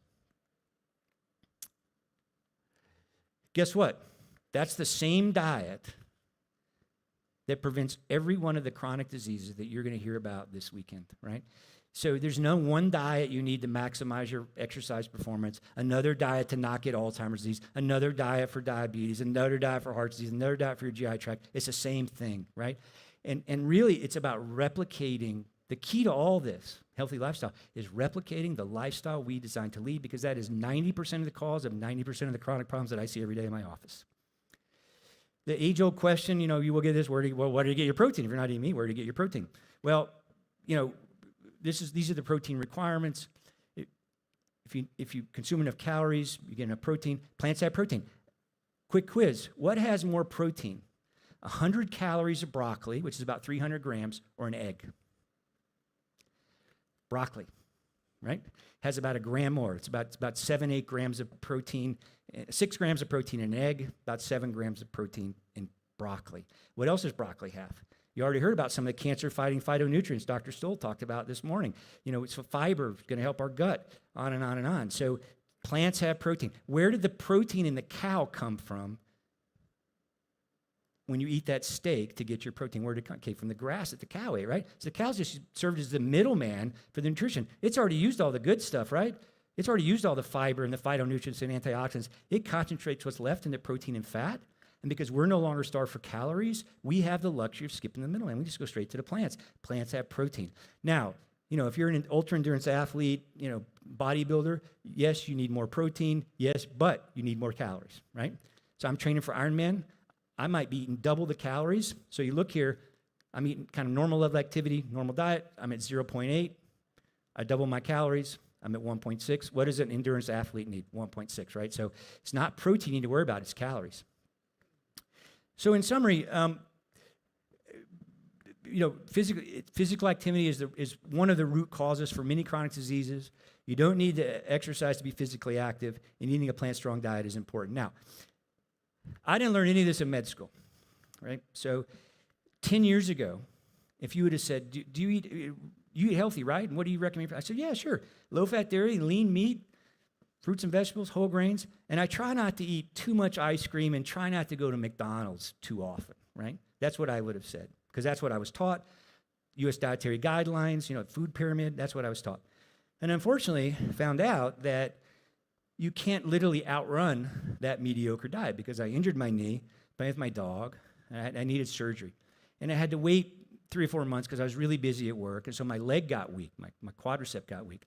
So I had the surgery, and now my leg was weak, and it was uncomfortable to rehab, so I just didn't do it. I mean, Dr. Stoll's probably seen many patients like me. I'm probably your worst nightmare as a patient.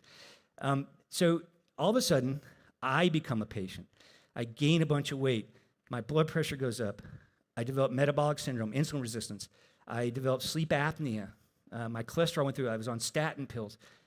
I'm in St. Louis, Missouri, Washington University doctors, world-renowned. No one ever, I wish I would have known this then. No one ever talked about this. So I'm laying on the couch one day, and I stumble across the documentary Forks Over Knives about food as medicine. I'm like, wow, food is medicine. Who knew, right? So I decide to go on a plant-based diet, rehab my knee, adapt to the lifestyle we're talking about here, right? 4 months later, I'd lost 50 pounds, 25 kilos. My cholesterol dropped 100 points. All my chronic medical problems went away. I could move again. And at age 60, I'm 62 and a half, to 2 years ago at age 60, I did an Ironman triathlon.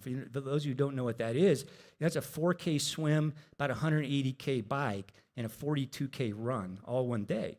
And I'm not suggesting you need to do that to be healthy, but what I am suggesting, when we do lead a lifestyle, the lifestyle we're designed to lead, we find that balance between our physical health, our emotional health, and our nutritional health. We are capable of remarkable things. So, thank you. Thank you, Judge Haynes. Can I just, I'm going to steal you for just a minute, because I want to make sure that I answer this question. I'm just going to make sure that we're making good attendance to those interactive questions. A gentleman by the name of Hassan says, can you describe HIIT, and is it better than FIT, F-I-I-I-T? Well, FIT is the construct for exercise prescription. So it's frequency, intensity, time, and training. HIIT training is a form of. Okay. So HIIT training is high intensity training. Mm-hmm. So as opposed to going out for a run for 30 minutes, it's these very short bursts of exercise that last, a minute, 30 seconds, and you do it typically in a 10, 15-minute session. There is some evidence that HIIT training has benefit from a cardiometabolic standpoint. And I do some HIIT training myself, but so HIIT training is a specific type of exercise. So FIT is the construct of exercise prescription. Sounds good. Does that make sense? Yeah. Right. Thank you. Thank you, Dr. James. I'm just going to conclude it at that, just to give room for the next session. I can grab that off of you. Thank you. All right. If people worry themselves sick, could they not change the way their brains create vibrations in the body to create ultimate health or begin a healing process? My father's typical MO, and I believe so many fathers out there, is that he held things in. He didn't express himself. He's kind of like, I'll kind of figure this out kind of individual. My dad, like many dads out there, has went through major stresses, and all he did was self-medicate. Ladies and gentlemen, kindly welcome back on stage the interventional cardiologist, Dr. Baptiste.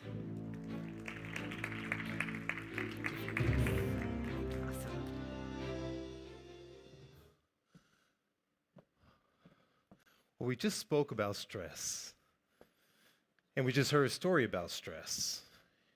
I asked you all earlier about your level of impact with stress in your life and the things that you've experienced, and I can tell you, I had a colleague once who looked at me and she said, Columbus, you're really good with the nutrition. So you're good with exercise, but you stress too much. You stress too much. And I said, I didn't ask you for your opinion. Didn't ask you for your opinion. And one of the things I mentioned, I didn't learn inside medical school. There was a condition because it wasn't really described well. And I'll describe it in terms of an article actually I read about a Saudi woman, 38-year-old Saudi woman, housewife, mother of 6 children, came to the emergency room with sudden onset of chest discomfort, kind of radiating all around. I told you before that women typically present differently than men, may have shortness of breath, may have back discomfort, may just be tired. But she had this crushing chest discomfort, had some dizziness. She was restless, couldn't quite get still, a bit short of breath as well during this time. She actually had no risk factors. She was only 38. No smoking, diabetes, no high blood pressure, no strong family history whatsoever. But she did have a remarkable family history of depression. It was something that was a burden inside of her family, something she dealt with after having her 6 kids. And she was always distressed and worrying about her kids. I can tell you, I'm not a mother, I'm not a 38-year-old mother, but I worry about my own kids. My wife would say, "Are you even calm inside the cath lab?" And I'm calmer in the cath lab with someone crashing in front of me than with my own kids, that's for sure. And when she came in, her blood pressure was low. It was 85/50. Heart rate was up. It was 100 beats a minute too as well. Now, what we call about this thing called jugular veins is that we almost look at it like a thermometer as far as cardiologists. And we can assess what the pressure is inside your heart by looking at your neck and looking at the pulsations. And it gives us a reading of if there's excess fluids and pressures inside your heart. So hers were actually okay. The rest of her exam was really unremarkable. Now, to those of you, the untrained eye, what we always care about is we care about the ups and the downs, the fast and the slows, right? That's basically it. Very simple. I told you, cardiologists, we don't have to do a whole lot. And so the ups, if you see over towards the right of the screen, you see this big downward check mark going down, and then you see it rises really up high and then it slopes down. That's concerning to us as cardiologists. What this immediately makes us think is this person is having a massive heart attack. So when we describe a massive heart attack, so I apologize to the rest of the panel here, right? So think of it as if you're digging into a burger, one of the nice plant-based burgers out there. And so you take a little nibble on the top of the bread bun, that's what we call a small heart attack. That's what we call a non-ST segment elevation myocardial infarction. When I take a full thickness bite, that is a massive heart attack. So when we see this elevation, it's suggestive of a massive heart attack, which means it is an emergency. Everything gets activated, all the bells and whistles. So we went ahead and took her in. We did an angiogram on her. This is where we enter into her artery. How many of you are familiar with what an angiogram is? Not very many. Okay, a couple. So what that is, think of it like this. You come in to see me. I'm wearing these scrubs. I have a mask on, like you all are wearing masks. You come in, it's sterile, it's cold. People are hovering all over you. I go ahead and I check the pulse inside either the upper part of your groin or your arm. Then at that moment, I enter into it with a needle and I insert, think of it like a straw, into that artery. Through that straw, I pass smaller tubes to your heart and I inject a liquid that allows me to visualize the vessel supplying your heart. Now, in that moment, I'm able to determine how much blockage you have and whether or not there's anything I have to do in that moment. So in this young lady, although all the features suggested she was having a massive heart attack, we looked at her angiogram and everything looked normal. Now you look at here and you see a bunch of squiggly lines, right? But you think of it is that it's smooth. So once again, I'm using another analogy that is contrary to everything we've spoken about this past afternoon. Imagine you go to a butcher's shop and you see a row of sausages hanging up on the link, and you have all these little indentations there that separate the sausages, right? We're looking for little small indentations inside the arteries, and it tells us there's narrowing that's there, and that's what can cause a problem. Hers look wonderful. And what we realized in this moment is that she had not heart disease. She didn't have coronary disease, typical. She had a broken heart. Not a broken heart from a relationship, not a broken heart because someone left her, not a broken heart like that, but a broken heart of what we now have characterized as Takotsubo disorder. It's an event that occurs from a massive onset of an emotional stressor, the loss of a loved one. It could be the stress over a loved one. It could be after a traumatic event. It could be the loss of a pet, an animal. And so in this instance, your heart becomes frozen. Normally the heart squeezes and it makes a sound, loved up, right? So it squeezes 2/3 of the blood out of it. That's about 65% of the blood that gets moved every single time. Now, all of a sudden, the heart balloons out instead of squeezing in. We call this apical ballooning syndrome or Takotsubo disorder, first described, and it mimics a jar that they use to catch octopus. And so in this moment, it has the same configuration of this stress-induced cardiomyopathy, also known as Takotsubo disorder.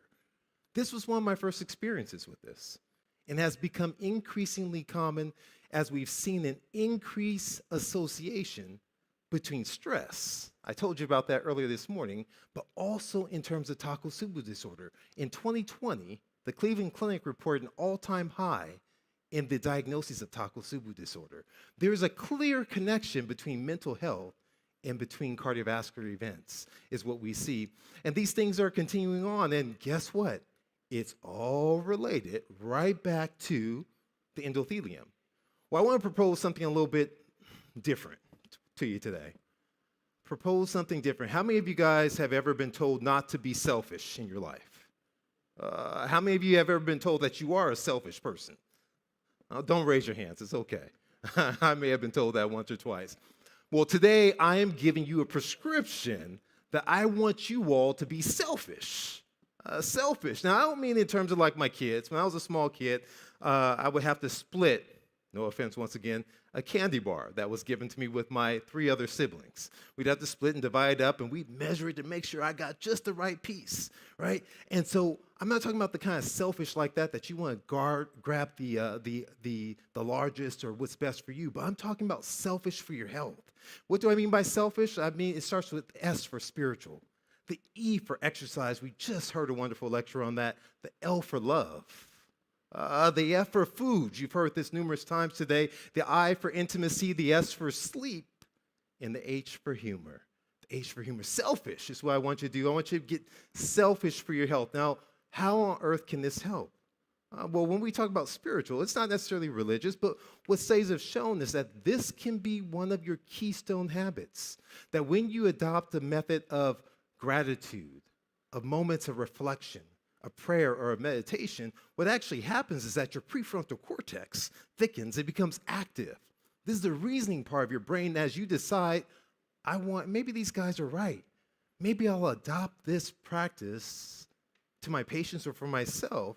Well, as you begin this process of mindfulness, of thoughtful reflection, of prayer, your prefrontal cortex thickens and allows you to be more intentional in your efforts and consistent in your plans. And so what this has been shown in general is that also it's been shown to be associated with a reduction in cardiovascular events compared to those who didn't. We also see that it improves plasma glucose and insulin levels in those who were actually engaged in terms of meditation. Powerful, something so simple, but yet so powerful a tool inside of our arsenal that's here. It also tells us that this with meditation, increased cerebral oxygenation, enhanced performance, tremendous benefits simply by the power of the mind, of thinking there. Once again, my old buddy, flow-mediated dilatation, right? Remember, I told you, the superhero. We have to always make sure we take care of our superheroes in life. That's important. So this is another method that is feeding into our superhero called the endothelium. It relaxes the vessels, empowers them a bit more. Well, what about exercise? Well, we just heard all about exercise here. So I'm going to flip through these slides and forget about exercise. We know about the anxiety and the stress, depression. I tell you the story about my daughter. So she's now 17. This is probably when she was 13. And so, you know, teenagers, they go through their moments. They're a little bit upset, temperamental. And so in this moment, she was grumpy. Would not laugh at my jokes. I think my jokes are very funny, by the way, but wouldn't laugh at my jokes. And so I said, come on, sweetie, let's go for a walk. I don't want to go for a walk. No, we're going to go outside. I don't want to go outside. I said, you're coming outside with me. So we start walking. I'm telling her all my jokes, and she's not laughing. She's just folding her arms, walking. Just halfway through the walk, she starts to chuckle just a little bit. She starts to smile just a little bit. And by the time we made it back home, she said, you know, Dad, you're right. I feel better. A little sunlight, a little activity. It alleviated the stress and alleviated the anxiety and the psychological issues that are there. We know COVID has told us really about the absence and relationship between vitamin D and sunlight in terms of the benefit that's there. Exercise also can help, once again, the superhero in our bodies, the flow-mediated dilatation. So extremely important, whether we're looking at aerobic or resistance training or even combination of both, it provides that benefit. Now, when you combine the S in spiritual and the E in exercise, a little meditation while you're walking, boom, you get even more power, more benefit. So there's power that's there. We look too as well, all these things have been shown. I'm a big proponent of just neat. So the people in the back are getting neat right now, they're standing. That's the goal with getting neat. You want to get neat. So when you go home, just take one thing. We're going to choose to be neat today. Non-exercise activity thermogenesis, just standing, moving around, you're on your phone, and by doing so, you can increase the years of life that you live, and it's powerful. What's the L stand for? Love. Love. Love, something we're grossly in need of inside this world. So you turn on the TV, you interact with folks, there's so much hate easily that it's easy to go that direction, but when we embrace and love, that there's power that's here. Now, what is love? Love is the antithesis of stress. You see that the stress hormone gets you going, the flight or fight, right? But the love, oxytocin, is the tend and befriend. It's the hug. So when you're stressed, you think, well, I'm going to maybe someone will smoke, or they're going to go and sit down and watch TV. But really what you want is you want that interaction. And you want to converse with someone about your problems. And so it produces an anti-stress-like effect. It actually can heal the heart, reparative functions on the heart. It actually can dilate the vessels by simply, once again, choosing to love. It's a choice. Love is an action word. And so it's been hypothesized how this works. The relationship in terms of with the hormones in your body and the interaction, once again, directly related to the heart specifically, and once again, that endothelium, the lining of the vessels, the superhero, by tending to it, it becomes important. The F for food, we talk about food ad nauseum. We understand the importance of food for the gut health. We understand the food as it relates to recovery from exercise. We understand the food for the number of years of life lived for our diabetes and for our heart disease too as well. We understand that foods also fight stress, that they provide you a degree of the serotonin, the feel-good hormone, and help to structure. And so sometimes when I'm feeling a little bit kind of on edge at work, I may have a little small nibble of dark chocolate, and it brings a little smile to my face. I may go ahead and add extra spices to my food. We had some dal this morning, and Jim mentioned, he was like, wow, the spices were so incredible. They just burst, and you talked about the spice markets, and so the incredible aspect of these things that have antioxidant stress-fighting factors for us. It's all around us, the tools and the powers that are there. And so these studies have shown, once again, over and over and over, the vegetable intake associated with protective effects with depression. It's shown green leafy vegetables. I love those. Why do I love them? Cyrus asked, like, what vegetable, what would I bring with me if I was on a deserted island? I wanted to say I would bring some form of a green, but I didn't want to say that and sound cheesy. But the reason why is because it gives you dietary nitrates, dilates the vessels, gives you fiber, gives you the nutrients, the phytonutrients you need. It's endless in terms of the benefits that's there, decreasing hospitalizations. We know fruit is so powerful. I told you already, eat the berries. You want food that has the color of the rainbow. If you engage in eating, here's the trick, right? Not that bananas are bad, not that apples are bad, right? But what happens when you slice an apple? It starts to turn brown, right? A banana turns brown in time. Blueberries, that doesn't happen with blueberries. Raspberries, strawberries, rich in antioxidants, which means it's powerful and beneficial to your body. So these things have been shown over and over again in terms of blood pressure, diabetes, colon cancer, to be extremely beneficial. Beans. That was my second choice. I think I may have said beans, but I wondered if I could actually cook them if I was on a deserted island. These beans have power. Right? I love beans. They're extremely beneficial for you. Don't worry about if they rumble in your stomach a little bit. How many of you guys have ever had that rumbling feeling in your stomach when you have beans? That just means it's working on your behalf. right? Embrace the rumble in your stomach. That's okay. You know, we can work that out. Nuts, too, as well. So it's the seeds, and we see a beneficial effect. Now, I don't mean the ones that are coated in candy and all this other business like that, extra salted. I mean raw nuts. I don't mean eat them like they're prepackaged. Eat them like if you had to go pick them off of a tree or whatever else and crack them. And remember, my parents would have pecans. They'd have to crack and pick the shells out of them. It took a while to eat the nuts. Now we just go for handfuls. So we don't want to do that, but you want to embrace what's there, what's on earth for you. Spices, we spoke about spices already. Extremely beneficial, and guess what? Once again, when you move towards eating these foods, it treats your arteries, it treats the vessels, and we know that there is extreme value and benefit, as I spoke about earlier today, in all of these things for the arterial function and moving away. Intimacy. Now, I don't mean in terms of a husband and wife. I always give the example, my mom lives with me. And I say, let me repeat that again. I don't live with my mother lives with me. All right, just want to be clear on that. I don't live with my mother lives with me. And so at times I'll ask my mom, she's like, who's your best friend? I'm thinking she's going to say me, right? I mean, I'm a nice guy. And she says, her dog Precious. And I'm like, really? Precious is your best friend?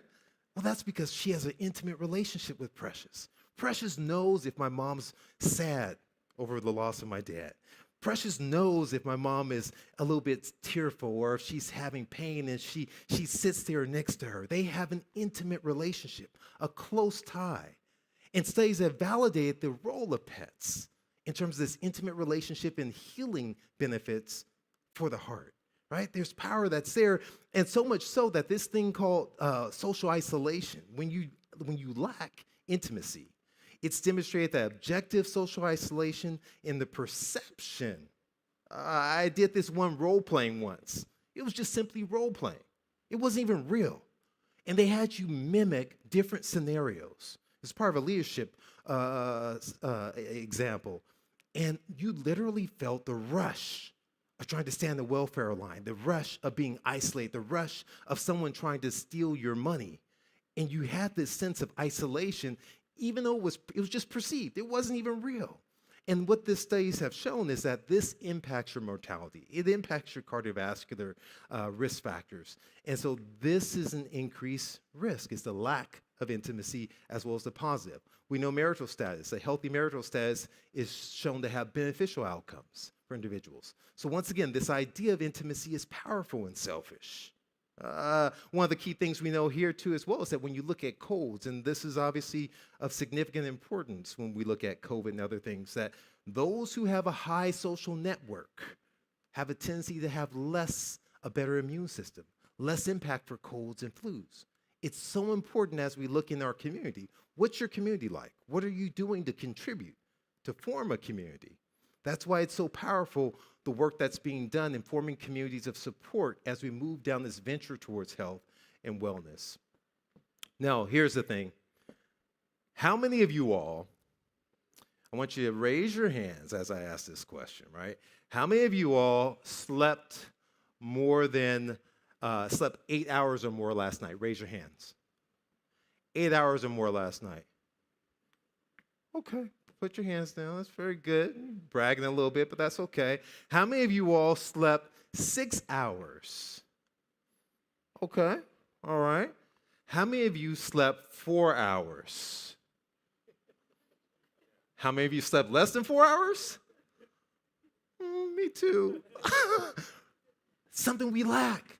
We think we have to be more productive, right? Oh, I have to get things done. We have so much on our mind. Why is that? Because we're stressed many times.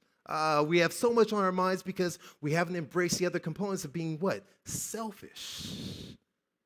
And as a result, we lack out on something that's vitally important in our productivity. I'm not even going to think to steal the thunder from my dear kind colleagues, as they can express the details of sleep much more than I can. But sleep has power, I want to tell you, in terms of predictive nature for your heart. And for cancer, and for strokes, and for all causes, sleep is important. This third of our lives that we spend, or we should be spending in sleep, is not wasted time. It's important time, as important as the undiscovered ocean that's out there. Because we haven't explored all aspects doesn't mean it's not important, right? So sleep is important, and this absence or presence of sleep also affects, guess what? The superhero in our bodies, that endothelium. Everything is connected, and that's what I'm trying to convey from the idea of selfish. It's not just one thing. It's a complete package when we look at achieving a healthful state that's there. What's the H stand for? Laughter. Humor. Humor. How many have heard the old adage, laughter is the best medicine? Laughter is the best medicine. I ask my patients when they come and see me, I'll ask them 2 questions. Tell me the last good thing you laughed about. All right? Tell me a joke. Tell me the last thing you did selfishly just for you. Not for anyone else, just for you. Laughter is powerful. No offense, even if it's a dirty joke, even if it's a Netflix comedy, laugh. Laugh out loud. LOL, laugh out. Isn't it laugh out? Laugh out? Yeah, that's right. I'm getting my age. See that? You know, that's what you want to do in that particular instance. It tells us that it can be impactful as it relates to not only blood pressure, right? So there's been studies that have been done looking and comparing individuals going into horror movies versus individuals going into comedies, and showing the interaction on the endothelium and the power that's there. Our choices and what we put into our minds and that we visualize play a significant role in our outcome. These very simple things that we have to do. So we have to look at these things. This is the example I was telling you about the movie. 35% reduction in flow-mediated dilatation compared to baseline followed mental stress, right? As compared to a 22% increase in the dilation, the responsiveness of the vessel with laughter. Laughter. I wish I had a great joke I could tell you, make you all laugh right now, but I'm probably a horrible joke teller there. Here's the key thing. Very simple approach, simple lecture. Get selfish, right? That's the key. You want to get selfish so you can live a life of purpose. Get selfish so you can be a vital member of your community. Get selfish and transform your health. Get selfish and change the world. That's what it's about. Get selfish today. That's all I have for you. Knowing is not enough. We must apply. Willing is not enough. We must do. Actually, I think I like Scott's quote even better than this one. I'm going to steal it, Scott, next time. But this is from an old sage philosopher named Bruce Lee that I followed when I was a kid. All right, thank you all. All right. I'm going to be selfish for you and for me. Do we have any questions for Dr. Columbus right over here? All right. Anyone? Very good. Okay. All right. Thank you so much. Absolutely. All right. Our session before last, ladies and gentlemen, we're going to have a panel discussion with athletes and speakers. But first, let me please ask our next distinguished speaker and moderator who's going to be moderating the athletes and the speakers. You've heard her before, Saudi's very own. She's the founder of Jeddah's She Fit Gym. Please welcome Haya Sawan. Not yet? Do we need a break? Yes, we need a break, a good 20 minutes? Okay, we need a break for a good 20 minutes, and then we are going to convene back in again. 20 minutes, ladies and gentlemen, and we'll be back again with our panel discussions with our speakers and athletes. Thank you.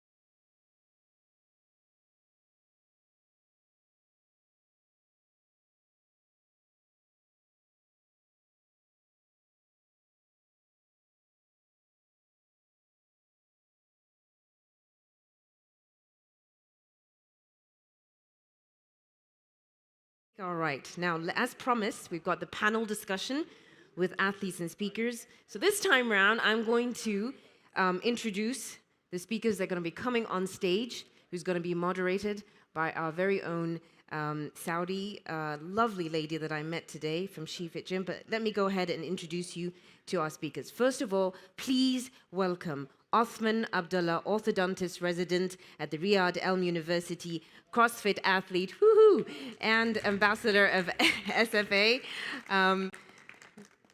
Thank you so much, Othman, for being with us today.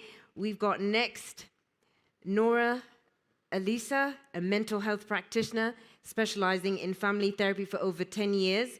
Nora developed a mental health directory app under the sponsorship of the National Center for Mental Health Promotion that provides information on clinics, hospitals, centers, and associations that provide mental health services within the kingdom.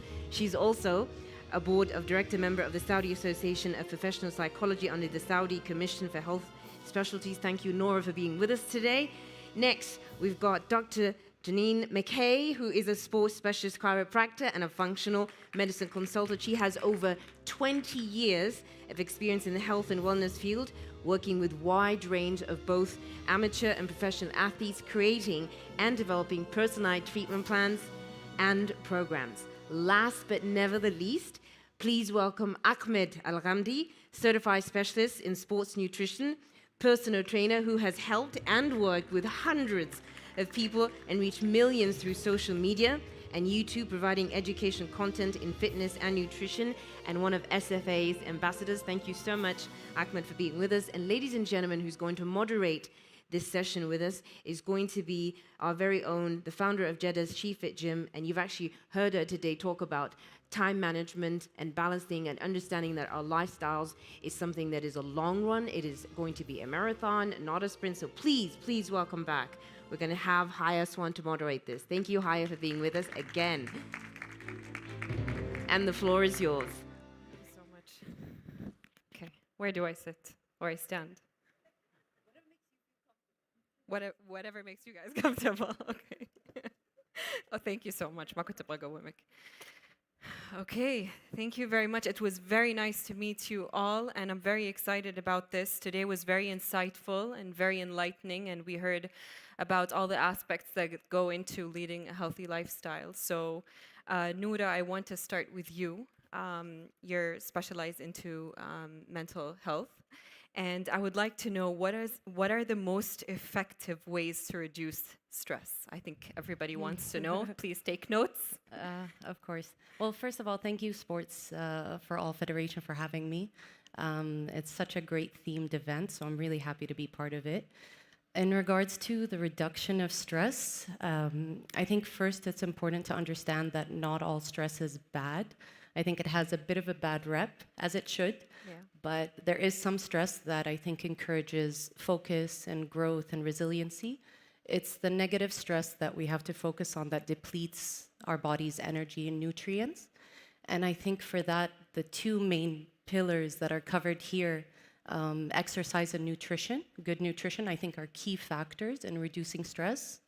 In addition to that, I would say good sleep hygiene. And a pillar that I'm focusing on is mind and body. I think awareness is key and understanding that you actually are stressed. What's great about our bodies is that it acts as a warning sign and it lets us know when something's wrong. So I think listening to that, understanding what the triggers are, and then applying coping strategies like deep breathing exercises, relaxation techniques, investing in personal hobbies that can provide contentment and joy. And there's so many others that, inshallah, I'll be covering tomorrow in my presentation on stress reduction. Great. We're looking forward to that. I would like to ask you, why do people struggle to make that change in their lifestyle? How can we help them to succeed? What are maybe the tips and tricks to make that a bit easier for them to make that shift? So I think any change can be hard. I think breaking a habit is difficult, especially one that's been embedded in our system for so long. Yeah. And when we're stressed, we kind of revert back to poor habits. So I think what I would suggest is just making small changes. I think we always tend to aim for something that's really high. And if we don't achieve it, then we feel demotivated and discouraged. So I would say start small, basic rituals in your everyday, practicing 10 minutes of mindfulness or breathing or exercising at a certain time every day. And then hopefully that can create a habit. And through habit, change can occur. Yeah, and I have to ask because we're trying to be very realistic here. So, what are the common pitfalls? So, maybe we'd be going into this routine and then somehow the cycle is broken or you just lose track. So, how do you get back into it? So I would say some common pitfalls is not having a plan or a strategy, not having alternatives. So when something doesn't work out, you don't get discouraged and demotivated. At least you have other solutions. Having a support system is really important. So if going for a run or a walk is really difficult, then having a walking buddy or a running buddy, and just being aware that it takes time for change. Absolutely, thank you. You're welcome. Ahmed. All right, my question to you is what are the best methods and tools to help someone change their mindset? اوكي. طبعا اول شيء حاب اشكر الرياضه للجميع وشكرا للحضور وشكرا للمشاهدين. الواحد لما يبدا يبغى يغير طريقه تفكيره، اول شيء لازم اذا هو مثلا يبغى يبدا بروتين صحي من ناحيه التغذيه والرياضه، يبدا بالتدريج. لا يفكر الشخص انه هو بيوم وليله راح يغير كل العادات وكل الاشياء اللي يسويها، لانه في النهايه ممكن هذا الشيء يسبب له ستريس ويكون في ضغط عليه ويكون صعب انه هو يقدر يحافظ على العادات هذه لفتره طويله. لكن لما يكون يفكر كيف هو يفكر في الاستمراريه، اول شيء كيف يقدر يسوي شيء على مدى بعيد، كيف انه هو يقدر يستمر في العادات الصحيه هذه لاطول مده ومن غير ما يكون تفكيره ابيض او اسود، يا اني انا راح مثلا يكون اكلي صحي 100% او لا خلاص لو واجهني اي شيء اي ظرف اي حاجه طارئه خلاص هذا الشيء ممكن يمنعني واوقف كل شيء. لا، الهيلثي لايف ستايل او الحياه الصحيه ما هي ابيض او اسود، هي اشياء متراكمه على مدى بعيد تنتج عنها في النهايه شخص صحي. لو مثلا يوم من الايام اكلت وجبه ما كانت صحيه، فكر في باقي الوجبات، فكر في باقي الايام اللي انت ماشي عليها بنمط صحي، هي اللي في النهايه راح تعطيك النتيجه والتاثير. نفس الشيء من ناحيه التمرين، لو انت ما كنت تتمرن ابدا لا تفكر انك تبدا على طول من البدايه انك تتمرن 6 ايام لمده ساعه او ساعتين، لا، فكر انك تبدا بالتدريج، تبدا مثلا ب3 ايام او 4 ايام وبعد كذا تصير انت مرتاح ومستمتع. ضروري انك انت تكون مستمتع بنمط الحياه هذا حتى يكون شيء معك على مدى بعيد، ما يكون شيء مؤقت وتوقف عنه على طول. حلو. طيب حسأل السؤال بالعربي وبالانجليزي يصير. اوكي. طيب انت قلت لنا انه لازم نبدا ستيب باي ستيب او خطوه بخطوه. اكيد. هل ممكن نقول انه الواحد ممكن يبدا ب5 دقائق في اليوم، يعني لدي درجه انه ممكن تبدا ب5 دقائق مشي في اليوم وبعدين شويه شويه تقدر تبني على هذا لما توصل للجول؟ طيب اول شيء احنا من ناحيه نمط حياتنا خصوصا هنا في السعوديه ما عندنا حركه كثيره، يومنا ما في حركه بشكل كبير، فطبعا اكيد اول شيء الواحد يبدا به هو الحركه او المشي. يعني الان كلنا عندنا اجهزه ذكيه وجوالات فيها حاسبه للخطوات، كل جوال الان فيه ستيب كاونتر، فالشخص هو يشوف هو اساسا على روتينه الحالي كم قاعد يمشي في اليوم. لنفترض انه هو اكتشف انه يمشي في اليوم 1000 او 2000 خطوه، خلاص يبدا بالتدريج مثلا في اول اسبوع بدل 2000 خطوه تصير مثلا 4000، فهذه ال4000 راح تكون تقريبا هي الزياده اللي تقريبا 5 أو 10 دقائق يمشي فيها. بالاضافه انه هو يبدا روتين يكون فيها تمارين فيها مقاومه، فيها ريزيستنس، سواء تكون تمارين بوزن الجسم او حتى باستخدام اوزان، هذا لازم تكون جزء من الروتين. وطبعا مو لازم انه هو يتمرن كل يوم، كنقطه بدايه انها تكون لمده 3 ايام، هذه نقطه بدايه مره كويسه. الكلام اللي قلته أو what you just said is really linked to what Noura was saying, because you were saying that we should have realistic expectations and we should take it one step at a time, and that eventually you'll get to your goal. And if you don't, and if you're too hard on yourself, this will cause the stress that we don't want. Okay, I'm moving on to Dr. Janine. My question to you is, how important is stretching in injury prevention? So we're talking a lot about training, but let's get into stretching and the importance of it. Yes. Well, stretching, it can be very beneficial if used in the right context or the right environment. So we hear different terms for stretching like flexibility, mobility, stability, these kinds of things. And if you use your type of stretching technique in the wrong environment, it actually will hinder performance and increase your risk of injury. So it's very important if you're going to do it that you do it in the right place and the time. So for example, static stretching. How many of you static stretch? You know, you're sitting at the office, stretching your neck. Does it work for any of you?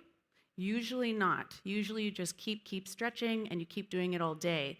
Where if you add in maybe in the busy work schedule, if you're at your desk, you want to add in more mobility type work. So this is actually using force with a stretch or some sort of load. Okay, this will tell your body neurologically that it's okay and you can stretch and you'll have a better outcome than stretching every 5 minutes. And in terms of injury prevention, if we're going to do static stretching before an event, I see a lot of recreational athletes do this before they go for a run. You know, they'll do a static stretch. It's exactly what you don't want to do. That can hinder your performance and also increase your risk of injury. So before activity, you do stuff that's dynamic, warming up, you know, isometric stretching, these kinds of things. If you're a trained athlete, like a gymnast, contortionist, you can get into more ballistic type stretching. And then for just general maintaining range of motion, it's really important you add in mobility work because people will stretch, and they won't get the benefit that they want, right? Because stretching requires mobility, and that is essentially tissue extensibility. So you stretch the muscle fibers, if you think like gum, right? You want to be able to stretch it like chewed gum. You don't want to stretch hard gum. If you have the extensibility and it moves, you're going to maintain and achieve the flexibility you desire, which will then in turn help you prevent the injury. Nice. I'm going to stop you and just, I would like to talk more about mobility here. Yeah. Because we are now being more aware of the importance of mobility. And I'm going to ask this question to you and to Ahmed, since you're also a CrossFit athlete. How important is it in your performance when you're practicing mobility on a regular basis? What is the benefit of that on your training or on your form or on how you perform in your usual training? You want me to go اوكي first? تمارين الموبيليتي اكيد مهمه لان تساعدنا على الحركه. فاذا انت عندك التمارين هي عباره عن حركات، فلو الحركه هذه انت ما كنت تقدر تسويها او ما عندك الموبيليتي الكافيه انك انت تسويها، هذا الشيء راح يعيق تطورك، راح يعيق ادائك عن التمرين. فلذلك ضروري انه يكون في موبيليتي وتستخدم التمارين الصحيحه اللي تناسب حالتك عشان تقدر تؤدي الحركات وتقدر تسوي كل حركه انت تبغى تسويها. صح. Okay. All right. I would also like to ask a very practical question. So if we want to focus on stretching or adding in that stretching in our daily basis, in a busy schedule, how would you implement that in terms of minutes and when exactly? Is it at the beginning of the day, at the end of the day, before your workout? When would you say it would be ideal to practice that stretching? Well, in a busy schedule, you don't want to stretch longer, you want to stretch smarter. So if you're going to do that, again, I talked about static stretching, and it's not actually super efficient. If you're going to try to stretch on a busy workday, you want to stick to, as we just spoke about, is mobility. And the difference between that is that you own your range of motion. It is yours. Static stretching is passive, and you don't actually own that range. You have more longevity in the results of mobility training than you do in just terms of static stretching. So in a busy schedule, there's lots of great applications out there that you can use that will guide you, and it will take you through a quick mobility workout. You could even do 3 minutes, you could do 5 minutes, but the important thing is to use your range of motion to gain strength, not just use a passive device to pull you. Very good. All right. Uthman. Ahlan wa sahlan. Okay. So we were talking about how we can reduce stress with Noura. One of the tips that she gave us was grab a friend or a buddy and go out walking together. So community support is very important, and the people around you play a very big role. So Uthman, قل لنا, what is the importance of community support in lifestyle change? How can we implement that? أول شيء أهلا وسهلا فيكم جميعا، شرفني أكون معكم جميعا. أنت يعني كقامة كلكم ما شاء الله تبارك الله. أحد الأشياء اللي جدا مهمة أمانة حلو ان الشخص يكون من جواته محفز، حلو انه يكون يبغى يوصل شيء معين ويحفز نفسه دائما، لكن برضو لما يخالط ناس في مجتمعه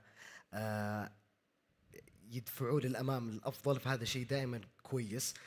صحيح انك عندك الحافز النفسي الداخلي لك، لكن الاجمل لما يكون عندك الحافز الخارجي للناس كلها تكون حولك. فدائما حاول قد ما تقدر انك تخالط الناس اللي يسعوا نفس الهدف. في النهايه حتى لو هدفكم واحد راح توصل، ما عندنا مشكلة.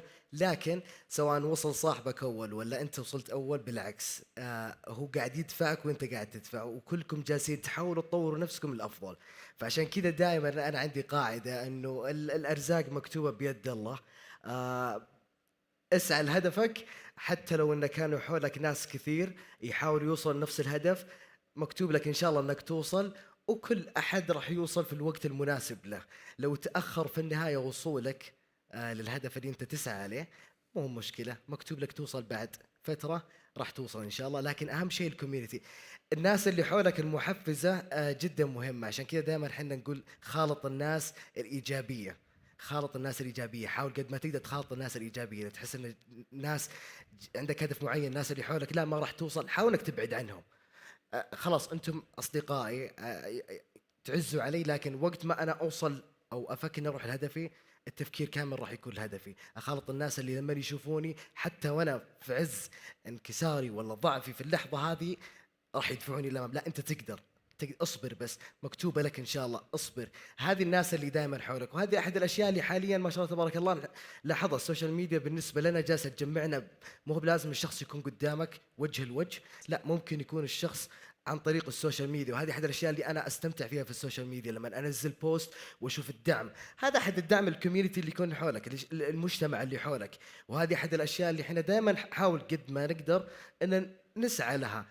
خلك ايجابي للناس اللي حولك، خلي الابتسامه دائما في وجهك، والاهم من هذا كله شارك الناس اللحظات هذه، لان هي اللي راح تدفعك للامام. وحاليا الشيء الجميل في الموضوع، بحكم اني ذكرت السوشيال ميديا، الابلكيشنز والتطبيقات مليانه ما شاء الله. واحد التطبيقات اللي شغالين عليها الاتحاد السعودي لرياض الجميع SFA، من اجمل التطبيقات اللي ممكن تدخلها. مو هو بلازم تعرف احد فيها، ادخل وتعرف، ادخل وتعرف فلان الفلاني، اهلا وسهلا. بعدين حنطلع رن، يلا راح نطلع زي مثلا حاليا الماراثون جالسين نتجهز ان شاء الله، فمسوين جروب. انا لما اروح للجروب هذا انا ما اعرف احد، لكن هذولي خلاص، هذول الكوميونتي حقي، المجتمع حقي. فهذه اشياء اللي جدا احنا نحاول قد ما نقدر ان نكون داخلين فيها. فالمجتمع جدا اساسي مهم، هو اللي راح يدفعك للامام ان شاء الله تعالى، والرغبه اللي جواتك راح تدفعك اكثر باذن الله. صحيح. community is very important. It's a ripple effect. انت تأثر عليهم، هم يأثروا عليك. بالضبط. مضبوط. بالضبط. طيب انت تكلمت بجانب كده في نوع من الوعي والمايندفولنس. صحيح. كيف تشرح لنا او كيف توصف لنا لايف ستايل متكامل من كل النواحي بوعي عالي او بمايندفولنس؟ كيف ممكن تشرح لنا هذا اللايف ستايل كيف شكله؟ احنا دائما لما نجي في الرياضه بشكل عام، يعني بحكم اني اثليت، دائما نركز كيف نكون اقوياء في التدريب وكيف نتغذى كويس، مو مثلا كيف ننام كويس. لكن في جانب جدا مهم، جانب الوعي، كيف انت في عز تراكم المشاعر هذه حولك كيف تصفي ذهنك فترات، لانك تحتاج قد ما تقدر في فتره معينه انك تصفي ذهنك من كميه الوشوشه اللي في داخل العقل. فهنا وقتها لابد انك تجلس مع نفسك لو دقيقه في اليوم قبل ما تنام، او دقيقتين، او زي ما ذكرت الدكتوره 10 دقائق، تاخذ ديب بريث، تسمع صوت انفاسك اصلا جوا، ترتاح نفسيا، تفكر في الاشياء اللي حولك قد ما تقدر، تبعد عن كل شيء سلبي وطاقه سلبيه قاعد بعدها. اسمع نفسك. احد الاشياء اللي انا احب امانه اسويها قبل، يعني لما احس بالستريس سواء في العياده لما اجي اشتغل او في التمارين، في نهايه يومي وانا كذا منسدع السرير وطالع فوق، اخذ ديب بريث، ابعد كل شيء عني، سوشيال ميديا، بعد اي شيء حولي ممكن يشتت انتباهي، ابعده. افكر، اقول الحمد لله انا بصحه كويسه، الحمد لله انا اهلي كويسين، اللي حولي كويسين، المجتمع اللي حولي كويس. نفس 2 3، تسمع صوت انفاسك، تحس وتستشعر بجسمك كامل. بعدها صدقني راحت، يعني تحس بشعور جميل جدا انه الحمد لله كل شيء راح يمشي كويس. لكن الاسترس والضغط النفسي لابد يصير هو اللي راح يدفعك للامام. لو ما في ضغط صدقني ما في شيء راح يدفعك، بس خلى ضغط ايجابي. دائما حاول قد ما تقدر تحول الضغوطات اللي حولك بشكل ايجابي والله يسهلها. يعني تشجع الواحد انه يسوي تامل، ولا انت ما تسوي مديتيشن؟ هذا تقريبا كذا تامل، تبعد كل شيء. طبعا لابد منه، طبعا لابد منه، لان ضغوط الحياه دائما تخليك ستريس شويه، فلا بد انك يعني تبعد عن الكوميونتي شوي اللي حولك، حتى لو كان ايجابي يخليك مع نفسك شوي كذا فتره، نقي ذهنك وصفيه شويه. حلو. طيب نورا نرجع لك. I would like to ask you, how does, again about stress, how does stress reduction, or if we practice some sort of tips the same way you described, how does stress reduction help in regeneration of the body, or how does it affect your body? So أنا ما أعرف إذا أتكلم بالعربي أو الإنجليزي. By the way, I didn't know this was an option. But I mean, generally, when we're stressed, it deteriorates the body, it deteriorates the functioning, nutrients. So the opposite would be true. When we reduce stress, we generally reduce anxiety, depression, irritability, anger. We increase our concentration, we decrease our chances for medical conditions. So all in all, stress reduction is a key factor actually in the regeneration of our body, our mind, our soul moving forward. Nice. Okay. Do we see this instantly? I think it takes time. I think it takes time, and I think sometimes when we don't see that change, we easily lose hope. we can easily fall back. But it does take time. But there's, you know, with time things grow, and I think that's the way to make it sustainable, is just to make it consistent and being available for yourself for that change. Absolutely, and as Ahmed said, it's one step at a time. Yeah, so we should know that it's a journey. It will take time, one step at a time. Definitely a journey. Nice. I'm going to ask each and every one of you the same question, so I'd like to hear all of your inputs in this. حسألك عثمان، كيف تشوف إنه الستريس يرجع يعيد الريجنريشن حق الجسم او علينا احنا؟ ايش هي الايجابيات لما الستريس والتوتر يروح من حياتنا، كيف ينعكس ايجابيا على اجسامنا؟ والله انا بتكلم بدافع شخصي امانه، انا عني يعني الستريس احس انه او الضغط لابد يكون موجود في يومك، لكن هو طريقه تعاملك مع الضغط تختلف، وهي امانه شخص عن شخص تختلف تماما. بالنسبه لي لو اشوف لو اتخيل حياتي بدون ضغوطات بدون شيء، ما في دافع لي يخليني اكمل قدام، بالعكس الضغط هذا يولد القوه بالنسبه لي. احاول قد ما اقدر انا شخصيا يعني احاول قد ما اقدر دائما اتعامل بطريقه ايجابيه مع اي شيء يصير في حياتي. فالضغط بالنسبه لي جميل اذا عرفت اتعامل معه. نوصل ايام ضغط يعني كبير جدا وتطلع اشياء سلبيه، لكن نرجع ونقول هي فتره وتعدي، دائما هي فتره وتعدي في الضغط. فدائما الفتره هذه كيف مدتها وطولها يعتمد عليك انت شخصيا، كيف انت تتعامل مع السلبيات اللي تجيك في يومك، او ضغوطات العمل او ضغوطات الدوامات بالذات. فانا بالنسبه لي الضغط يولد قوه عندي دائما الحمد لله. ما قد عمري الحمد لله وصلت لمرحله اني احس الضغط جالس يخليني ابغى اوقف عن شيء، لا بالعكس يولد قوه، بالعكس حافز لي اني اقدم افضل. فهذا بالنسبه لي الضغط، يعني انا اشوف انه مجرد كلمه بالنسبه لي. برضها مايند سيت. هي تعتمد دائما بالنسبه لي على المايند سيت، يعني كل شخص وكيف طريقه تفكيره وتوجيهه للحياه. ونرجع ونقول الناس اللي حولك، صحيح، الناس اللي حولك هي اللي بتكون محفزه لك اشياء كثير، هي اللي بتخليك يا تشوفها بطريقه ايجابيه، خصوصا الناس اللي يجي يقول لك انت ايجابي بزياده، انت لا خليك صحيح. ايجابي بزياده مو مشكله، ولا تكون سلبي وتاثر على اللي حولك.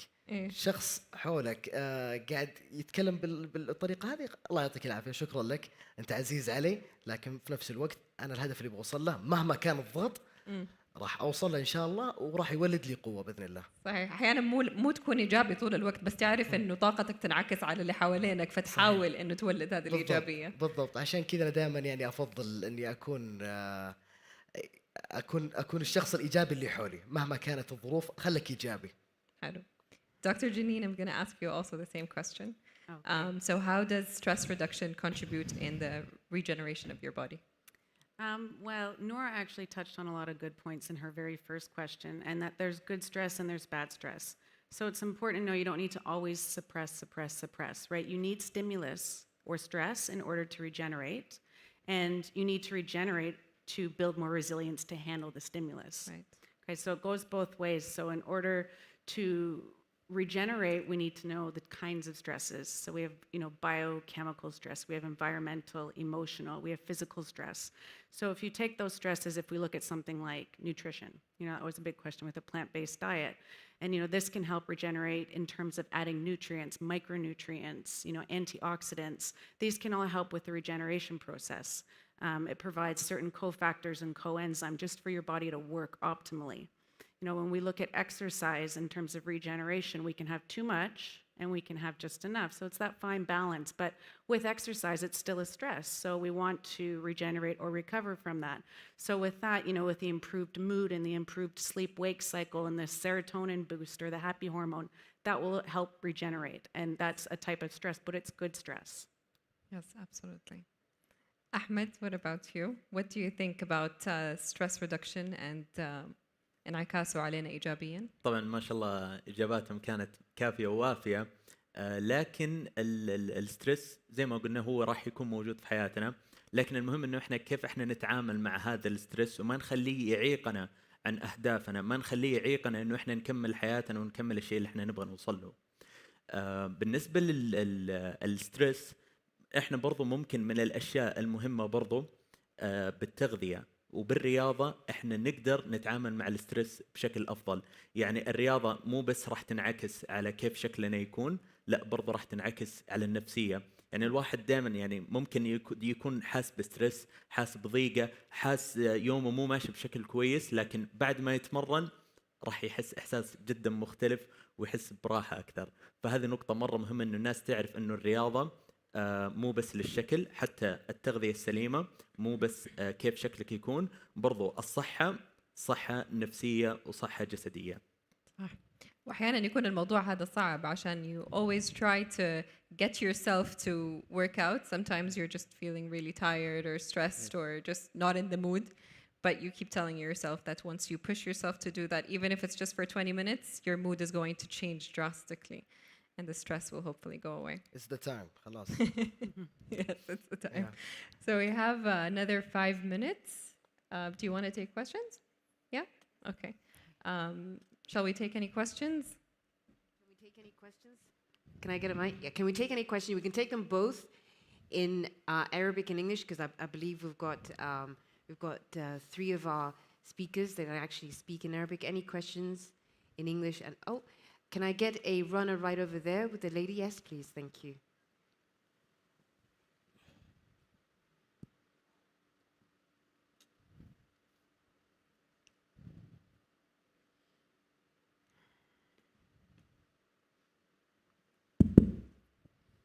السلام عليكم.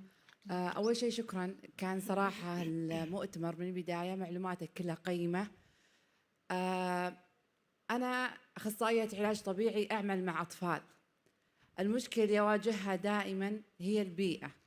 كيف ممكن يعني للأسف الشديد ذوي الاحتياجات الخاصة اللي أنا أعمل معاهم ما ألقى أي مكان أو بيئة مناسبة إنهم يكونون physically active أو إنهم يمارسون نوع رياضة معينة.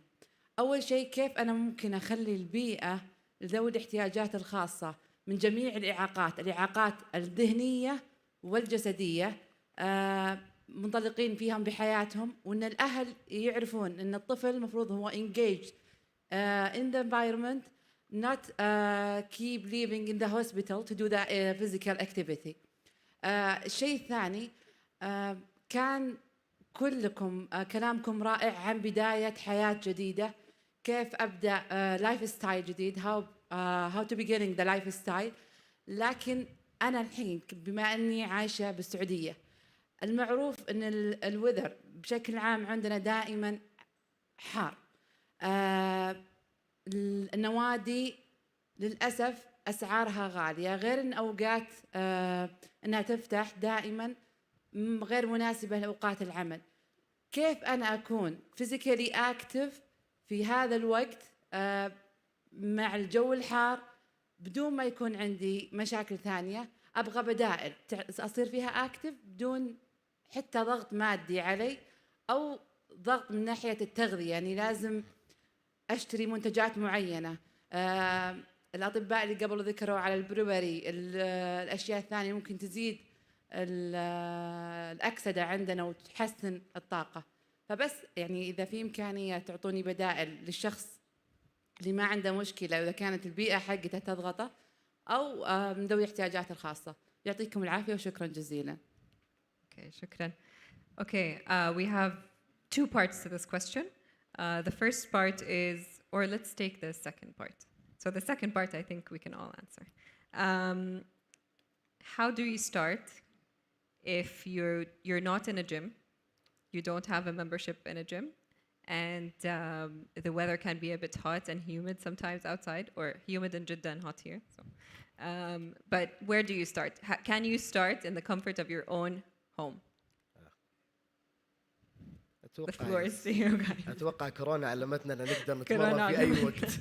يعني من بعد كورونا أنا متأكد 100% أن الكل يقدر يتمرن في أي وقت في أي مكان. أنا أشوفه خلاص يعني.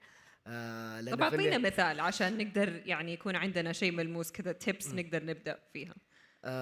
هو أمانة يعني دائما حنا يعني نحط عقبات قدامنا. هذه لابد أن نحطها في ذهن. لازم أحط عقبات قدامي عشان ما أوصل المرحلة إني أتمرن. لا، تقدر تتمرن في البيت، تقدر تتمرن بتمارين كلها وزن جسمك وكل الأدوات تكون موجودة من أثاث البيت. يعني مثلا البوش اب تقدر تسوي البوش اب، إذا ما تقدر تسويه تقدر تسوي ني بوش اب. البوش اب احنا نعرف انه يستهدف عضلتين في الجسم واكثر من عضله ثانويه، فهذه احد الاشياء. السكوات مثلا، الاير سكوات تقدر تسويه في البيت.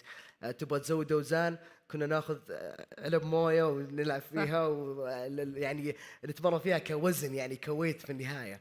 فبالنسبه للجو، الجو دائما في الليل يكون لطيف يعني، وكان حر في كورونا وطلعنا مشينا، يعني الامور كانت طيبه الحمد لله. مزبوط. برضو أحمد دربت وقت كورونا؟ أكيد في البيت؟ إيه طبعا كانت من أفضل التجارب بالنسبة لي إني أتمرن في البيت، لأنه تعلمت يعني أنا طول فترة حياتي أنا أتمرن تقريبا من قبل كورونا 9 سنين وأنا أتمرن في الجيم، ما قد أتمرن في البيت أبدا. فجات فترة كورونا قلت هذا التحدي بالنسبة لي، وأنا لازم خلاص يعني أبدأ روتين جديد، أعرف كيف أنا راح أتمرن في البيت. فاللي سويته بكل اختصار، أنا الآن لما أروح النادي أنا قاعد أسوي حركات، يعني أنا قاعد أسوي سكوات بغض النظر إيش الماشين أو إيش الإكويبمنت اللي أنا قاعد أستخدمها عشان أسوي سكوات. إذا أنا مثلا والله قاعد أسوي حركة فيها بوش، فأنا قاعد أسوي بوش، ما يهم إيش الأداة اللي أنا قاعد أستخدمها. فأنا كل الحركات هذه مثلا اللي فيها دفع أو اللي فيها سحب أو اللي يكون فيها سكوات أو اللي فيها كل الحركات اللي أنا ممكن أسويها، أقدر أنا أسويها بأي أداة ثانية أو بدون استخدام أي أدوات. يعني زي ما قال عثمان إنه ممكن حتى تستخدم الأثاث في البيت. طبعا أنا الأثاث استفدت منه أكثر شيء فترة كورونا، لأن كنت أجيب مثلا على سبيل المثال أنا أسوي تمرين الدبس، فكنت أجيب تقريبا طاولتين بس ارتفاعها أعلى من هذه واثبتها واسوي عليها دبس. خلاص انا هذا الشيء المتوفر عندي، انا ما راح افكر في الاشياء اللي مو موجوده عندي، انا افكر في الشيء الموجود اللي عندي، لانه هذا الشيء اللي راح يفيدني. بس لما اقول لا انا والله مثلا ما عندي كذا او ما عندي كذا او ما عندي كذا، ما اسوي شيء، انا ما راح استفيد. صح. انا افكر ايش الموجود عندي وابدا ابني عليه. مزبوط. Dr. Janine, would you like to add? Yeah, I was just going to add something quick. I think these two covered it. I heard some push-ups and squats. But just a pro tip, don't think about it. It's 1, 2, 3, go. You just do it. Yeah. Yes. And that's that. Absolutely. أنا بس أبغى أقول شيء عن الاحتياجات الخاصة، تفضلي. كذا أنا كمان أشتغل مع أطفال عندهم احتياجات خاصة. ترى بعض النوادي يستقبلوا احتياجات خاصة، حتى نوادي عامة مو هدفهم الاحتياجات الخاصة. But if you'd like أعرف الوقت خلص, we can just sit and talk إذا ودك عن بعض النوادي اللي يقدموا خدمات. All right. Thank you so much, ladies and gentlemen. That was your speakers, athletes, and professionals. Please welcome them again. Thank you so much for being here with us, guys. We're going to have our last session. Thank you, guys. Thank you. Thank you. All right. Okay. Thank you. Thank you very much.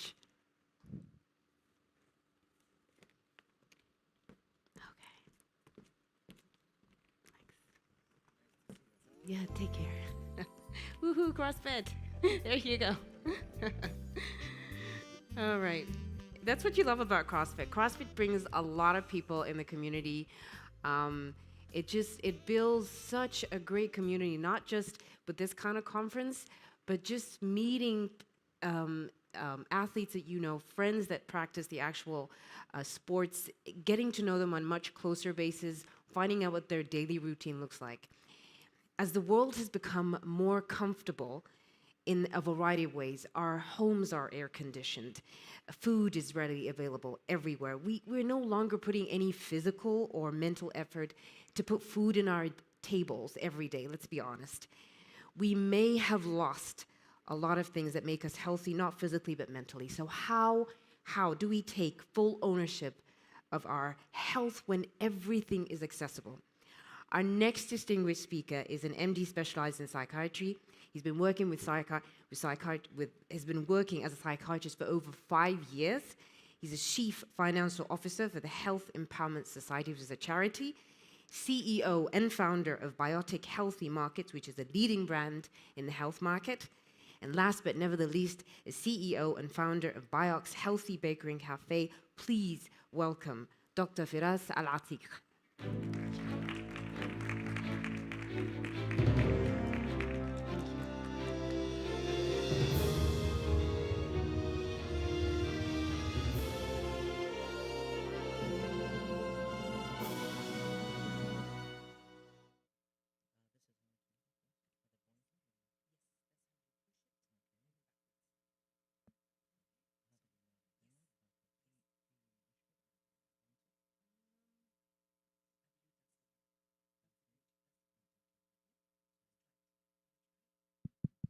السلام عليكم. الصوت واضح ولا لا؟ لاني اخترت المايك بدل النوع الثاني من المايكس. المايك هذا البورتبل. الصوت واضح للجميع؟ ممتاز. طيب اليوم انا وش بتكلم عنه؟ طبعا بكون في موقف صعب في الحديث، موقفي مو بسهل، اللي هو عن شيء حتى تو انسأل او علق عليه، اللي هو موضوع الاسعار او غلاء الحياة الصحية. فيعني والأسوأ من الموضوع اني جاي في اللحظه الاخيره واخر وركشوب او اخر توك يعني في المكان. طيب برجع اعرف بنفسي. انا اسمي فراس العتيق، انا طبيب نفسي وعندي محلات صحيه، فانا الحين في وجه المدفع من ناحيه الاسئله عن موضوع الاسعار وبتكلم عنها. طيب التوك اول شيء كان healthy living is pocket friendly. ترى الاوريجينال توك الاساسي رفضوه اللجنه، كان I'm not rich enough to be healthy، بس قالوا انه يعني قد يحدث يعني مشكله هذا النوع من العناوين. طيب قبل لا اتكلم عن الموضوع، حنا هنا انا مو بجاي اقول توك اقنعكم فيه، ولا اقول لكم انا صح ولا انا غلط، ولا انتم صح ولا غلط، ولا اللي مستمع اونلاين يقول هذا صح ولا غلط. حنا جايين نناقش دائما حتى في العياده، يعني على المستوى الشخصي لما يجيني احد مريض، مو حتى شخص عادي، لما اجي انا اتكلم معه خلينا نقول نشتغل في السايكوثيرابي معه، ما نقول له احنا بنغيرك الان او بنغير تفكيرك الان او بتوافقني تقول صح عليك الان او غلط عليك الان، لا، مجرد نقاش. قد كلمه قلتها انا في النقاش تكون زي البذره في دماغ هذا الشخص وتتحول بعد فتره وتتحور لين ما توصل قناعه مختلفه، وقد لا يستفيد منها ونجلس على جلسات ثانيه مره ومرتين وثانيه، تكون كلمه انقالت في الجلسه الثانيه او الثالثه هي اللي تغير القناعه. هذا اللي نبي نحاول نوصل له اليوم. يمكن انا اليوم اقتنع ان فعلا الحياه الصحيه غاليه، احد من الحضور يفهمني، ليش لا؟ فكره تنحط براسي، بس وش الهدف منها؟ اني احاول انا كشخص عند القدره او في المجال انه يغير، انه يغير. طيب اول شيء، كل هذه الحياه من مفهوم نقاشنا الان لحديثنا الشخصي لكلامنا من شخص لشخص لاي موضوع في الحياه يعتمد على شيء واحد اساسي، اللي هو البرسبشن او بالعربي الادراك. احنا عندنا حواس 5، نشوف، نسمع، نذوق، نلمس، نتكلم. كل هذه الحواس ال5 تعطينا شيء اللي هو المعلومه. انا اسمع معلومه، انا اشوف معلومه، انا اقول معلومه، انا اخذ معلومه من حواسي الخمس ادخلها دماغي تطلع كنتيجه. العمليه من انا اخذ المعلومه لين تدخل دماغي الى تطلع نتيجه، هذا هو الادراك او البرسبشن، وهو راح يعتمد بشكل كبير فيه او عليه حديثنا لليوم. هل الجلسه تفاعليه؟ can I take questions directly from the audience؟ اوكي طيب خلنا اخذ كذا سؤال عشوائي. لو اقول مثلا شطه، بختار اي احد ترى اللي مو متكلم بأشر عليه. لو اقول شطه وش يجي على بالكم؟ عثمان ايش؟ اي يعني وش يعني؟ شيء حار، غير شيء حار وش يجي في بالك؟ اي احد. شطه ايش؟ سريع. اوكي طيب غيره؟ احمر. اوكي انترستنج. كنا هنا نتكلم عن ما ادري وش تقول انت اول شيء لين وصلنا الاحمر لين سريع. وش بعد غيره؟ ايش؟ حرقان. اللي انقال هذا كله وش عباره عن ايش؟ perception. حنا ناخذ الشيء شطه. في المثال اللي انا حاطه هنا حار، حنا تو قلنا 20 جواب، هل في واحد منهم كان خطأ؟ ما في أحد كان خطأ. هل أقدر أنا أقول أن جواب عثمان ولا جواب الناس اللي جاوبوا هنا خطأ؟ لا، هذا البرسبشن حقهم عن الموضوع. الشطة بالنسبة لهم سريعة، الشطة بالنسبة لهم في جواب ما انقال كنت أتوقع ينقال لذيذ، في ناس شطة يعني لذة. فكل أحد عنده برسبشن عن الموضوع. الشخصين اللي هنا موجودين كلهم ينظرون، أتوقع البوينتر مو واضح، في واحد يقول 4، في واحد يقول 3 من الصح من الخطأ. ما حد يقدر يقول هذا صح هذا خطأ. فكل نقاشنا وحوارنا وتعليقاتنا كلها بتندرج تحت شيء واحد، perception. اللي تو قال عثمان في جوابه على الموضوع المعوقات او العقبات اللي نحطها، هذا جزء من البرسبشن، من ادراكنا للموضوع. احنا ناخذ معلومه او صعب اسوي رياضه، اوكي بعدين اسوي معوقات. المعوقات هذه جزء من العمليه الادراكيه للشخص او البرسبشن حقه فيها. نفس الشيء في مستهل حديثي اليوم عن غلاء الحياه الصحيه، هي بشكل اساسي مبنيه على البرسبشن. طيب في كومن كذا سنس طبعا واللي كل يعرفه، انه عشان يكون عندك هالجسم، ولا تسالوني ليش نحط واحد بسروال وفنيله، لكن يعني خلل غير متوقع. فعشان يصير عندك زي هذا الجسم لازم يصير عندك 1 500 500 3 4 دراهم. هل هذا الكلام صحيح؟ Is it true؟ خلينا نسوي فوت على الموضوع. اللي يشوف انه صحيح بس يرفع يده. يا جماعه معقوله كلكم تشوفون الاكل الصحي رخيص؟ احد يقنعني؟ انا وانا راقي هنا رساله نوتيفيكيشن على حساب بايوتك، يا اخي مشكلتكم اسعاركم غاليه. تبون تقولوا لي لو واحد هنا يشوف ان الاكل الصحي غالي؟ 1 2 3 4 اي الحين طلعنا صدق 5 6 ايوه الكل، انا متاكد ان الكل يشوفها صحيحه. طيب من اللي يقول ان الحياه الصحيه او الاكل الصحي او حتى الرياضه رخيصه؟ يرفع يده. او خلينا نقول عاديه متناول الجميع. 1 2 عزز لي انت، خذ الفكره اللي هنا الثانيه عشان انا اقدر امزح معك. 1 2 3 4 5 6 هلا قول متناول الجميع بس ممتاز، بس مو رخيصه. يعني ستيل انت تشوفينها انها اغلى من الحياه اللي مو بصحيه. ممتاز. سميه بارت الرياضه هو الرخيص، الاكل الصحي هو غالي. هذه مصالحكم. ايوه احمد حسب اختياراتك. جود انسر. اجين شوف قاعدين نرجع للبرسبشنز اللي تكلمنا عنها من البدايه، كيف كل واحد قاعد ينظر للموضوع. واحده قالت انها والله غاليه بس مو يعني تعتبر عاديه افوردبل بس مي ارخص من الحياه الغير صحيه. واحده تشوف في بارت وبارت. هنا يقول على حسب خياراتك مجددا. طيب الفوت يوضح ان في اختلاف، يعني ستيل في ناس يشوفون ان الحياه الصحيه غاليه. طيب قبل لا نناقش اصلا الحياه الصحيه، وش الحياه الصحيه؟ وش الحياة الصحية؟ الحياة الصحية احنا نقدر نروح من رز وبروكلي خام ما في أي شيء، عبارة عن يمكن كم 200-300 كالوري، إلى وجبات متكاملة متنوعة إلى آخره. من اللي يحدد وش الحياة الصحية؟ وش الأكل الصحي؟ وش الرياضة المناسبة؟ وش المجهود المناسب؟ من اللي يحدد؟ في معيار متبع اللي هو الافريج كالوري انتيك مثلا 2000 ولا على حسب وزن الشخص وحجمه وطوله والى اخره، وفي الكلام العام. مشكله الاساس عندنا اللي هو تعريف الاكل الصحي او وش الغذاء الصحي. الغذاء الصحي ما له تعريف معين، هو خيار كل شخص.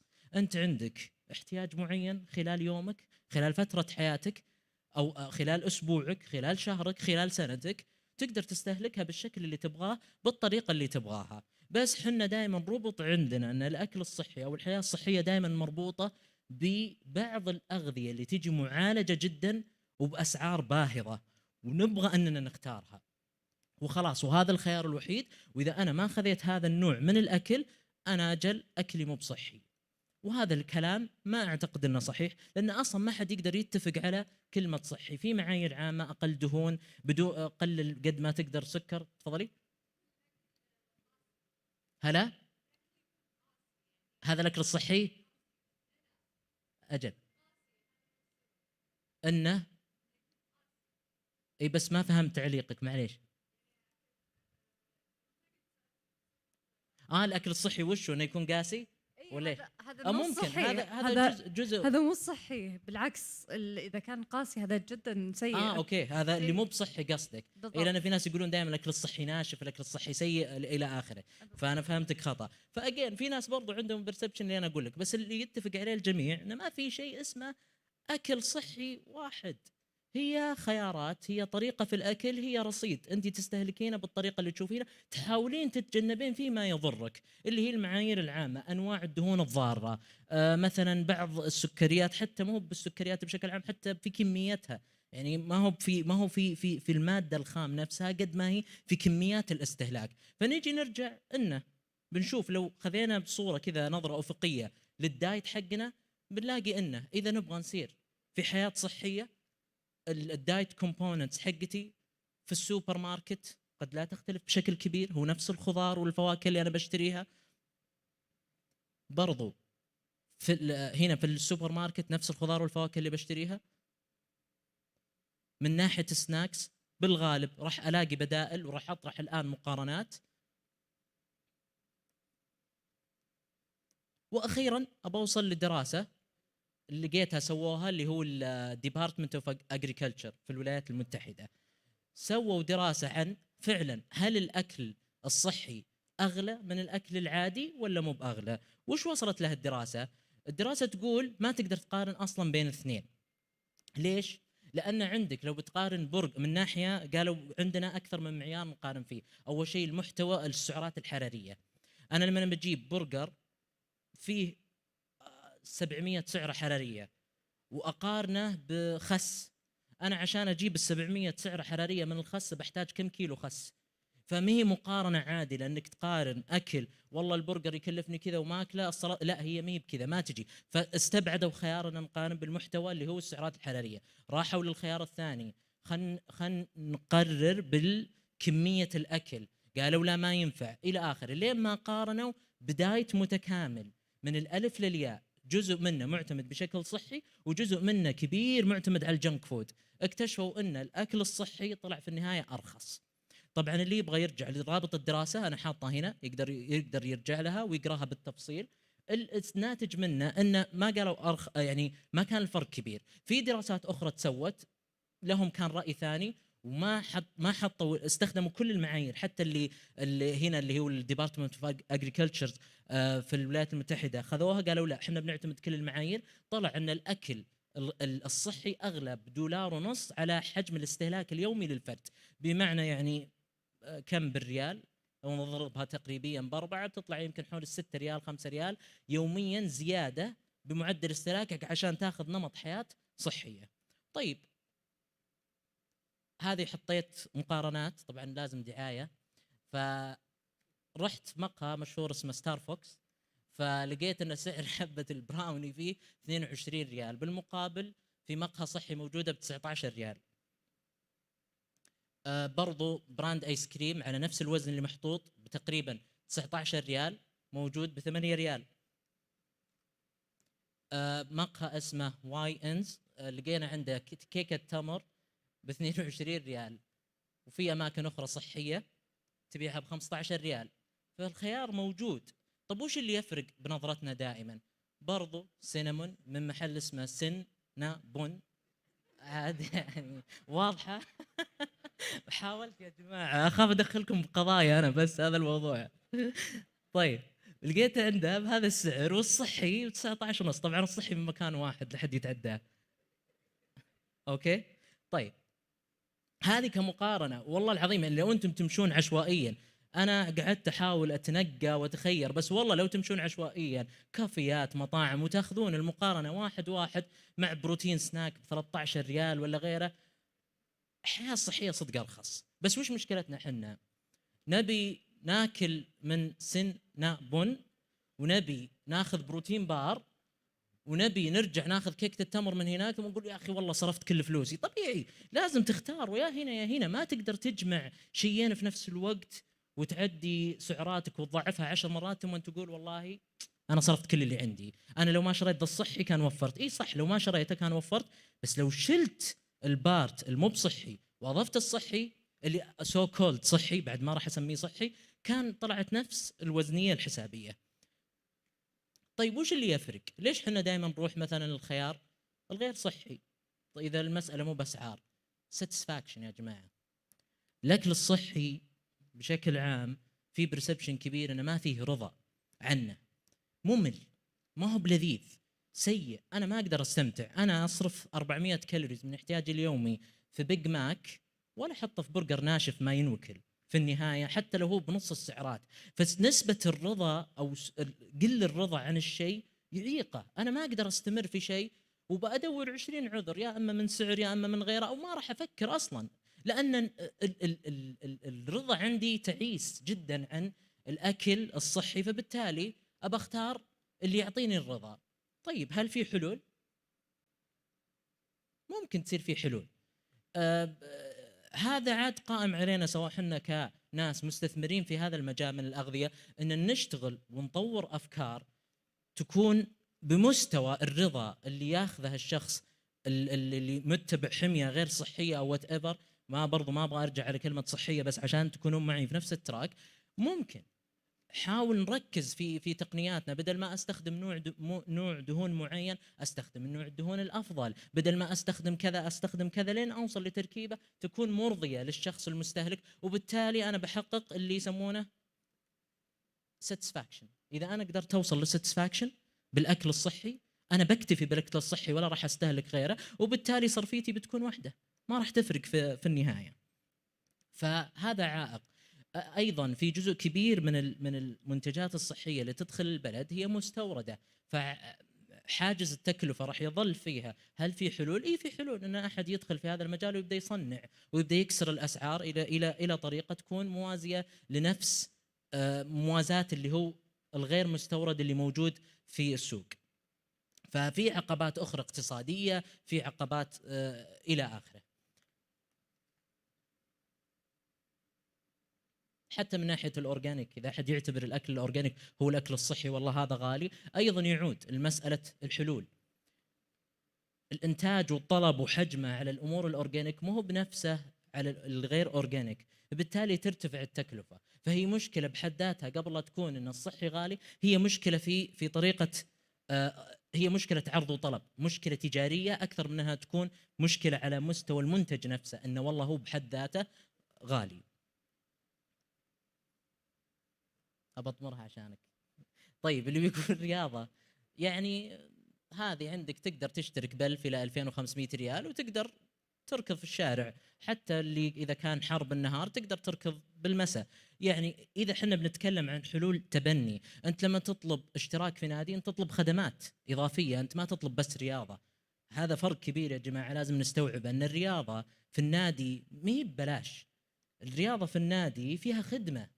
عاد كيف أنت تقيم النادي هذا يستاهل هذا المبلغ أو ما يستاهل هذا المبلغ؟ هذا قرار شخصي راجع لك. لكن مسألة أنك تقدر تتحرك أو أنك تقدر تسوي رياضة بس في النادي، هذه أعتقد أنها غير صحيحة. أو أنك بس تقدر تتحرك وتحرق سعرات بس في النادي، غير صحيحة. تختار مكان جايب لك مدرب وجايب لك مدري ايش وجايب لك أجهزة وصارف على المكان ويدفع إيجار، تتوقع أنه بيعطيك إياه بدون تكلفة؟ صعبة جدا أتوقع، ولا هي مقارنة منطقية. وعندك الخيار أنك تختار الأماكن العامة. الرياض ما كانت صراحة مهيئة قبل 5 سنوات 6 سنوات، كلنا نعرف، لكن أنا صراحة كل ما ألف على شارع الحين ألاقي ممشى جديد، لدرجة ما عاد أدري وش ممشى الرياض. كان ممشى الرياض واحد، ممشى الملك عبد الله، كلنا نعرفه. الحين لو واحد يقول لك عند الممشى، أي ممشى بالضبط؟ 20 ممشى، حتى بيتنا صار ممشى. فما يعني ما عاد صار فيه مكان غير مهيأ. الأماكن المهيئة كثيرة. أول واحد ينحاش يقول أوه زحمة ذا الممشى، الحين والله يا في من كميتها الناس تفرقوا ما عاد يدرون وين يروحون. طيب نجي للمشكلة الأخرى. حتى لو فرضنا، طبعا يمكن حنا الحمد لله في وضع ما ننظر لموضوع اللي هو سبندنج بعد ما أن تكتسب النمط الغير صحي، وبعد 60 تبدأ تندم على موضوع النمط. ليش؟ كل شيء مدفوع حاليا ثمنه من مستشفيات إلى آخره. لكن إذا وصلنا لمرحلة نبدأ نحسب ماليا وش كلف أنك تتبنى نمط غير صحي، راح نحسب مضبوط جدا وش الأغلى. كل ريال بتوفره في صحتك في الصغر راح تدفع أضعاف في الكبر بتبني نمط غير صحي. أبسطها السكري بالحالة، بدون ما أذكر أي أمثلة ثانية، لو كان غير مدفوع الثمن كان بس أنتم احسبوا تكاليف الأدوية بس لحالها، غير الزيارات العلاجية، غير موضوع التأمين وإلى آخره. هذا لو كان، بس حنا في جزء منها غايب ما قاعدين نحسبه، لأنه أوردي في حياتنا الحالية حتى الآن مدفوعة الثمن. طيب آخر نقطة قبل لا أنهي نقاشي البسيط واللي أتمنى أني وصلت فيه زي ما قلت لكم بذرة. هل مشكلتنا بس في الأكل الصحي والصرف على الأكل الصحي، ولا مشكلتنا بالصرف بشكل عام؟ هذا السؤال الواحد يطرحه في النهاية. في النهاية حد كلنا نقدر زي ما موضوع نقارن الجزمة اللي نشتريها ب3000 و4000 ولا الجزمة اللي نشتريها ب250 ريال. نقدر نقارن برضو بالسيارة اللي نشتريها ب400,000 300,000 أو السيارة اللي نشتريها ب60 70,000. هذه خيارات. الاختيار دائما من ناحية الصرف راح تكون عائق في كل مجال. هو لا يخص الصحة ولا يخص غير الصحة. هي مشكلة، وأرجع للسلايد الأول، perception. هي مشكلة إدراك بالنسبة لنا إن كيف حنا نحكم خياراتنا، كيف نكون على دراية بخياراتنا. فبالتالي الشخص اللي بيكون عنده، ما راح أقول المعرفة ولا القدرة، كما تقدر تتحكم بإدراكك، لكن مجرد الوعي أن إدراكك هو سبب أغلب مشاكلك أحيانا، هذا بحد ذاته كافي لأنك تحل أغلب مشاكلك، حتى مشاكلك النفسية. وأقول لك إياها أنا كطبيب نفسي، ما أقول لك إياها كشخص قاعد يقول لك محاضرة. إذا كنت بقدر كافي واعي بإدراكك، أنت قادر بشكل كبير على حل كثير من مشاكلك. وشكرا. أعتقد فقرة الأسئلة أو طيب في أحد عنده سؤال أو شيء؟ أبى أتخبى ورا الميكروفون احتياط. سم. الله يعافيك، يا هلا وسهلا.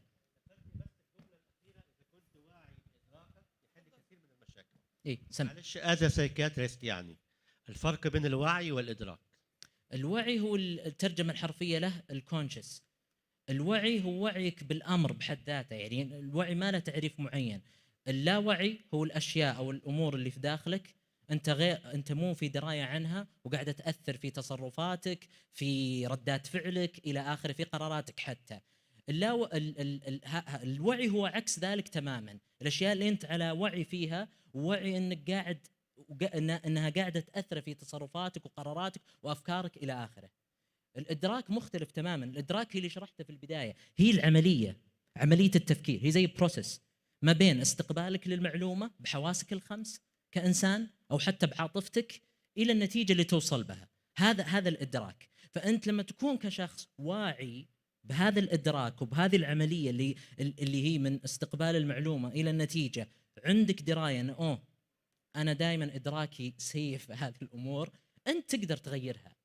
يعني انت لما تيجي تقرر، والله انا اعطيك مثال بسيط، بشتري جزمه غاليه وجزمه رخيصه، انا ما معي مبلغ كافي، لا او معي بس بتاثر على ميزانيتي. بالعاده انت ادراكك اناظر واو هذه شاريها، اهم شيء سعادتي في هذه الدنيا، اهم شيء صراحه اني ادلع نفسي، لا احد يقدر يبثرني بكلامه ويقدر يقول لي ما ادري وشو، غياب الحلال كلها بنعيش مره. هذا ادراك، عندك سوء برسبشن للموضوع. فاذا انت كنت على درايه انك شخص نمطه في الادراك انه والله كل مره يخطي هذا الخطا، مجرد وعيك بهالشيء المره الجايه انت بتروح تشتري فيها هذه الجزمه. انا اعرف انا مشكلتي دائما ما يورطني الا هذا التفكير، على طول اكس تشتري الجزمه الارخص، انتهت المشكله. وقس عليه كل مشاكل حياتك بشكل بسيط، بس مجرد انك وعيت بسوء النمط في التفكير هذا حقك، او سوء البرسبشن حقك في الامور. مجرد وعي، وهذا الشيء استحاله تطبقه في 100% من تصرفات، لكنك في النهايه انسان بيخطي، وفي اشياء في اللاوعي ما راح ينتبه لها. لكن انك توصل لنسبه معينه تخليك دائما ثابت على الطريق وما تحيد بشكل كبير، راح تكون انسان الى حد ما محمي من قراراتك الخاطئه، ومحمي من البرسبشن الخاطئ حقك. شكرا. سؤال ثاني او شيء؟ ترى انا الاضاءه بوجهي ما اشوف اذا احد بيسال. Any other questions? That's it. يعطيكم العافيه ان شاء الله، وشكرا لاستماعكم وشكرا لوجودكم، واشكر اتحاد الرياضه للجميع على هذه الدعوه، واشكر لكم يعني ان ما حد جاء وعاركنا او عارضنا بشكل قاسي. ان شاء الله انكم اقتنعتوا. الله يسعدك. Thank you, Dr. Frost. Thank you. Can I ask you to take that with you? You can give it to him. Thank you so much. What an amazing first day here at LEC 2.0. It was really a successful event. I'm going to summarize a little bit of what I'm sure you guys made notes, but I'm just going to give you a little bit of what I kind of digested from the entire day. Between adding quality for the years of our life, understanding that ketogenic is not what it is, stress and stroke and its correlation to heart disease, understanding that a healthy lifestyle is all about balance, consistency, time management, and planning tomorrow today. Understanding that when it comes to your gut, it should be a meet and greet with meat. And fiber is highly recommended. How you move is that you need to move with intention when it comes to exercise. Beans are good for you. They really are. And that I should embrace the rumble that comes out of our stomachs. Color-rich food, and they are so beneficial to the arteries. What's lined up for us tomorrow in day 2, ladies and gentlemen? We'll be looking forward to diving into the following: balance in disease and regeneration, optimizing performance, preserving our most important asset, the brain, and last, manage stress to build your brain. And before I leave you today, I have one thing to say. Eating food is the biggest variable in our lives. So why not eat the best? Why not eat nutrients instead of calories, and watch your body build and transform? Thank you so much for being part of today's LEC 2.01. We had a pleasure to have you. We cannot wait to see you tomorrow. Thank you very much, ladies and gentlemen. It's been a pleasure. Have a wonderful evening. I'm going to take this opportunity, and if you know me very well, this is what I do as a host. Can we get a picture? I always like to celebrate if we have more than one day. So I would like to ask Dr. Scott, Dr. Cyrus, Dr. Columbus, Dr. Allen, Dr. James, Dr. Dean, and Dr. Aisha and His Royal Highness to have a group picture with the backstage. It's sort of to celebrate day 1. I've already asked them, so if you guys can just step in, I'm going to ask them to call them in. Just give me a few seconds.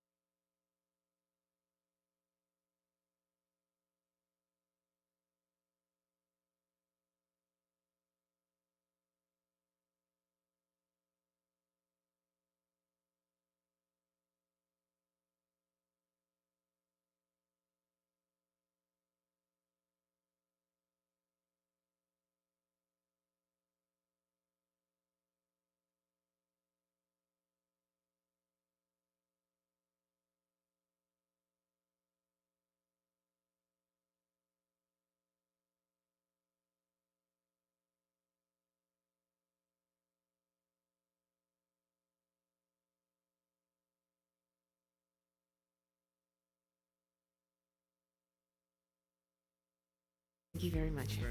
Oh, thank you. I appreciate it. Absolutely. Oh, awesome. I'm wearing red, so I can stand out. Yeah. Why don't you come in the front?